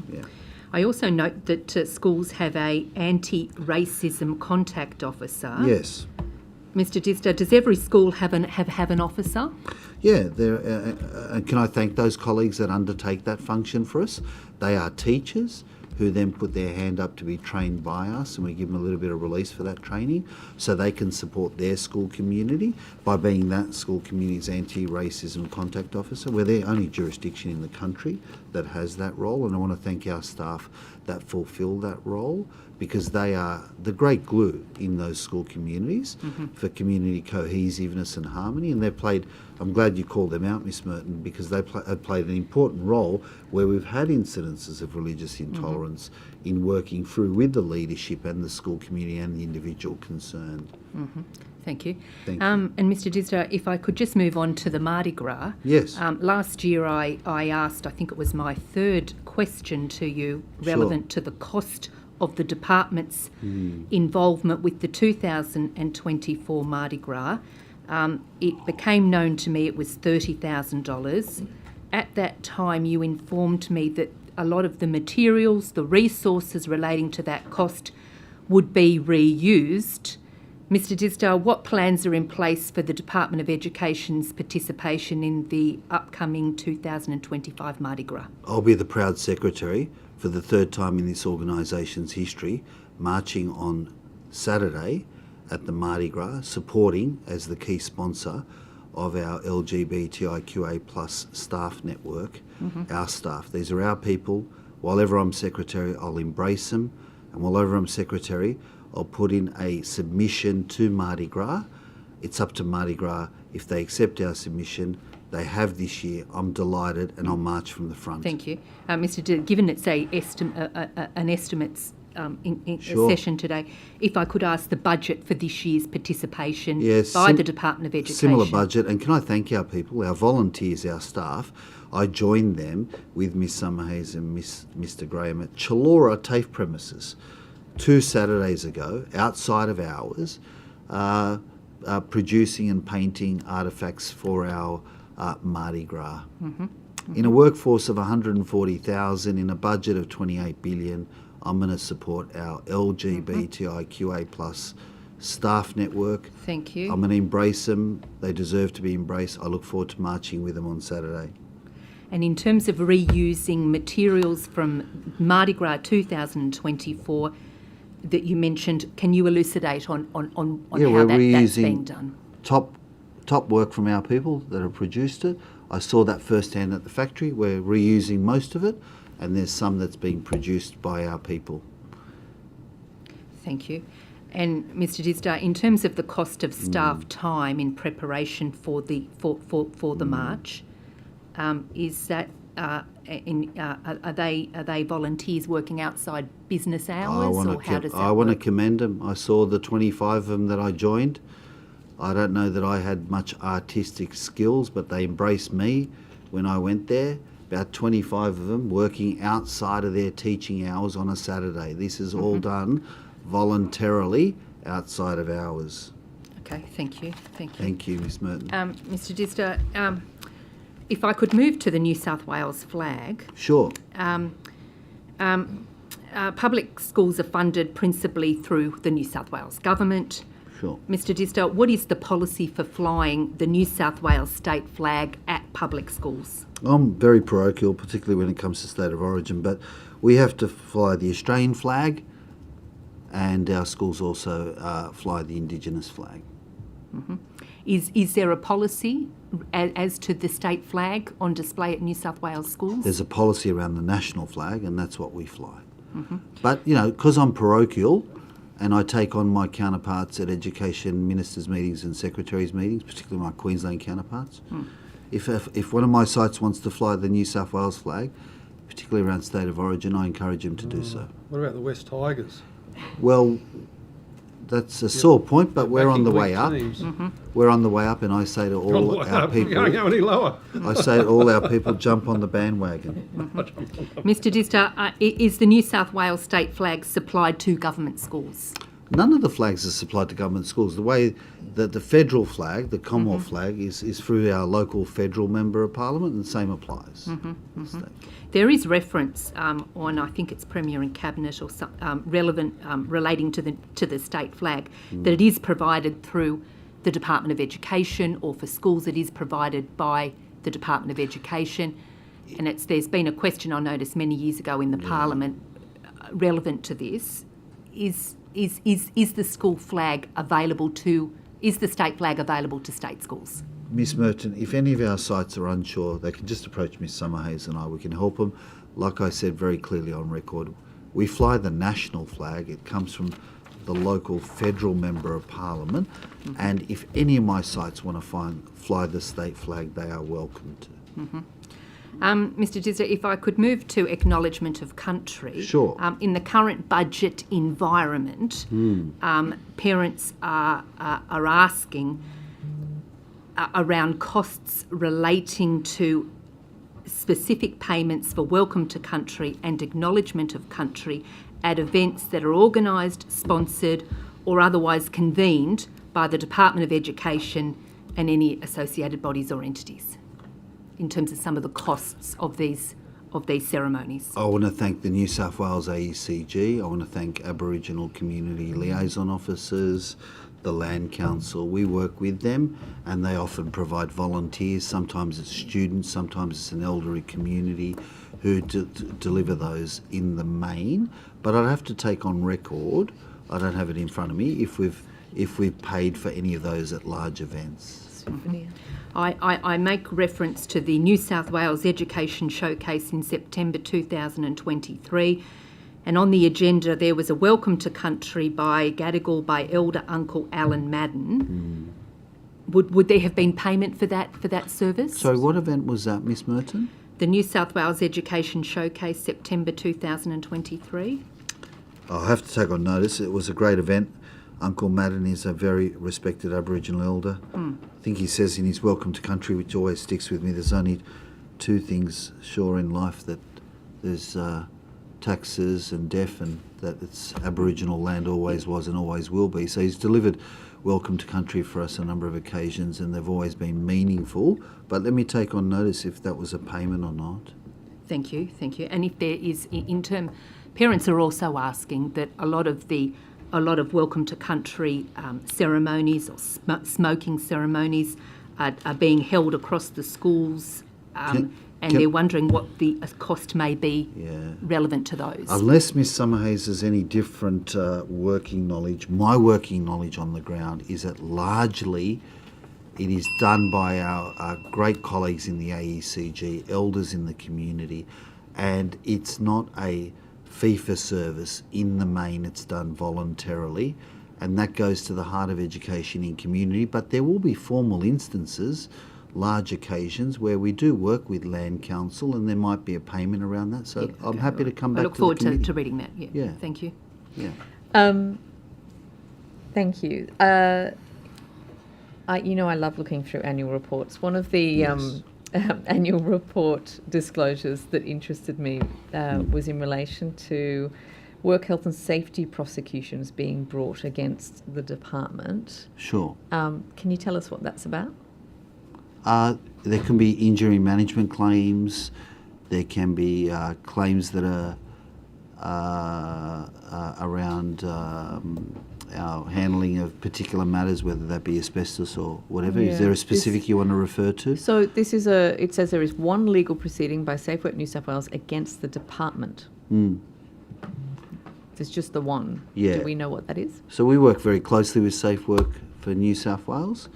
Let me take on notice what that particular one may be. We're to be a model litigant in proceedings like this, but we work very closely with them. Let me come back on detail. Yeah, thank you. Yeah. Have you had, because I'm not aware of disclosures previously about legal proceedings from Safe Work, so I'm not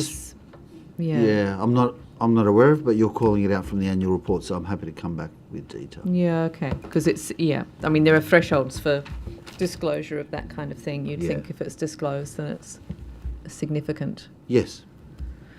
Okay, something completely different. Can I ask about the numbers of people employed by the department who have a disability?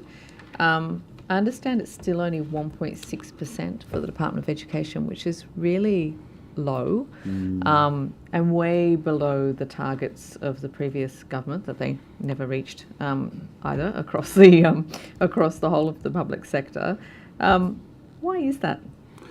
Yeah, Chair, I think you'll be heartened to know that this has been a topic of discussion at Secretaries' Boards with all agencies, and I know that the Public Service Commissioner is indicating that we're reporting on 2 data sets, both PMES and also workforce data. You might be reading out our workforce data, and I want to improve that, Miss Boyd, because I still believe there's a reluctance from our people to say, I have a disability, because of perceived or genuine fear that that may impact on their employment. But the PMES results are a lot stronger for education in people calling out the fact that they've got a disability.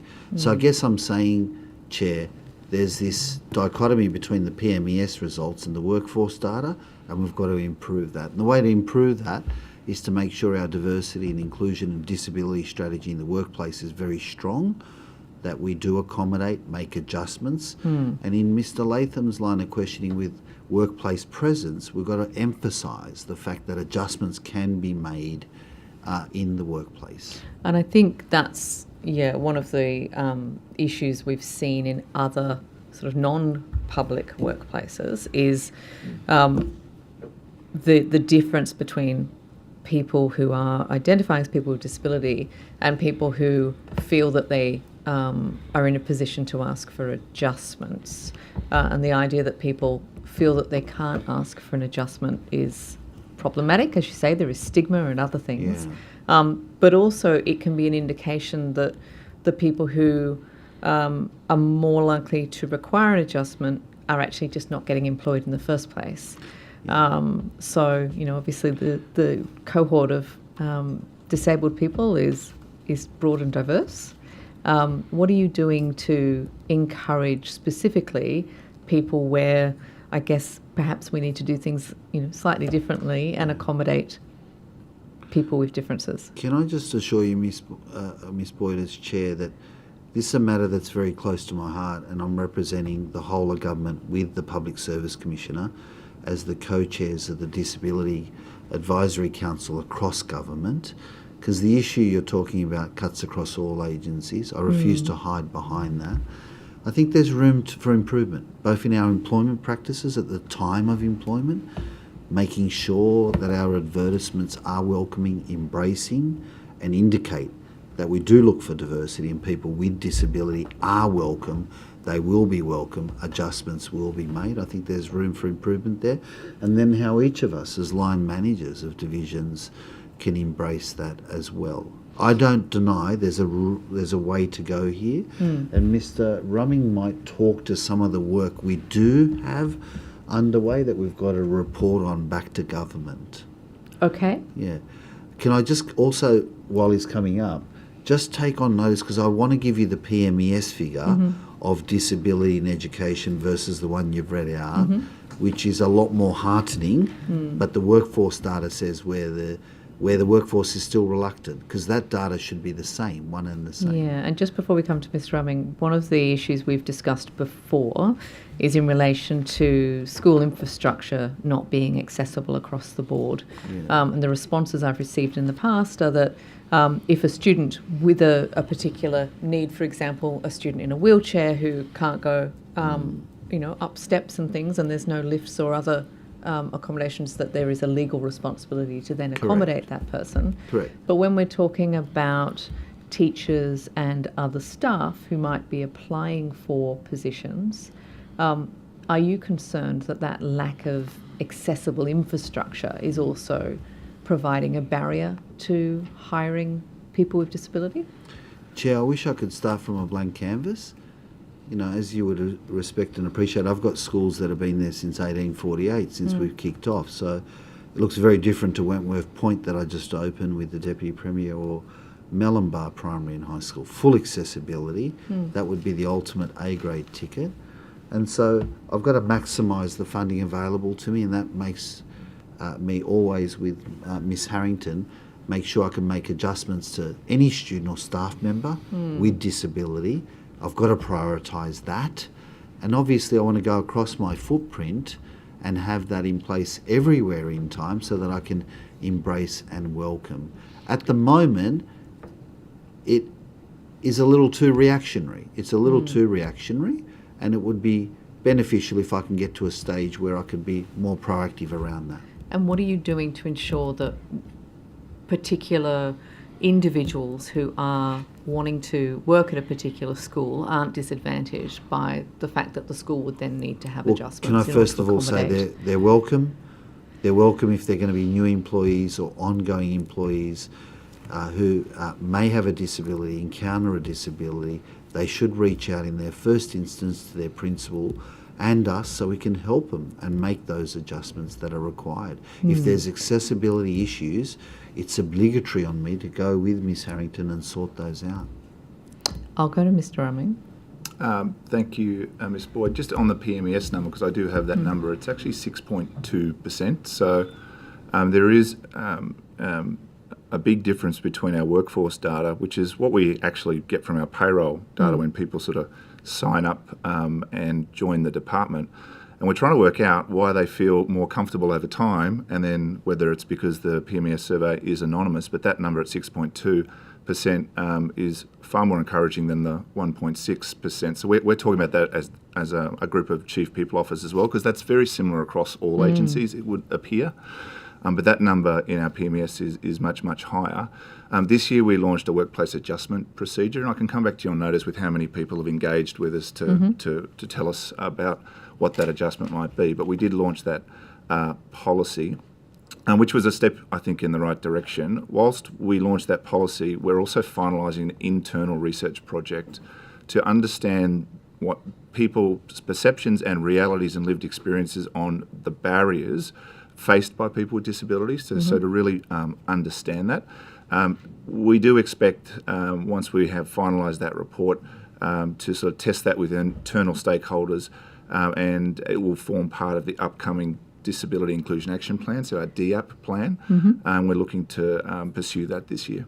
Do you have a breakdown of the numbers of people when they're self-identifying as people with disability? How many of them have physical disability versus a psychosocial disability or a cognitive disability or an intellectual disability? I'll come back to you on notice if we can provide that. Certainly we looked at that within the research, but whether we're capturing that when people start, I'll have to come back to you on notice. And if I'm we've got aware it, we'll certainly provide it. Yeah, I'm aware of the difference in the sort of self-reporting versus the people who, I guess, at the time of actually applying and being employed, are identified as having having disability.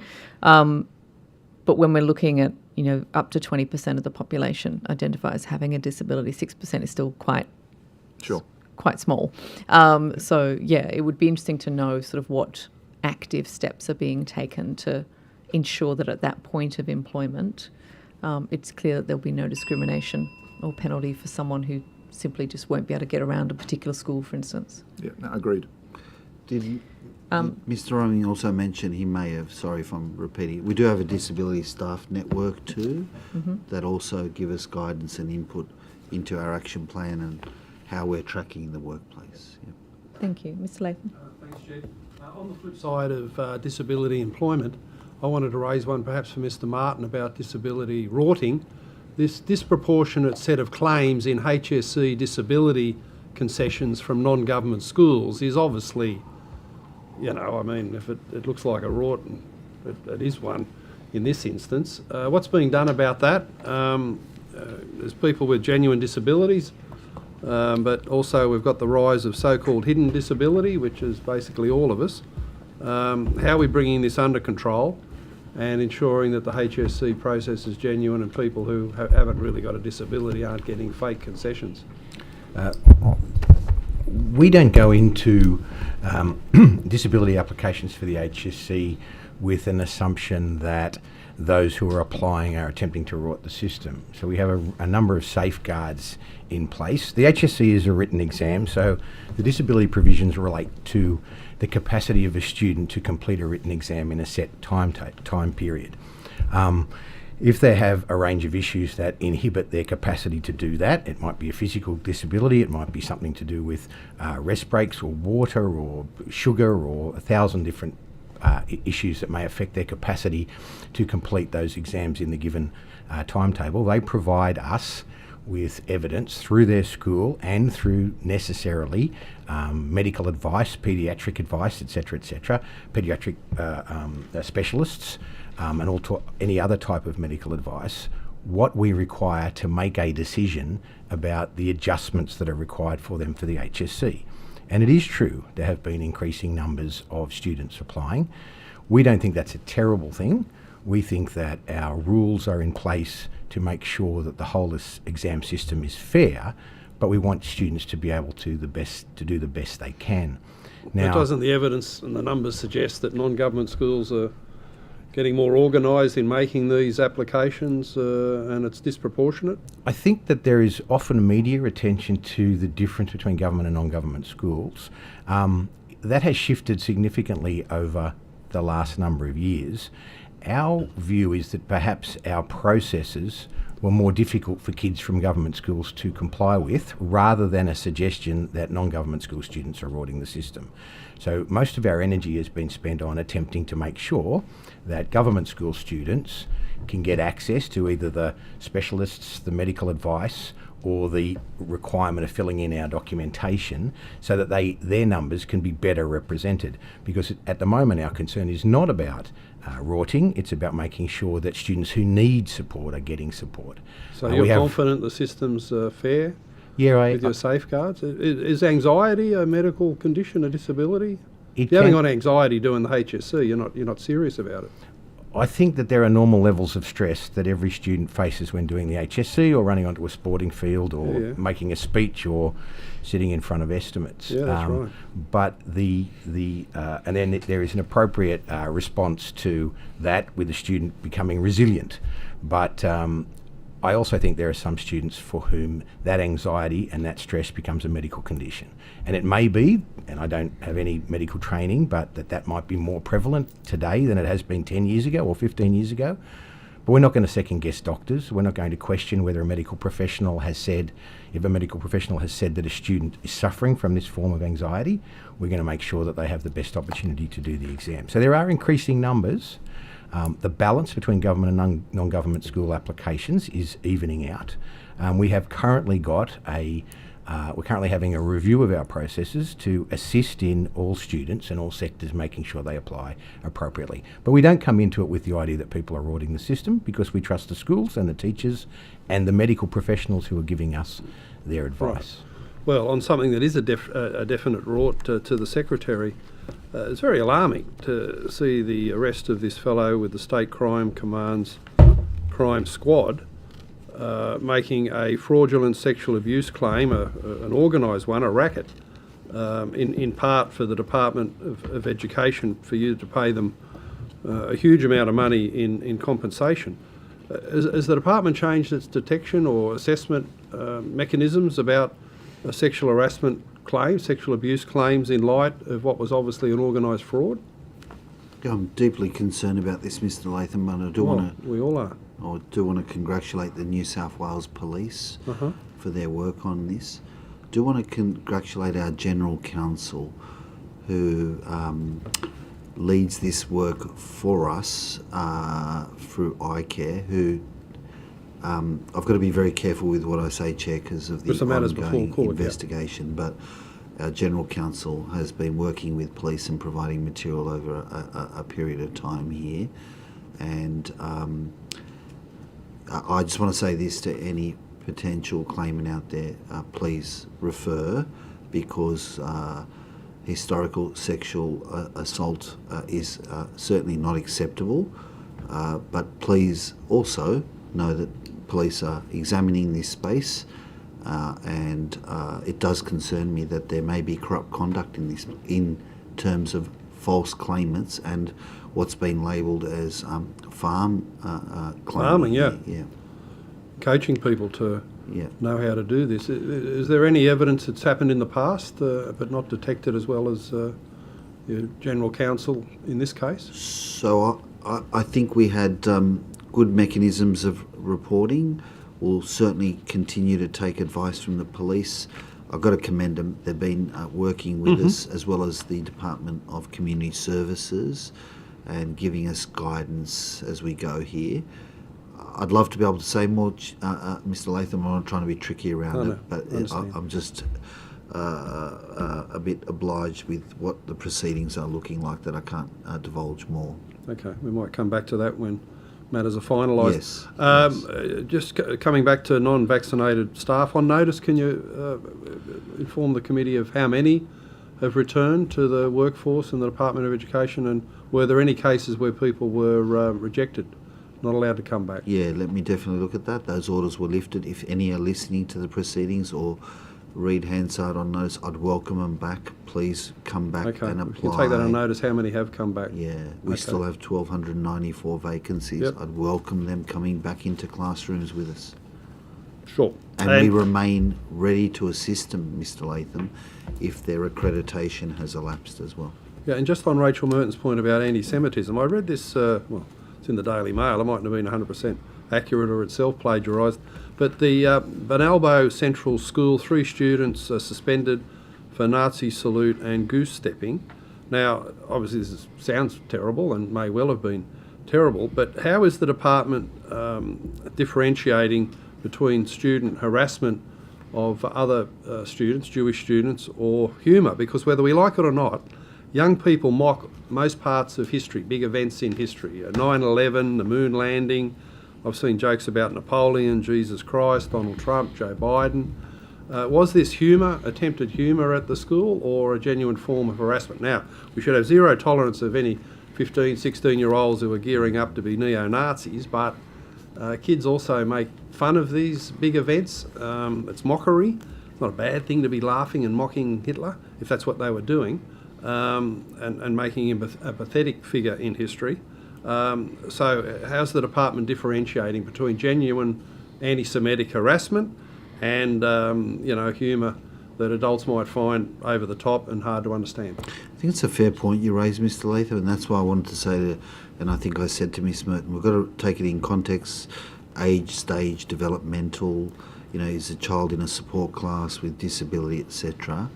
And, whether willful, whether in total neglect, we've got to take action, but some of that can be educative as opposed to just disciplinary, particularly when the kid may not even realise what they've done and maybe copying what they've picked up on social media or the broader media. Now, does it excuse the act? It doesn't. What's inexcusable is if we don't follow up and follow through. But in my time as a teacher and principal, there'll be a range of things you need to do from, where it's very different if it's willful, knowingly, to whether it's total ignorance and needs education around it. The one common thing is it's unacceptable, and we work with our students in our schools. And we did that to good effect at Benalbo. Right. Are you sure it's harassment rather than humour? Well, I want to just protect the individuals. Back in the day, we'd be arresting John Cleese and I want to protect the individuals, Mr. Latham, but but some of our students involved here required adjustments, have some learning adjustments that are known to us. Does it excuse the act? No, but it also then goes to how we support them, educate them, and avoid them repeating the act. In the case of humour, a former member of the committee have asked me to ask you, Mr. Secretary, sure. What does brat mean? Are you lit? Slay? Yeah. Do you take the W if you had a brat summer? Yeah. And goodness gracious, are you the goat of your own stories? Well, I want to model constant learning. I am encouraging you because I thought it was, And I have Gen Z fantastic at to see. home, and I've got Gen Z at home, and they've told me to stick to my day job. Oh, right. Yeah. Okay. Yeah. Sound advice. Yeah. Thank you. We'll go back to you for a few minutes if you like. Right, sorry, I didn't realise we had time. Sorry, Mr. Rooming, I keep asking you to come back up, or you probably should just stay. I only have one for you. Just the figures you gave before around permanent and temporary staff, just for clarity, is that full-time equivalent, or is that... That was headcount. That's headcount. Do you have the same for full-time equivalent numbers?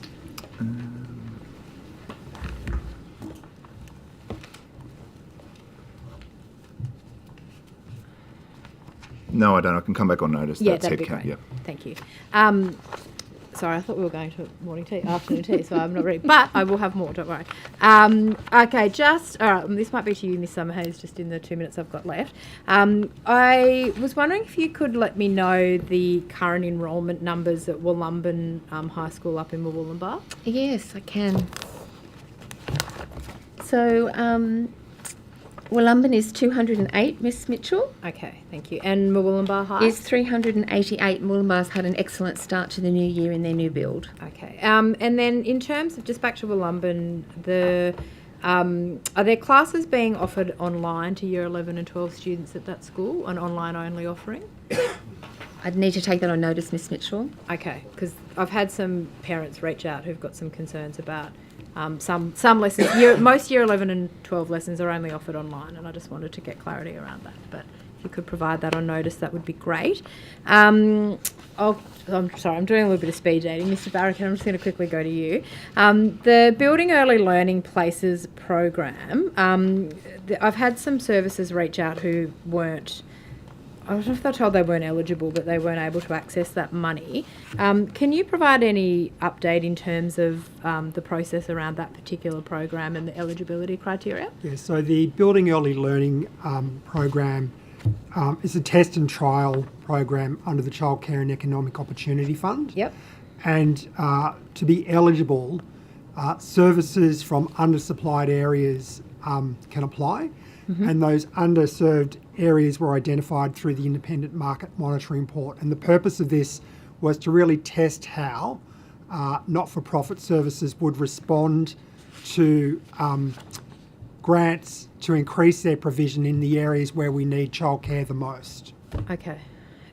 So for just normal sort of preschool capital works programs, which have run over the years, what is the provision for a service? And I'm sure they don't mind, but Evans Head Preschool Association are looking for some support. They've obviously been flood impacted in previous years as well.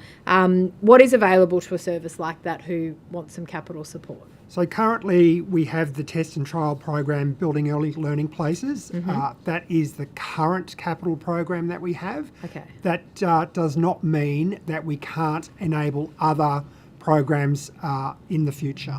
Okay, so there's not a standard sort of, there used to be capital works grants that were sort of ongoing. That's not there anymore. Currently what we're doing is targeting the areas of undersupply. Because they're the areas that really do need places. So we're putting our resources there to see how the sector will respond to that. Okay, I might come back, but I'll just do a quick one for you, Ms. Gadu, if I could. Just curious as to how many, when complaints come into the department or to the regulator, how many of the investigations that happen are then sort of desktop versus how many involve a person going out and investigating? I'd like to come back to you on notice with specific details, but I'll just tell you a little bit about the process, which might help. So approximately, and I can come up with specific numbers, 5,000 complaints came in last year and approximately 8,000 serious incidents. Mm-hmm. It's one team that triages all of those. So they come in and then within 24 hours, the goal is to do an initial risk assessment. So what that means is they look at the information that is provided. If the notification is from a service, they look at what the service has said, not just about the issue, but also what the service has done about it. If the service fully explains what they've done, they've undertaken their own risk assessment, they've undertaken action to address the issue, then it may not need follow-up. But if it is something that is far more serious or it's come from a parent and it needs more follow-up, then it will go through a more detailed risk assessment, which will involve phoning the person who has complained and asking questions and so forth. So there's quite an intensive process for a couple of days, and then it can get referred to either one of our geographical teams for follow-up if it's of a lower risk, and they will then go and they will build it into their visit schedule.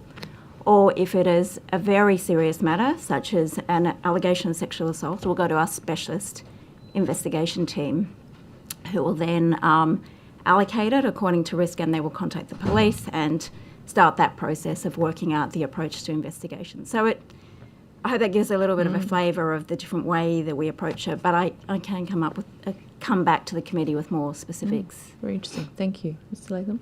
Thanks, Chair. Secretary, you mentioned earlier on your discussions with the Deans of Education in the university system.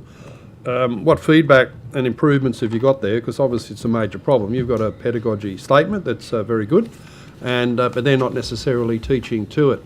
And as the biggest employer, would you ever say to them, look, if you don't teach to this pedagogy statement, we can't accredit and take your university teaching graduates? Yeah, I've gone a number of times, and I think it's good to have those opportunities. They are committed to having a stronger teacher pipeline as well. And they have to also respond, Mr Latham, to the Federal Initial Teacher Education Review, which says you have to mandate explicit teaching by, I'm going to look at Jeremy and not get the date wrong, let's say 27, by 27. So I think this is a good position to be in. They're hearing from the largest employer in New South Wales. They have to get on board because by 27 they have to have it as part of their provision for undergraduate and master's teaching anyway. So I just encourage them to get on board early. Well, what's the feedback you've had in the discussions? Well, I mean, I think I've had some mixed feedback. I think I can detect that there's been some different philosophical approaches, but I've told them I'm not going to shy away from the evidence base, and you know, I'm hoping they all come on board earlier than 27, earlier than the national requirement. I don't want another graduate to be in the position like I was, where it's left to luck in where you land. I happened to land at Ashcroft High School for my first teaching appointment, where explicit teaching was being driven by an impeccable principal in John Norris. I didn't know what it stood for, and I had to learn it there. I would have benefited if I had it under my belt from the undergrad degree at Sydney Uni and then walked in. So that's what we want to ultimately achieve. Good, more power to you. Thank you. Excellent. Over to the government to see if they've got any questions. Oh, actually, they're not allowed at this point, are they? Where's the My Adam? mistake. None for you. Where's the Adam? No procedural fairness being whipped out. So that takes us to afternoon tea. We'll have a 15-minute break and then we'll come back. Thank you. The Adam would have us here till midnight. It was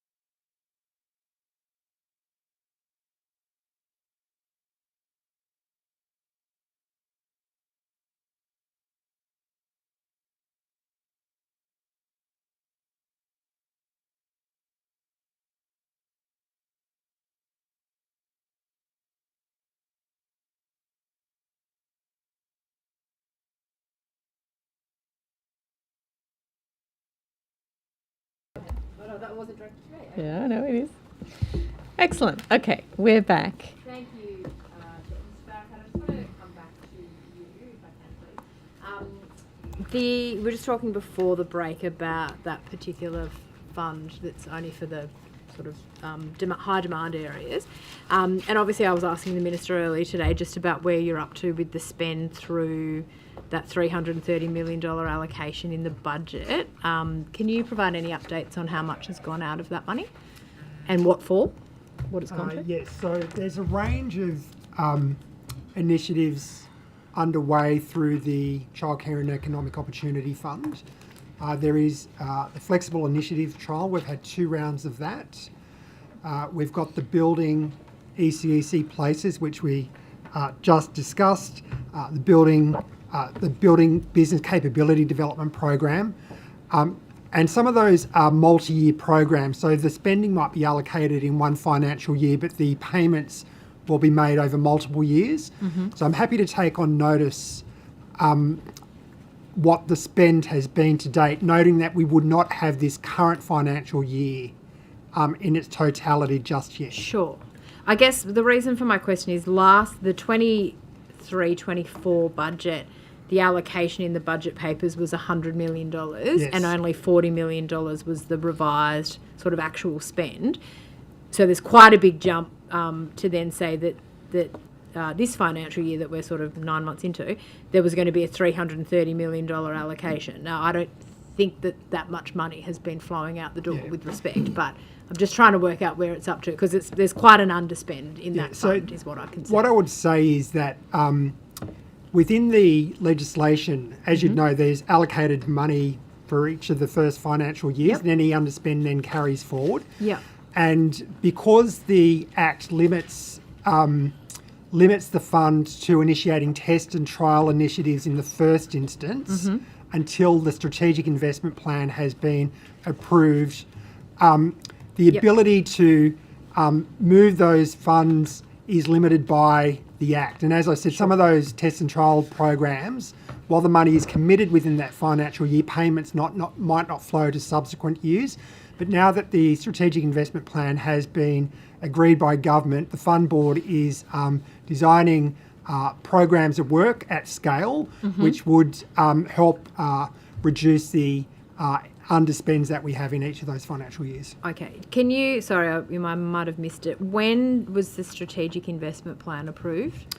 I'd need to take on notice the exact date, but it was delivered to government in June of last year, but I'll have to take on notice the date that it was approved. And, sorry, I should know, but I don't remember. Approved by the It would be by the Deputy Premier and the Treasurer. Okay. Could you provide on notice, and I'm, again, happy for you to take it on notice, but when it was approved by both of those ministers, just so we know. So, and I'm not putting words in your mouth, but you anticipate now the plan has had agreement that more money will start to flow out through that fund after you've done the tests and trials. Okay, great.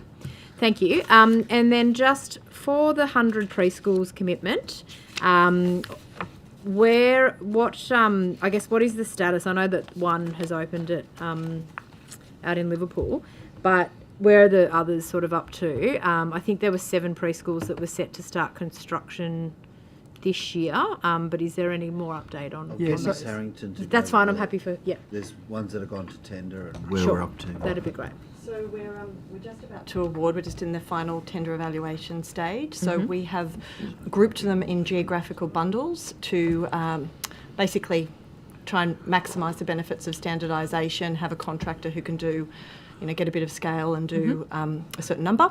So we put all those out at the end of last year. So we're just about to award those.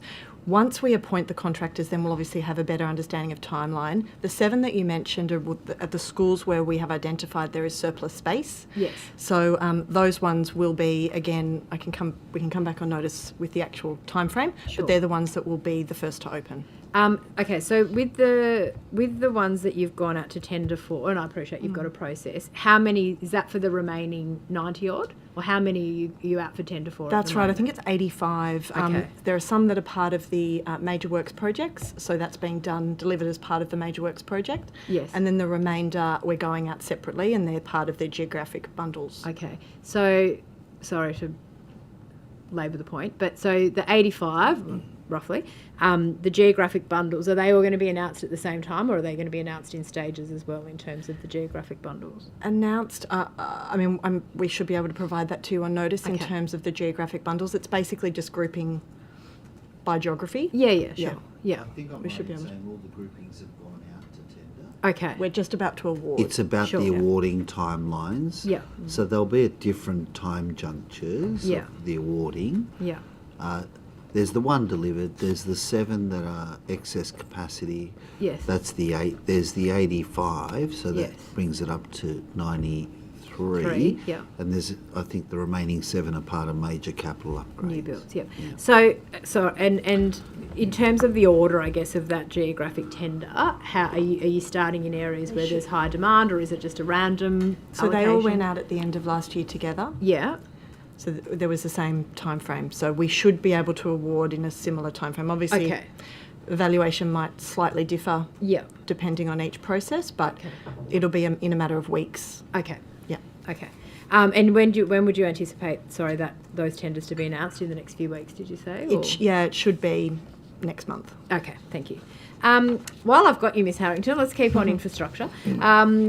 The Southern Cross Distance Ed site, I've had some, requests, for information from actually a community sort of college that operates up there, North Coast Pathway. They're an initiative of the North Coast Community College. They also provide some opportunities. They've recently been accredited to do some Year 9 and 10 sort of literacy and numeracy for maybe disaffected students, or those who the normal school setting isn't working for them.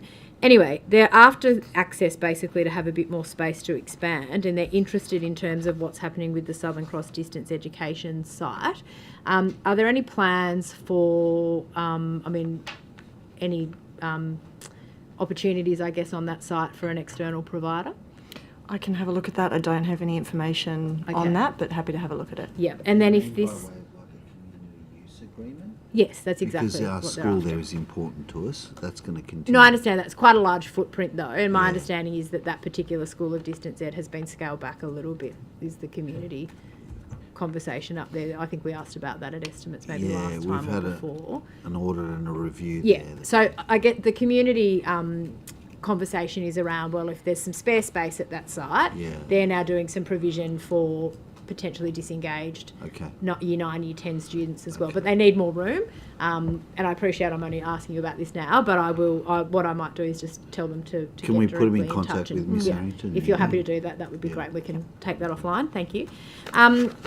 Going to some of the other schools that I just asked about earlier. So Box Hill Permanent School, do you have any information on a start date for that construction and a completion date? So for Terry Road, for the new primary school and new high school? Yeah. Yeah. So I was really pleased to actually be at Box Hill Temp School Primary School for Day 1, Term 1, so it was really nice to see the kids flooding in the gates there. And some of the parents were asking about the completion date. So it's Day 1, Term 1, 2028 for those schools. Okay. Construction start date I don't have for you yet, but it will likely be next year, obviously, so we need to obviously go out to tender. Yep. So likely construction will start next year. Okay, but expecting kids in the door of the permanent facilities Day 1, Term 1, 2028. 28, is the time yes. frame. Okay, thank you. The Tallawong Public School, my understanding is that they've been on a temporary site at Riverston as well. Is that still the case, or are they in their permanent school now? Where's that one up to? So my advice is that we have started construction there December last year. So the time frame of them getting into the permanent facility is April next year. Okay. So April 2026 for permanent for Tallawong. Thank you. Williama, are there any more? Is there any more information you can provide, Ms Harrington, in relation to that demolition and rebuild? Just to timeframe? reiterate that obviously the government has made a commitment to the Broken Hill community to rebuild the school. We do have a team working really actively on the rebuild, and also the AMU, the local AMU, is working on the demolition. As the Deputy Premier said, we are obviously engaging with iCare to make sure that we can access the coverage of that facility. Okay. But the demolition and the timeframe for the demolition is not holding up at all the rebuild. We are planning to rebuild on a separate part of the Yeah, site. it's a large site. Which That's I get, right. But, So we are pressing ahead with the, obviously the design at the moment. We're engaging with public schools to make sure that we can provide a facility that is suitable for the community. But to reassure you that we are pressing ahead, there's no pause on that activity. Okay, so just you mentioned eye care as well. You said making sure you've got the coverage. So will the rebuild be fully funded under insurance through eye care?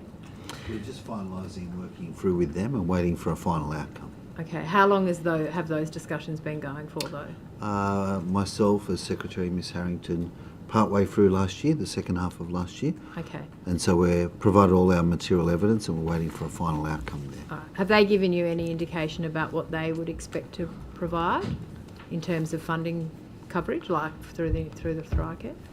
They wanted to have an assessment of the site and compare it to our assessment from our independent hygienist. We're in that process at the moment. Okay. But I just want to reiterate what Miss Harrington has said.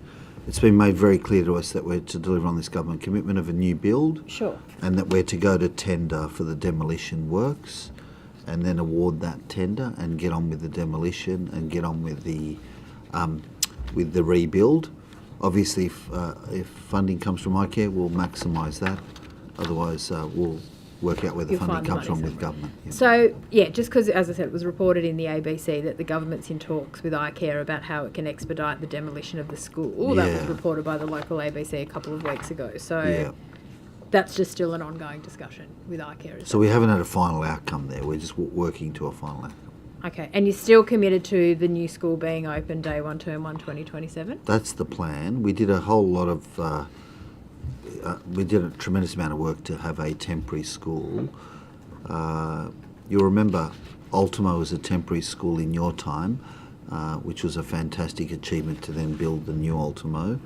Real credit to Lisa and the team. It's a phenomenal temporary. I've seen it, yeah. Okay, yeah, great. But, obviously we want to deliver the permanent structure and that's what we're aiming for. Okay, thank you. The Madawi High School traffic concerns, again, I'm kind of forewarning when I raised this with the Minister this morning, but Ms Harrington, I guess from school infrastructure's perspective, as I said, there's a number of parents who reached out to me with concerns about the traffic management, the crossing, incidents in the area in the past with, pretty major roads going through there. How are you going to, manage that with that build and that site? So I have checked with the team on that and they have confirmed that we are engaging with council. So there's been 6 meetings with council, 2 as part of the transport working group. So those issues are being worked through. Okay. And obviously as part of our planning approval, whatever pathway that is, those issues are worked through, whether it be council or whether it be with the Department of Planning to make sure that we do have all of the safety and transport considerations dealt with. Yeah, because is this a project that might fall under that new planning panel where you don't need council? That's right, approval? so a ref. Yeah, so I guess the concern is then from the local community, some of these are very hyper-localised traffic issues. How do you make sure that that's captured if you're going through the different process? So even through the ref, where we as a department assess, it's not through school infrastructure, it's through Mark Grant's team, we still have to adhere to the relevant planning legislation. There's no difference in standards or requirements that we have to meet. Okay. So there'll still be an opportunity for local community concerns. Absolutely. Local council. Okay. Yes. Which we have to address. Yeah. It's just there's been quite a bit of correspondence about that. St Leonard's, the education precinct. What's happening on that side? Yes. So there's a couple of things happening there. From when the project was first announced, obviously then with COVID, we have seen a change in enrolment demand in terms of our projections. So that's one thing that's probably reducing demand. On the other side, obviously, we've got the Crow's Nest and the Todd coming. So we're looking really closely at that, the service need analysis for that area at the moment.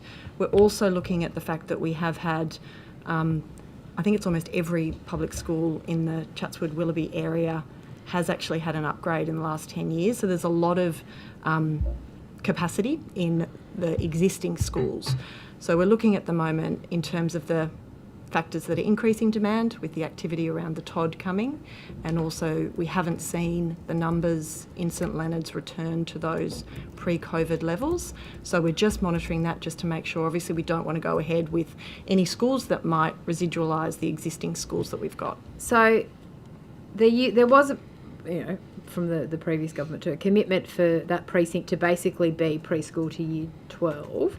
At the moment, the budget allocation, I think, is about the primary school only. So I guess are you working on a high school for that St Leonard's area, or are you just monitoring enrolment? We're monitoring at the moment. There's not any service need demand for a high school at this stage, but as I said, we're very conscious with that area. There's going to be a lot of change with the TOD coming on, so it may be in the future, but at this particular point there's no. So you're looking at a primary school on that site then? So we are looking at that region in terms of primary and high school and existing schools. There's not an urgent need right now for us to press go on that primary school, but it is something that just because from when it was announced, it is quite different in terms of enrolment. As I said, with the change with COVID, we haven't had those levels return to pre-COVID. Yeah. So it's something that we're monitoring at the moment. But we are still staying active by way of sites, etc., exploring, because if the data swings like it did swing again, we want to be forearmed. Well, particularly with the crow's nest TOD that you mentioned. I mean, it just seems a bit weird that you'd stop. But and also too, and I know it's a slightly different area, although not that far geographically. You've got Camaragal at capacity that those kids are now going to Mossman. So, but you're saying there's enough space in existing schools around St Leonard's that you don't at this stage need a primary school or high school. That's exactly right. Okay.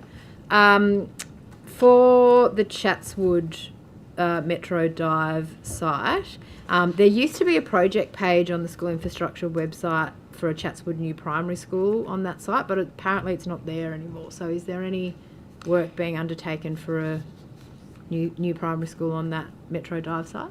It's not something that we're pursuing at this stage. We do have capacity. Obviously, Chatswood Primary School, as you know, there was a very big upgrade there. Yeah. And there is capacity at the moment in Chatswood Primary School. Okay. Googong High School, start date for construction? So we went out to tender at the end of last year for Googong High School. Obviously, it's an election commitment, so day 1, term 1, 2027 is our deadline for that school.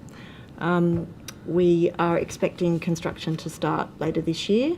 There are some issues that we've got to resolve just around off-site infrastructure, so we're engaging with council and the developer just to make sure that we can ensure that the school has all the enabling infrastructure services around it. Okay. But you would expect construction to start at some point this year? Okay. Yes. Bungendore High School, the new site. So there was a $71 million budget allocation for the old site. Is there a new budget or a revised budget for the build on the new site? Yes, there is. Obviously, we needed to acquire a new site. We are obviously utilising the site that was going to house the new high school while we're building the school on Birchfield Drive, I think it is. So at this point, yes, we are spending more than the allocated budget originally. I don't have the final figures for those. We can take that on notice. Yeah, but obviously the site that we've acquired is a larger site, and it will enable a full-size playing field rather than having to share the oval. So there is an expense there. Yeah, and do you have, and I'm happy for you to provide it on notice, what the cost was for the land for the new site? How much was spent on the land? I can take that on notice. Okay, thank you. Just Bathurst Secondary School Community Group renewal. I think there was $750,000 allocated for that project. Is there any update on specific works that will be delivered across those campuses? Yes, so the Bathurst High School, I understand that the toilet block is being upgraded there. It's about to be handed over. And at the Kelso campus, we're about to go out to tender on the works there. And what are the works going to be at Kelso? I can come back to you on notice on that. Okay, but that's got a $750,000 budget, and that's it? There's no more money for those group of schools? I can come back to you on notice, but I believe that's the allocation. Okay. And for Lithgow High School, there's $6 million, I think, that's been announced there. Do you know what that is going to be used for? I might have to come back to you on notice on that one. I'm not familiar with that one. Yeah, okay. The Jindabyne Central School site, the old one, sorry, because I know that they've recently opened the new one. What's the plan with that site? So the Secretary did declare that site surplus. Obviously, we've opened the Jindabyne Education Campus. So the process with government is when land is declared surplus, it runs through the government property audit, so through Property Development New South Wales. So we're engaging with Property Development New South Wales. They'll assess in terms of housing, whether it's led by Landcom or led by Homes New South Wales. So it's going through that process at the moment. I know this is obvious to the committee, but that's because of the new primary and the new There's a new, this is the old site. The new one's just been opened. That's I why we appreciate declared that. the old site. The school hall that was on the old site, is there any opportunity for community use for that hall? We are looking at that. We've also had that requested through the community, so we are looking at the moment. And obviously, we have community use agreements in other facilities, so it would definitely be something that we're open to. Okay, and then just, it's a nice segue, surplus sites declared by the Secretary, which I know happens from time to time. Are you able to provide on notice in the last, for the last financial year, as much as you've got, how many sites were listed as surplus and where they've been located? We can do that. I can take that we on do that notice. in our annual report. Yeah, if you could just provide it, that'd be great. Thanks, straight to you if you like, Mr. Latham. Okay, thank you, Chair. Has the Year 1 phonics check results come out for 2024? They have. They have. Mr. When were they Latham. published? Yesterday. I think it was yesterday or this morning. Yeah. Oh, okay. And what did they show, the overall result? 2023 was 59% success. First of all, I want to just emphasise to the committee they're a diagnostic instrument, so its maximum use is for that child and that teacher. But we do look at the system result. I think we're at 60 or 61%. I'll go to Mr. Carews who can help us there. To take you through that, Mr. Latham. So in 2024, 60% of students achieved at or above the expected level of achievement. That was a change from 59% in 2023. So it's edging up. That's good. Why did it come out in February? I thought the government had a commitment to get it out before the end of each calendar year. It was released yesterday. It was released, but why the delay? The previous year it was released in the calendar year. I'll have to take that on notice in relation to the specific release timing.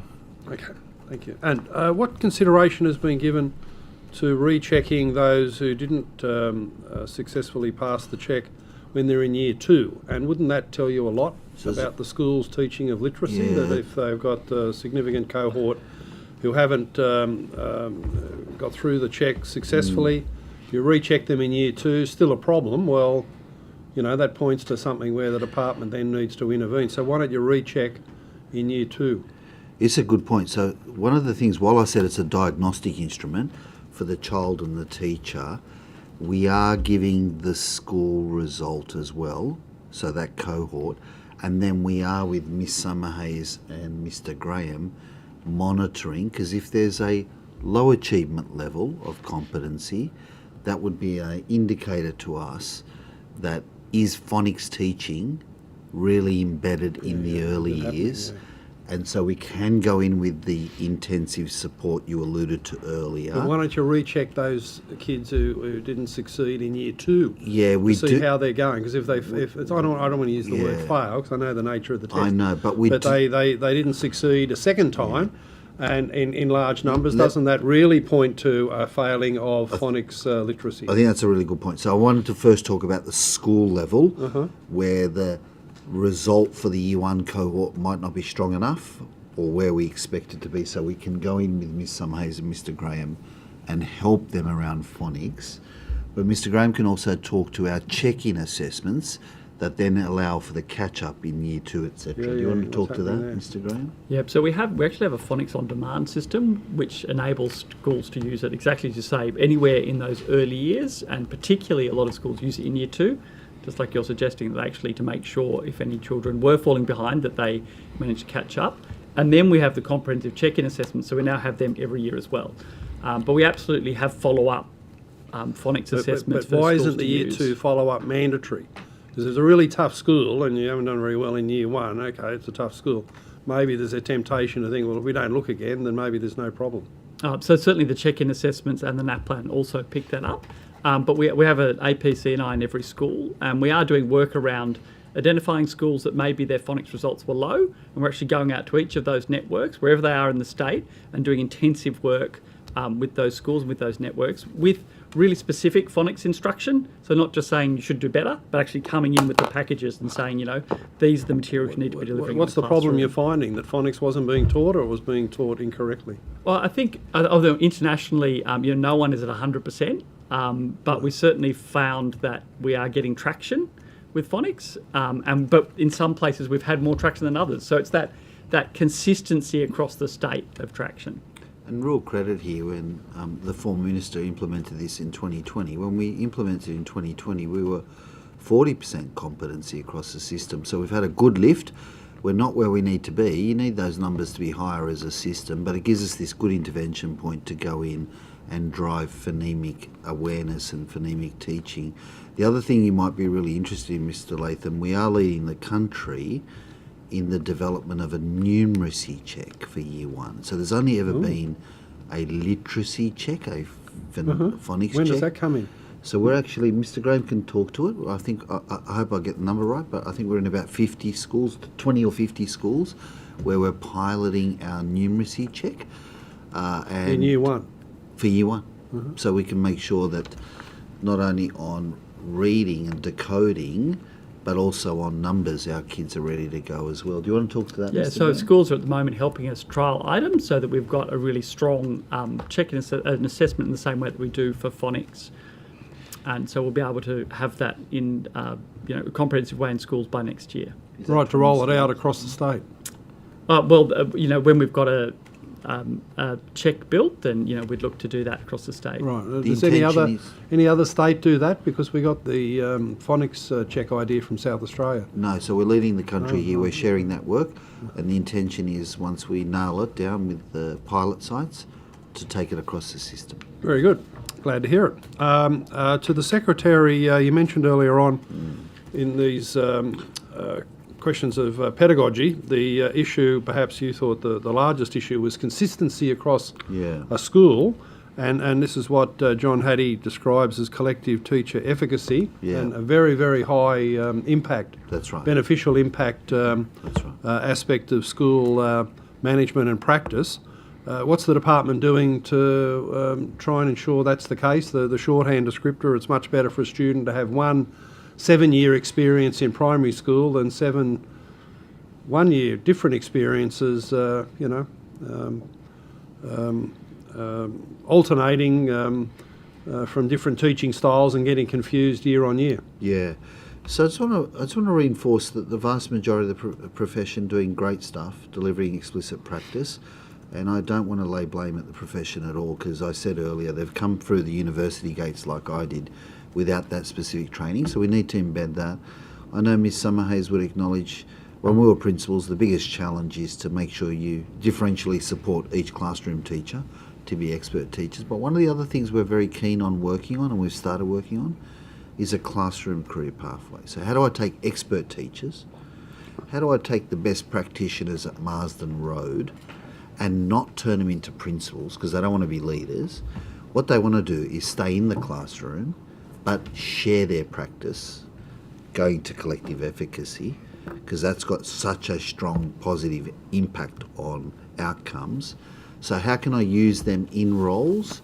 What would I look at by way of role responsibility and remuneration for those expert teachers, so I can have others learn from their craft? So, Mr. Latham, I know you know this, but Singapore has done this for a while and has the best classroom career pathway, and we've commenced our work to deliver this big reform, hopefully, that can help have expert practitioners stay in the classroom, in-service teachers watch them, teachers that are struggling watch them, teachers that don't have explicit teaching down pat watch them in action. They can be released to side-by-side mentor, coach in practice in situ. That's what we're looking at trying to achieve. Well, that's good. This committee previously recommended something similar, and to pay them more at principal level for that expertise and the flow-on benefits in the system. Sarah here had the Best in Class initiative, but I think you've got rid of that, haven't you? So is this a replacement for the two things that I've just mentioned. Yeah, we did some good work under the former government around, it was called rewarding excellence. And so what we've done here is, after the massive salary uplift, after going from 7th in the country to 1st in the country, which has helped on a number of those workforce fronts, have a look at how we can embed them into existing roles and structures. This doesn't go just to remuneration. You've got to get the roles right around what you build. Of course, we've got HALTs.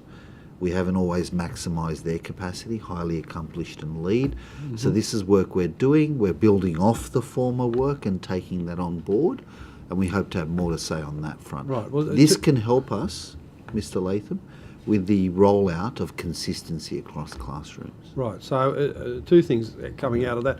One, that principals know that collective efficacy is a big benefit, and this should be an objective, because it certainly makes the collaboration between teachers easier, doesn't it, if they're working on the one pedagogical approach rather than heading off in different directions. And the second thing, you mentioned Marsden Road.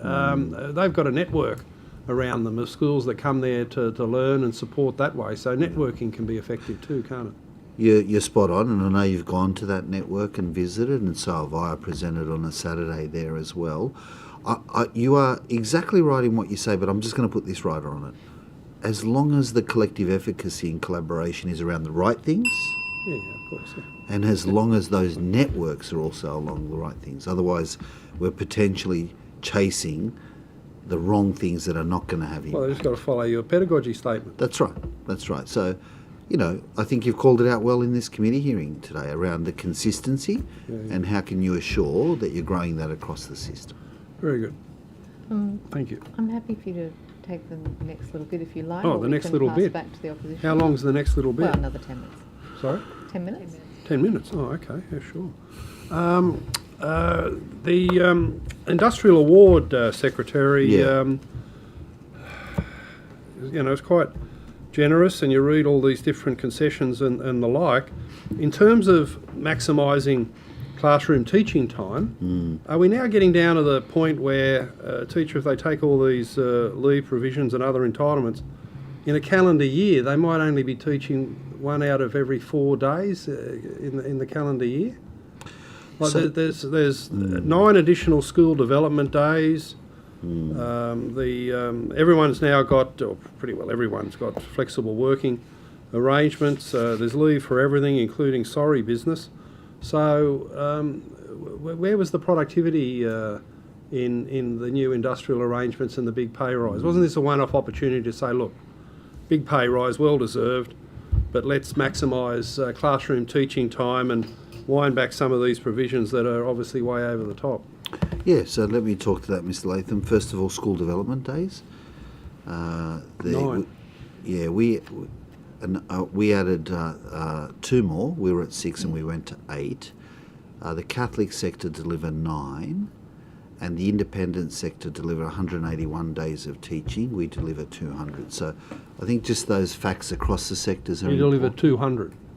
We have 200. But then if you subtract maximising your leave entitlements, it comes way down, doesn't it? So I'll go to the leave. 200's 5 days a week, 40 weeks in the year. No teacher's doing that. It's 10 weeks each term, and that's our delivery. Why we achieved a 3-year commitment for the extra school development days is that Mr. Martin is rolling out 116 new syllabuses, and as you know and appreciate, syllabus is the walking most important document for a teacher. So we want to give them space and time around the syllabus rollout so they can get their lesson structures, scope and sequences right. We wanted to give them time around explicit teaching as well as high potential gifted education. It wasn't laissez-faire, do what you like. We're actually going to make sure they had time and space for that. I think that's a good thing.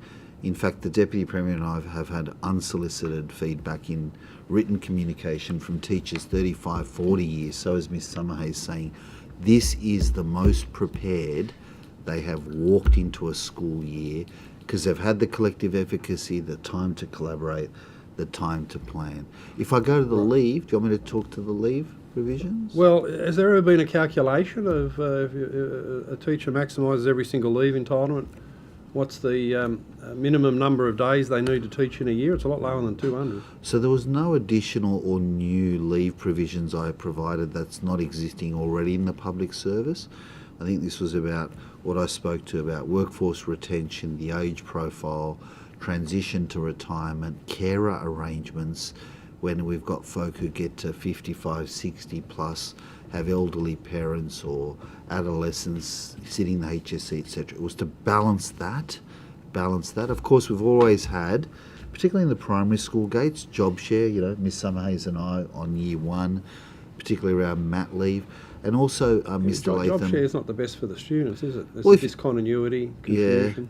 If you get it right, if you get a good combination, good expert teachers, they benefit from 2 teachers instead of 1. My own children at Drummoyne Public have had a job share in their schooling experience, which has gone really well. But you've got to get the combination right.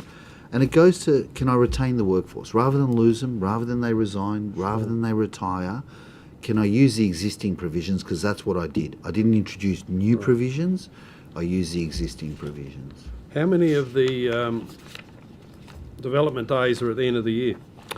So we only one. It's down to 1 now.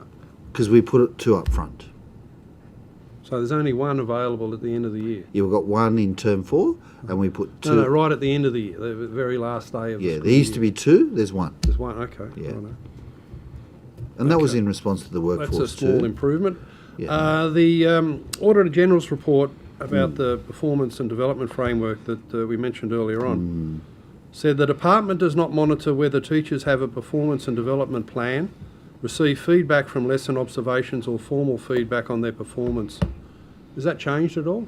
Yeah, we've made some inroads after that Auditor General's report, which was around.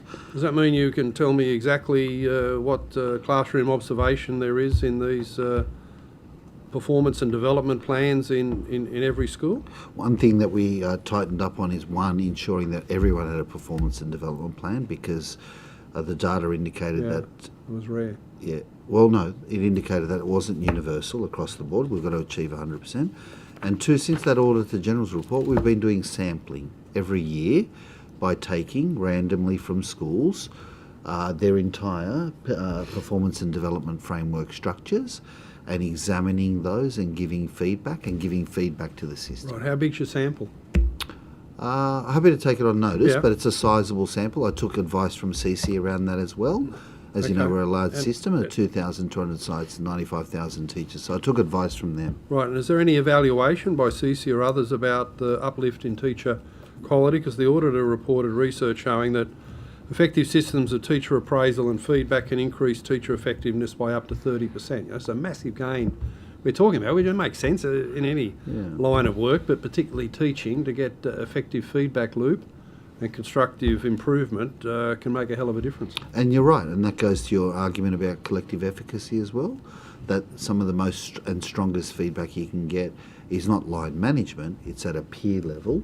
So there's Is there an evaluation study on we can come back. improved? We can come back on notice with what we've picked up from the sampling, and classroom career pathway, which I unpacked, is another mechanism in time that can help us tighten in this space. Okay, well, if the performance and development framework and plans are so important and laden with these sorts of gains in teacher effectiveness, why did the new award freeze them in the hands of the Teachers Federation? You can't change the arrangements now unless the Federation agree.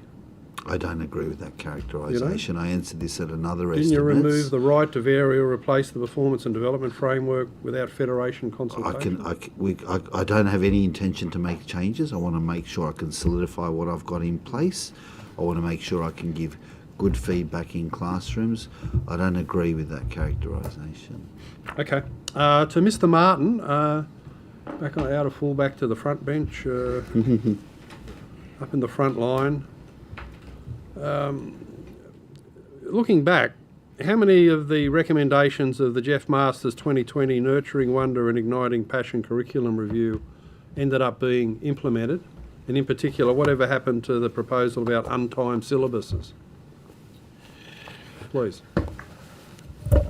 I'd have to take on notice the specific number of recommendations from masters that have been implemented or where they're up to at the moment. Untimed syllabuses was always a proposal that was noted, I think, in the original government response. We did a little bit of exploration around the concept of untimed syllabuses. It was largely opposed by the three sectors and a number of people around the board, not because they thought it might not work, but that the changes to an entire system to not have students move through in grade and year levels would be untenable even as an experiment. I think we spoke to Professor Masters at some point after his report came down. There was a suggestion about some trials, but even then I think that didn't work out, and we went specifically down the path of simplifying and decluttering the syllabuses, and we've done 54 so far. Right. There was no trial at the Linfield Learning Centre? Not that I'm aware of. No? You have to ask the department, I think, but not that I'm aware of. You know, that hippie school at Linfield, weren't they going to trial the untimed syllabuses? I want to give real credit to the school. They graduated their first year 12 last year with some tremendous outcomes. We've had a change of leadership there. We're driving explicit teaching there as well. But real credit, they took those kids from... But the untimed syllabuses, you haven't trialled them anywhere? It's not our intention to have untimed syllabuses. And Mr. Martin, you were going to get back to me on notice with the implementation of... Yes, which of the recommendations according to those that were... Yeah, absolutely. Okay. And I think, Mr. Martin, you deserve recognition and congratulations from the committee. Maybe that's the kiss of death. In the work you're doing on curriculum reform and implementation was a massive task. How detached are we now from the national curriculum requirements in doing our own distinctly workable, effective New South Wales approach and ignoring a lot of the nonsense that's in the national document? When the original agreement on the Australian curriculum and the states and territories signed up, there was a capacity or a caveat around what was to be delivered in each state and territory, and the phrase that was used was adopt and adapt. We used that capacity to simplify what is in the Australian curriculum. I suppose our decluttering it makes our syllabuses more they're slender. They have less content. That's good. More importantly, our framing is around content and knowledge as the bedrock upon which the syllabuses are based. So we don't have prisms of capabilities or processes through which you see the content. Disciplines are first and foremost. Skills and processes and capabilities only derive from those and within content. So I'd say we cover most of the discipline knowledge in the Australian syllabuses, but they're sequenced differently and they're sequenced appropriately, and they're provide more of an opportunity for schools to lend themselves to what I'd call explicit teaching and more guidance for teachers. Excellent. Thank you. Thanks, Chair. Honourable Sarah Mitchell. Thank you, Chair. Just the numeracy screening check, Mr. Graham, could you just, clarify how many schools are taking part in that trial that you mentioned? So we had a small number at the end of last year trialling some items, and we've got, I think it was up to 50, but I'll have to come back to you with the exact number on that. Okay. And is that separate to, I know that the Centre for Independent Studies did an EOI for schools to be part of their early numeracy screening pilot. Is that the same thing? Or Yes, that's it. We've been talking with the Centre for Independent Studies about what they're doing, but that's a separate process that they're doing. That's separate to the one that you're doing? That's right. Okay. So do you know how many schools are taking part in the CIS? I don't have the numbers for the CIS. Okay. They're looking for volunteers. Okay. So, but you're running your own... We are, and as will be kind of a stratified sample, so we'll make sure we've got big schools, small schools, rural, metro, and so on, like we normally do when we're trying to get a valid instrument together. Okay. When was that set up? Because I think when we had you here in December, the pilot wasn't. No, it was very late last year. We just started looking at it was really research into items. It wasn't, we didn't have an instrument that we were taking around schools. We were sitting down with teachers and trialling different items. Okay. But do you now have an instrument you're taking into schools? No, we're still now, we've got a bigger set of items and we're trialling them, and we'll be able to get a kind of validated set. So we work out, which ones move together, so you only need one of them, which ones test different concepts and so on. Okay, thank you. Mr. Martin, I will now ask you some questions in relation to the music and drama syllabuses, which again I kind of gave you notice of a little bit earlier with the Minister here. Where are you up to with that consultation? So if I can make a few preliminary remarks before I get to the specifics of the question, if that's okay. Sure. As I indicated just a second ago, our syllabuses are all predicated on discipline, content and knowledge, and the research that indicates that students learn by learning and knowledge builds on knowledge. So that's a sort of not negotiable premise upon which all the syllabuses are based. Sometimes in some of our syllabus consultation processes or even our technical advisory groups, there's been arguments about how that might work. And that includes in English, where we insisted on phonics or grammar or particular types of teaching in senior secondary, in maths, where we had Sweller coming in talking about some things against other views around big ideas. So the sorts of arguments that occur within those teams that are putting syllabuses together, the sorts of contestation, is a normal part of syllabus development. And it occurred in dance, drama and music. Some of the significant opposition, and it has been significant opposition, has been in relation to issues of assessment, and I addressed these at a committee earlier last year, where there was strong hostility to the group performance being assessed by teachers rather than by NESA. Yep.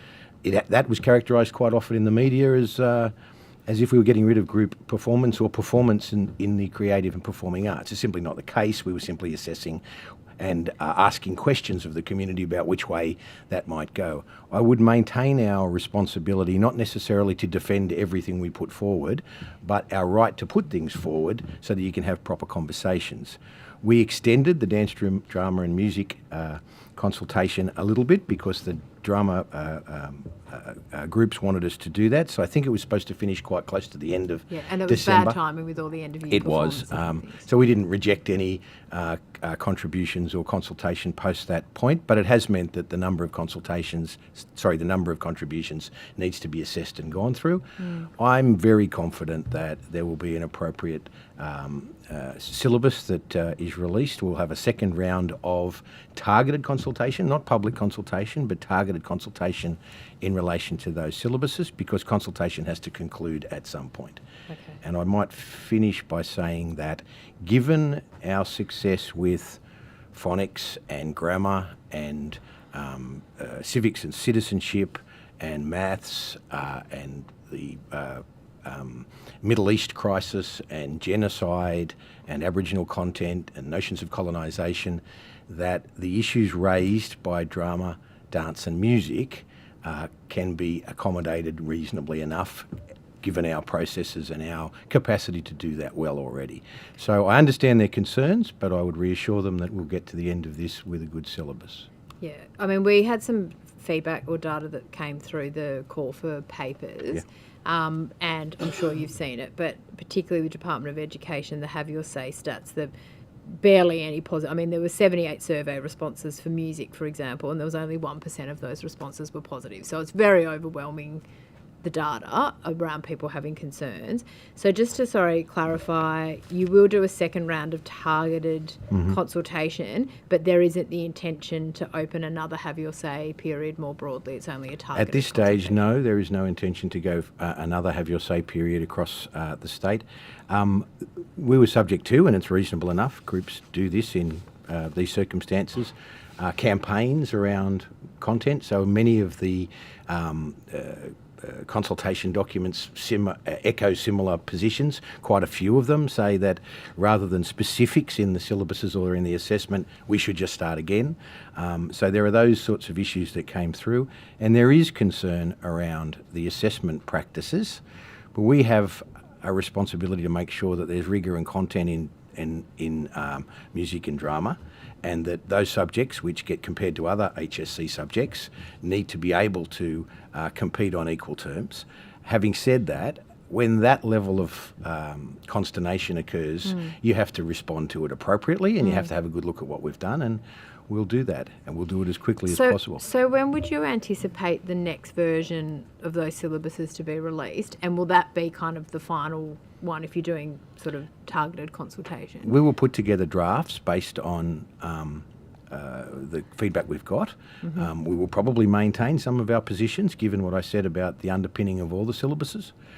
We will accommodate all those arguments that are of quality that would improve the syllabuses in drama and the experiences of students.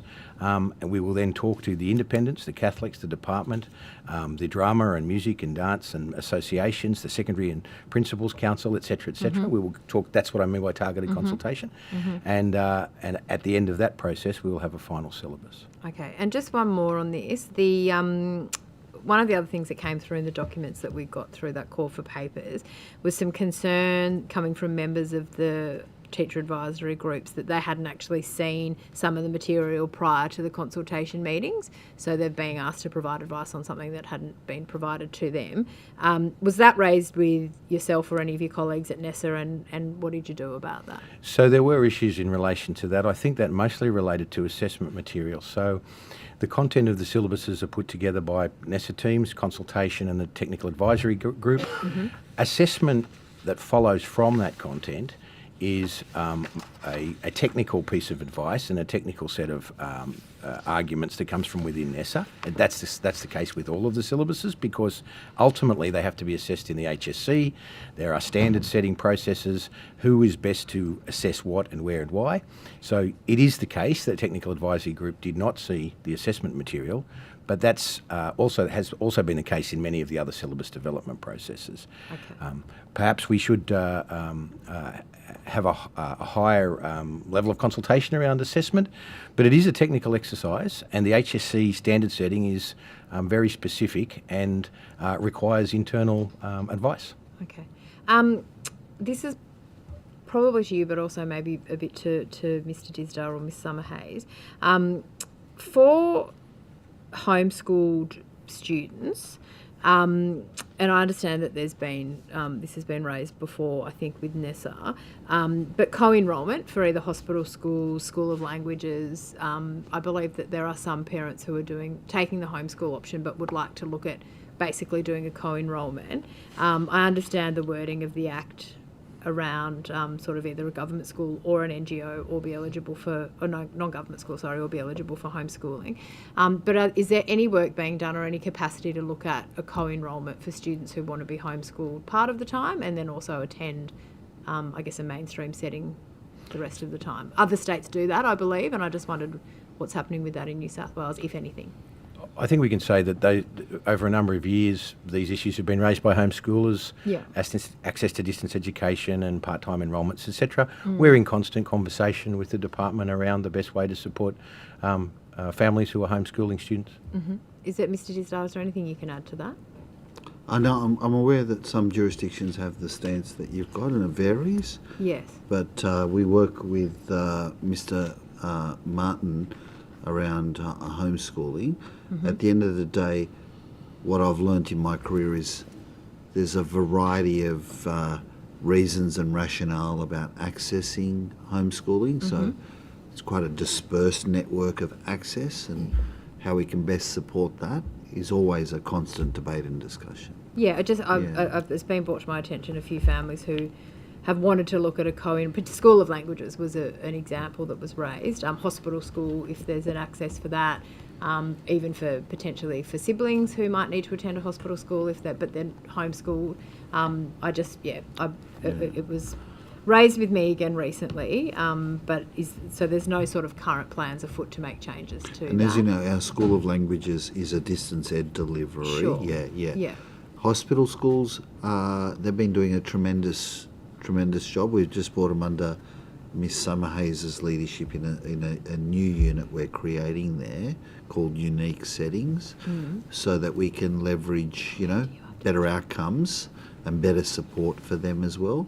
Because I know you know this space well. It varies from a one-day stay to long-term stay. Yeah. There might be an argument on the long-term stay around what peers and siblings look like, particularly with geography. If you've got a family that moves from the region.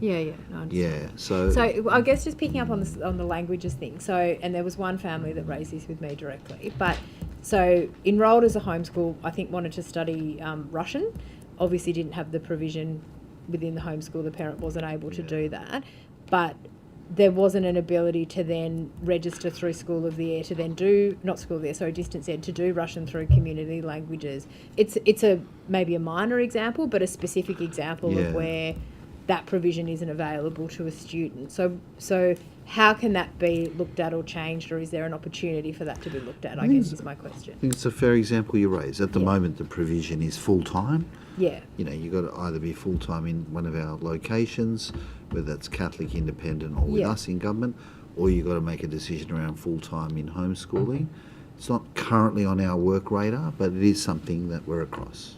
Okay. I'll just do one more and then hand over to Rachel. Sorry.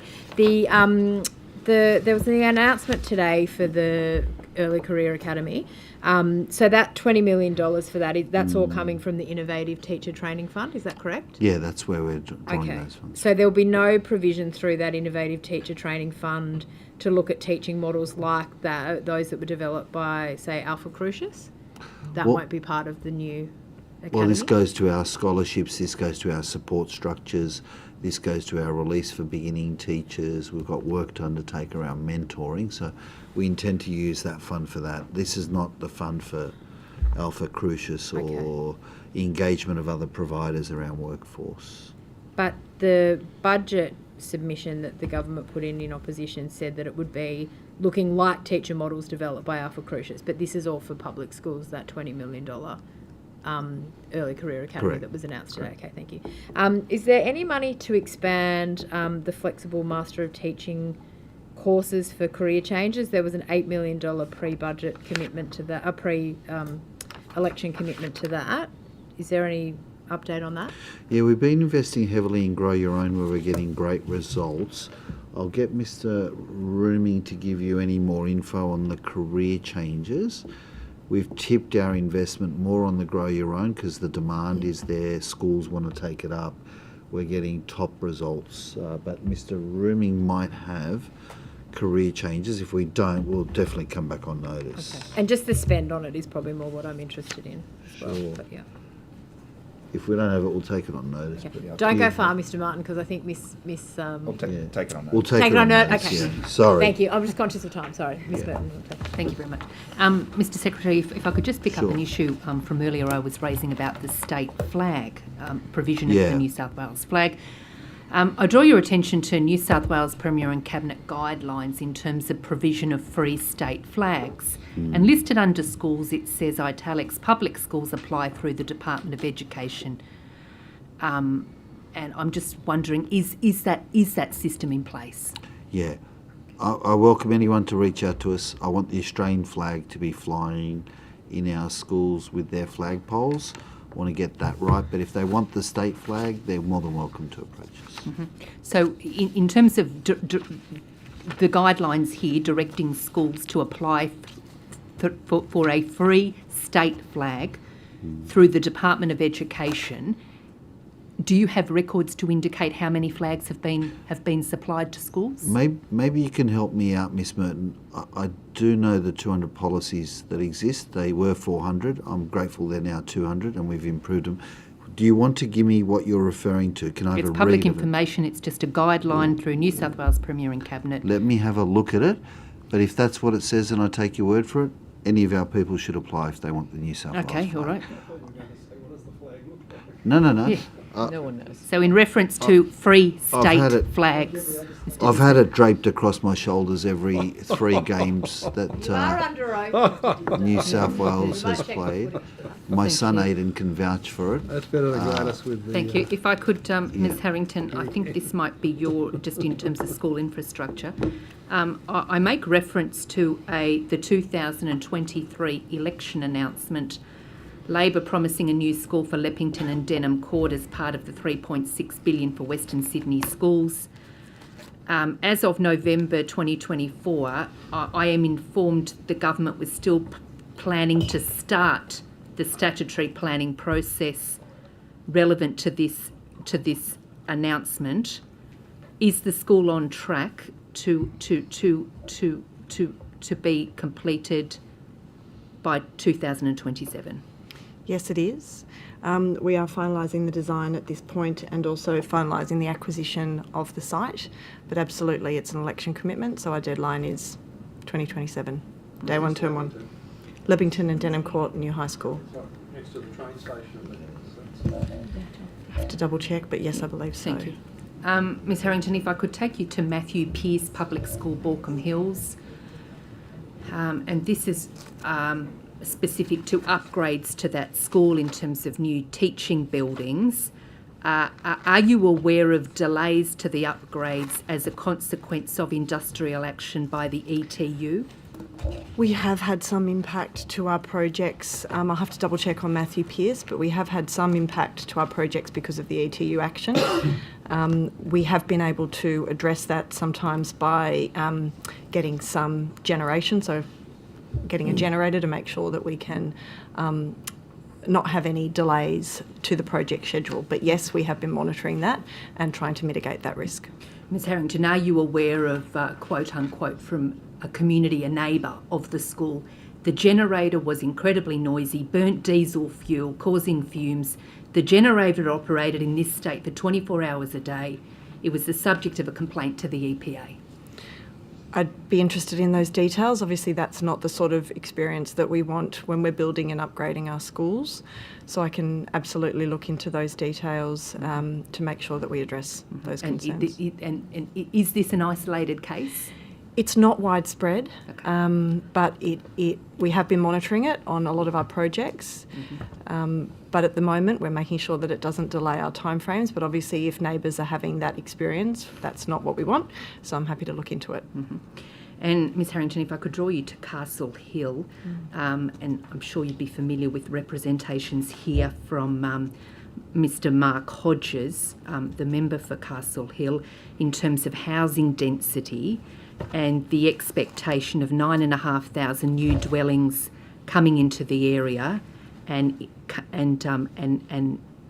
how the community are going to meet the demand for new schools. So we agree that that area is seeing a lot of growth. It's an area that we're looking at really closely. We're really pleased just to finish the upgrade of Castle Hill Public School and have the demountables being removed from that school site. But in terms of we are seeing a lot of growth, the thing we need to do is make sure that when we acquire land, it is the best value for money for the taxpayer. So we're doing that work at the moment, understanding when the demand is coming on, the utilisation of existing schools, because there have been a lot of upgrades and new investment in that region.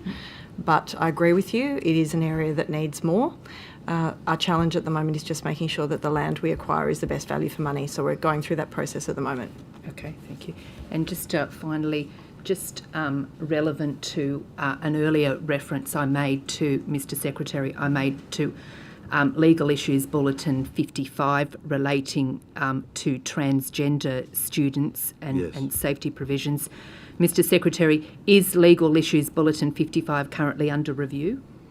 It's due term one this year. We're underway 3 weeks, so we'll land that term one. We're in the final stage of consultation. I look forward to giving good guidance to our schools. And Mr Secretary, I raised earlier today, and if I could just gather your opinion, in terms of families wanting to be involved in decisions relevant to transgender children at the school, where do you sit on that? Do you recognise a duty of care to the students that families need to be part of the conversation and the discussion relating to gender identity or changes within the school environment? Yeah, it's not my opinion that counts here. It's fine. How I work and support those students. Mr Graham can give you some detail in a very complex space. By far and wide we work with families, but there can be particular circumstances as mandatory reporters and under child protection where we've got to take a child approach. Mr Graham, do you want to refer so some of the to legislation we'd have to comply with to give you an idea of the complexities. The Health Records and Information Privacy Act, the Privacy and Personal Information Protection Act, the Sex Discrimination Act and the Anti-Discrimination Act. But the overall legal obligation that we have is to take reasonable steps to protect and support all students from foreseeable risk of harm.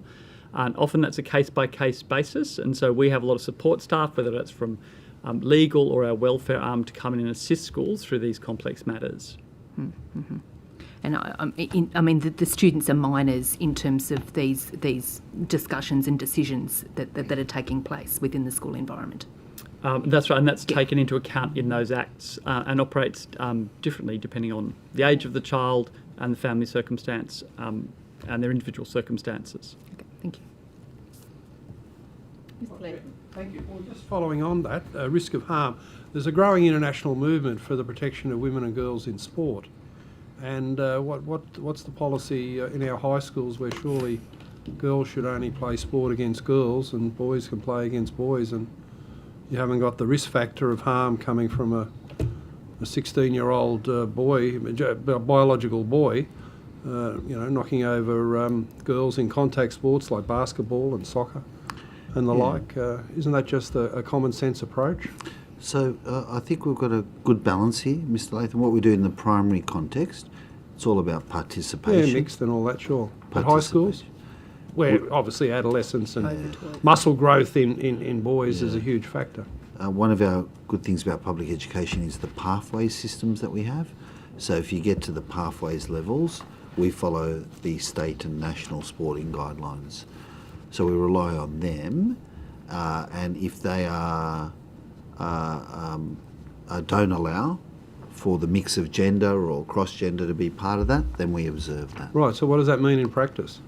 So if you get to our CHS levels, if you get to our state levels, if you go to our state carnivals, which is very different to a school carnival, we follow the national and state guidelines that are set by the appropriate sporting bodies. What about the risk of physical harm of a 16-year-old biological boy? I'm appreciative of that. When I was coming through, there was even, in rugby league, a sport that I really like, there was even weight categories, etc.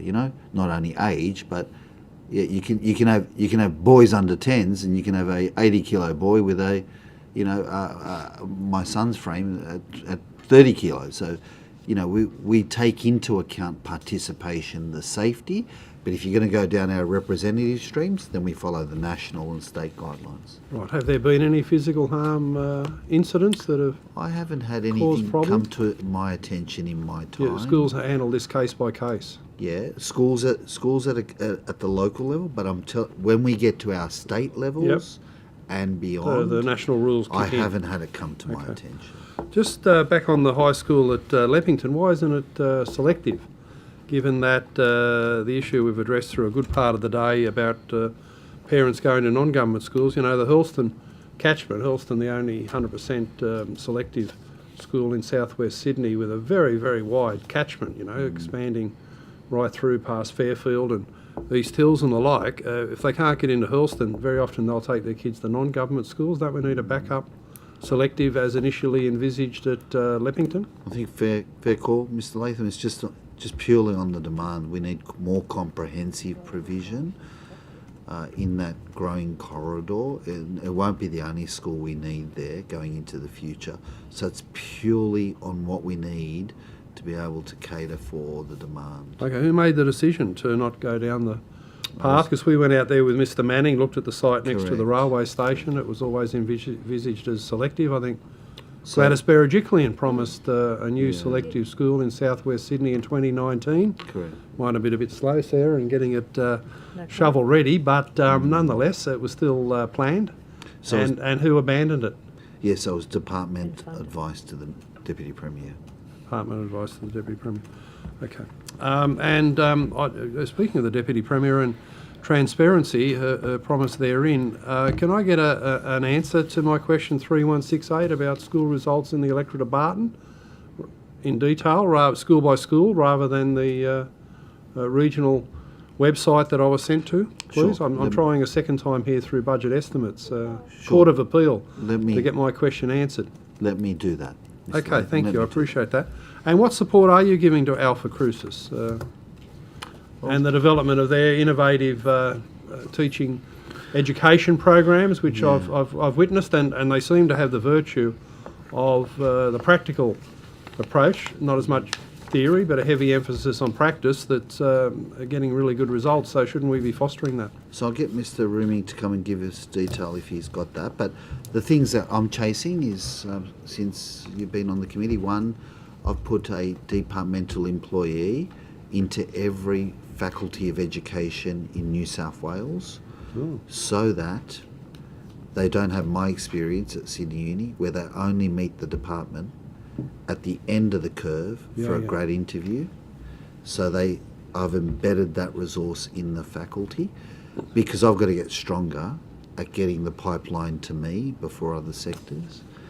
We're chasing Grow Your Own, which is producing good results. We've the transition to retirement to prevent exit.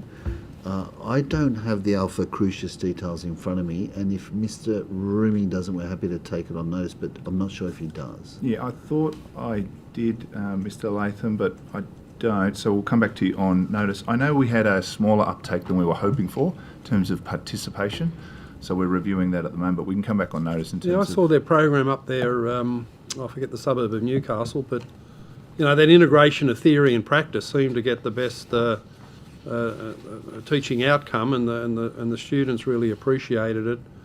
And the worst thing that happens at university level is, given theory heading down the wrong path, like inquiry-based learning, project-based learning and the like, and then not having any practical experience in the classroom to know that there's a better way, explicit instruction. So I think is this what we're after now? And I've heard Jason Clare talk about this, a closer integration of theory and practice in teacher training. Also, paid practicums have been a topic from the federal government. I think we share more your school of thought, that it's really the embedding in a school, it's really the practical experience and learning, and we've got to get better at saying early on, you actually will not make a great teacher. It'd be better if you chose another profession right now. Don't you find that if they've done a prac? That's what I'm saying. You can see it. I think we're driving the same eyes. mentality around getting more practical experience. There's a place for the theory, but I think when you're inside that classroom, I don't know that you're relying on the theory. You've got to have that practical experience. But we'll come back on notice with where we're at with Alpha Crucius. We have 8 participants in the program so far. Well, that's fantastic, Muriel. I've got to say, back in the day, you and I probably were on a different page, and I was writing you off as a system leader, but today you've been a breath of fresh air, and I congratulate you. I wish more senior public servants would agree with me as often as you have today. It's been fantastic. I thought there were points of agreement even back then, but maybe we've been able to articulate it. They were green shoots of agreement, and I'm a hard marker, and today I say well done, and it sounds like everything's headed, most things are headed in the right direction. Thank you. Then I'm just saying, just stick with us, because, public ed, we're about rebuilding it and getting it stronger. I'm determined to do that. Well, it's been refreshing to hear the feedback and answers today. And finally, on one that, again, the committee had a look at, Ms Harrington, the Castle Hill High School rebuild, has that got rid of all the asbestos? Have you done the full remediation there? Because we had a big problem on our hands there before the committee not so long ago. And Safe Work New South Wales, dreadfully slow, and as the Minister's now said, a toothless tiger. Has the department taken it on to provide asbestos-free learning environment? So we follow hygienist advice in terms of all of our schools, including Castle Hill High School. There's a lot of attention that we've given, obviously, to that school because of the history and what the school has experienced. So I can't say that we've removed all asbestos, but what I can say is we have followed the hygienist advice to make sure that that school is very safe to teach and learn in. As you know, what does that mean? You've removed or dealt with the unsafe asbestos, have you? What it means is that we've followed independent hygienist advice to make sure that the asbestos that is there in the buildings, as it is in a lot of other buildings, is remediated, removed, capped and dealt with to make sure that it is safe for people to be there. And are the teachers in the school community satisfied now it's a safe environment? Because back in the day, they my colleague Kathy Brennan has been working really closely with the school and the staff to make sure that they're aware that we're working really closely with them to make sure that any concerns are dealt with. Obviously, our asset management team is working very closely with that school as well. Mr. Latham, we've taken the learnings from that side as well across the system around mandatory training for principals and school leaders around asbestos management. Again, I didn't hit the principalship being an expert in asbestos and how to handle it. So there are things that we've taken from Castle Hill across the system. Yeah, it was a big problem. And my final one to Mr. Martin, how many government schools do you now inspect from NESA for registration certification purposes? And when you do that, are you taking into account all the pedagogy issues that we've raised here, that, you know, explicit instruction and phonics are not optional, they've got to be taught, otherwise perhaps the school has its registration in doubt? So NESA doesn't directly inspect government schools or Catholic schools. We allow the systems to inspect their own schools to comply with NESA's regulatory processes. So we've worked with the department as that process occurred. So they go and have inspections to make sure that they meet all the regulatory requirements. But we do have random inspections across the three sectors. You pick I'd them, have to don't get you? on notice how many randoms we've done of the government sector. We make sure we see syllabus documents, scope and sequence, assessment materials, and then we provide a report back through the secretary around what's happening in his schools. But I can get you on notice exactly how many gov schools we inspected in the last 12 months. Yeah, and how many comply with the pedagogy statement would be useful as well, and then what you do about it if they don't comply. It's in a report back to any findings we have from our randoms go back to the Catholic sector, to the independent school itself, or to the government sector for them to internally deal with the issues raised. Right, but in the government sector, the department's still doing the inspections. They're doing their own. They make sure that all their schools comply as part of their normal processes, and they have ways of doing that. But we do random inspections with NESA inspectors as well. As a double check. Thank you. Did you want to continue? Sorry? You can continue if you like.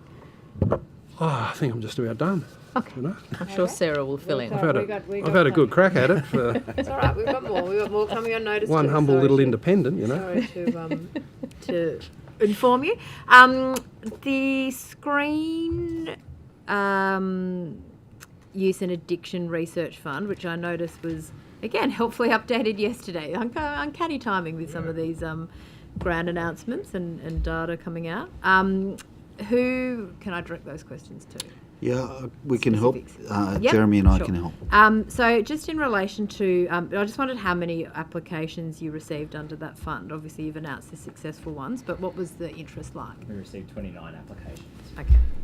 And then in terms of the time frame of delivery for the different projects, and I appreciate there's different categories, obviously some of the bigger ones going to the universities and several $100,000 for a number of them. What's the time frame for that research, and when would you expect that to be provided back to the department? I'll have to take that on notice just because each of those projects now is going through the ethics and SERP process, and so there might be different timings for different types of projects. So I'll take that on notice. Okay. Was there, as part of the application process though, criteria around you wanted it to be completed by a certain time? I just note that one of them, and it's not a reflection, but that's a 10-year longitudinal study at ANU. So I'm just wondering when we'll start to see some of the data that's coming from. I'll have to take that on notice in relation to the specific application criteria, but I do know, as you reflected on, that there's different time frames based on the different types of research that's being undertaken. Okay. It was a commitment from the government that obviously if it was an election commitment, most of your others you want to deliver in this term of government, and so I'm just curious as to when that will be available for some sort of analysis. But if you could provide that on notice, that would be great. I think also the mix, Miss Mitchell, here is really important. There might be some that come to us in a more handy and timely manner, but I really, when I was looking at it to sign off on, welcome a longitudinal look as well.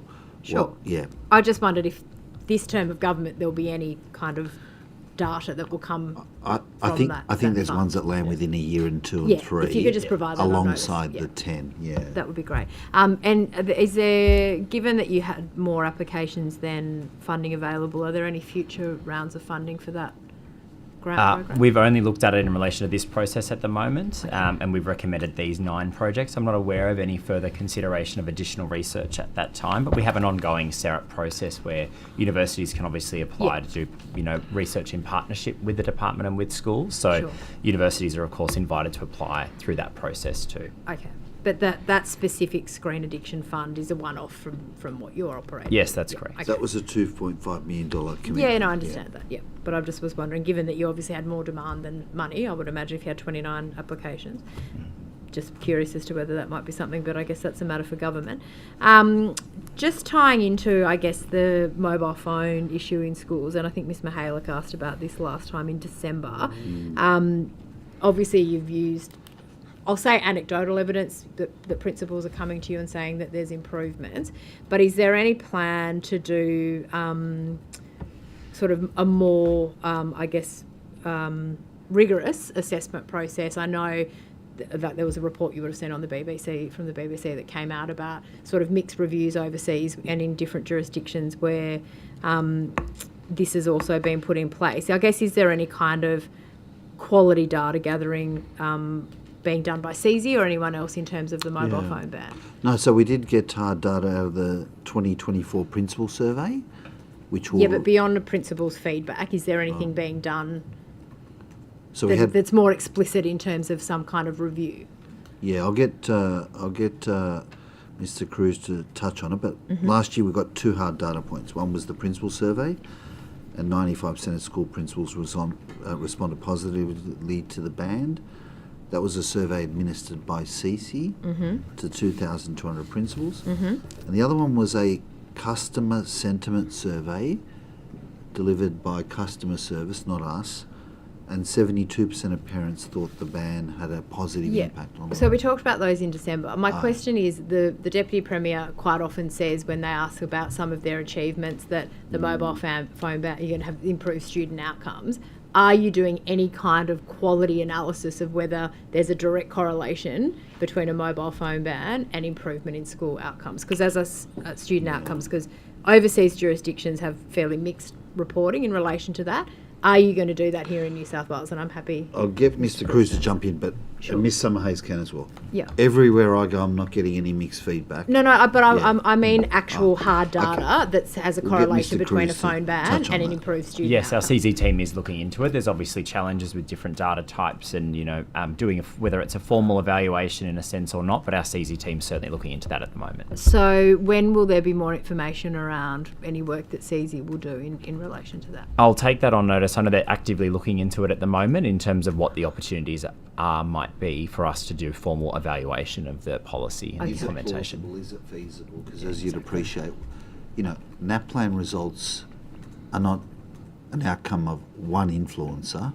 In fact, the evidence says the biggest influencer is the quality, capacity, expertise of the teacher. So to draw assumptions of a mobile phone ban leading to a NAPLAN improvement, we need to test the rigour of that, because a lot goes into what a NAPLAN result looks like. Sure, I mean, the Minister just says quite often in the House and publicly that the mobile phone ban is going to have an improvement on student outcomes. I'm just wondering if there's any data to actually back that up. That's what I'm curious to know. So let's come back to you through the work CC are undertaking. Okay. Did you want to add anything, Ms. Summerhayes, or you?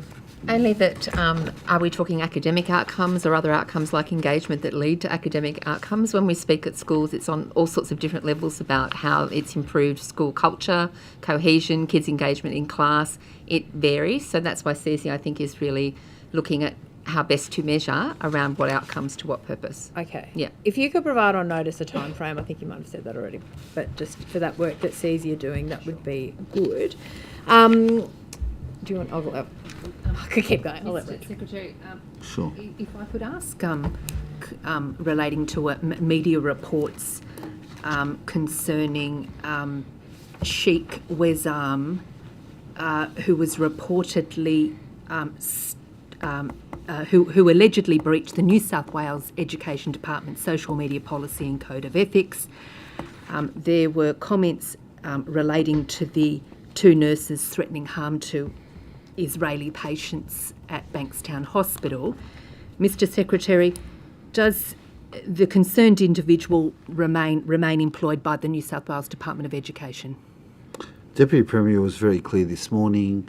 The Premier's Department have been very clear with a circular across the sector with the Public Service Commissioner, and I've been very clear in my role. All our people have got to stay apolitical in the execution of their duties. We've met with the individual on a couple of occasions with their representatives. They are not in... Mr. Secretary, it's an estimate session, and I'm asking whether the concerned individual remains on the payroll. The concerned individual is not working at the school at the moment. But in terms of the payroll, is the taxpayer still paying the concerned individual? We're working with the concerned individual and their representatives. Are you aware of the alleged breach of the social media policy, that the material still appears in the public domain? We're the ones that have put the allegations to the individual. I'll hear the point of order. Case that's the subject of investigation. I think it's inappropriate for this to be canvassed any further in an open hearing. And if Ms Merton wants to continue this line of questioning, I'll move for the session of moving camera. Do you want to push? I preface the comment that saying it's an estimate session and it was around the employment. Does the concerned individual remain employed by the Department of Education? Let me repeat for the third time. I take my estimates responsibilities very seriously. We're working with the individual and their representatives. I don't want to jeopardise what that means for the individual. They've got representation and we're working with the representatives and the individual. They are not in the school at the moment. Mm-hmm. The question was relevant I'm going to... to press the point. I don't... If you persist, I'll raise point 13 of the procedural fairness resolution, which relates to serious damage around the reputation of a third party. Yeah, I think we finished. I think Ms Merton was finished. Yeah, okay. Another very specific one for you, Ms Harrington, and I'm happy if you take it on notice. We've just had some feedback from some families at Temora High School about issues with the air conditioning there not working. Apparently the original units were removed, but they haven't been replaced. Are you able to provide, and again, happy on notice because I know it's quite a specific question, but any updates on what's happening with the aircon at Temora High? That would be great. Do I have 2 more minutes, Chair? I just want to ask one, Sure. and then if there's something at the end of that. Sorry. That's just, fine. No, it's your time. It's fine. Something that I saw when it came out earlier this month. On the 22nd of January, there was an administrative arrangements order made which moved the...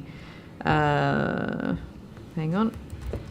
Where's it gone? Let me get this right. The non-government schools regulatory unit got transferred from the Department of Education to NESA.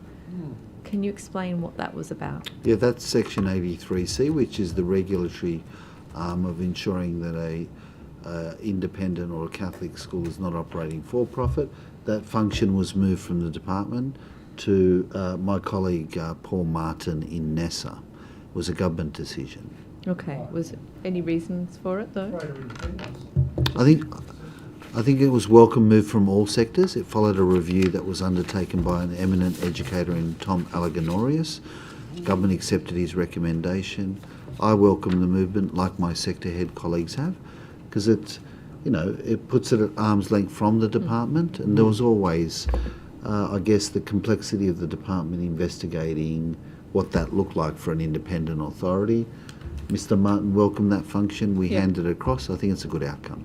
Thank you. I was just very keen to see what that was about. Go ahead. Thank you. In the 1 minute I've got left, I just wanted to ask about the admin reduction for teachers. Sure. Again, just specifics around the methodology of how you're tracking how much time has been saved. I appreciate the Minister gave some general examples earlier, but I noticed the People Matter survey still says that stress and burnout levels are pretty high still amongst staff. There hasn't been a really significant change there. How are you tracking that time saved and where are you up to in terms of that commitment? Yeah, I'm glad you referenced the People Matter employee survey, because for the first time in the last 4 years, we had improvement from schools only in 11 domains. In the last 4 years, we had no improvement, but we went up in 11 areas, which is great result for schools. I do acknowledge that stress and burnout is still high. Still too high, but we have improved. What we're not doing this time round is we're not going on the ground and counting and replaying the minutes, because we've got a lot of scepticism when you go out there and say, can I continue, Chair? When you go out there and say, we saved you 2 minutes, we saved you 3 minutes. So we're trying to do discernible action. It goes to the mandatory training, which is now 1 hour instead of 20 or so hours a year once you've met all your competencies. It goes to the extra school development days. It goes to things like the limitation of meetings so that we can focus on the classroom. We do have to prove back to government, though, Ms Mitchell. Yeah, there was an election commitment Of around 5 hours hours, saved. So yeah. So I'll go to my colleague, Mr French, who can tell you the methodology we're adopting. Yeah, so thanks for the question. As the Secretary's outlined, there's a number of workload reduction initiatives that we've put in place. And the work that we're doing now after we've just completed the audit is to work through the extent to which that's having a those particular initiatives are having a felt difference. So for instance, the school admin reduction program is a good example of that, where we've just rolled out this year and into next year for over 700 schools additional SAS staff, and looking at the way that they're able to perform administration tasks that teachers might have otherwise performed. Okay. You're going to hit the 5 hours, though, that was the commitment? I beg your pardon? The 5 hours, which was the pre-election commitment? Yeah, so we're confident that we've got the right things in place to be able to deliver on that commitment. One of the things that we do want to make sure that we do is, in measuring these initiatives, is looking at realised time savings, not just estimates. So we're working with our CZ colleagues at a way of validating that across the system, not just those particular schools that an initiative might have been put in place with. It's now time for government questions. Does government have any questions? Oh, you could have let me keep going, Adam. Come on.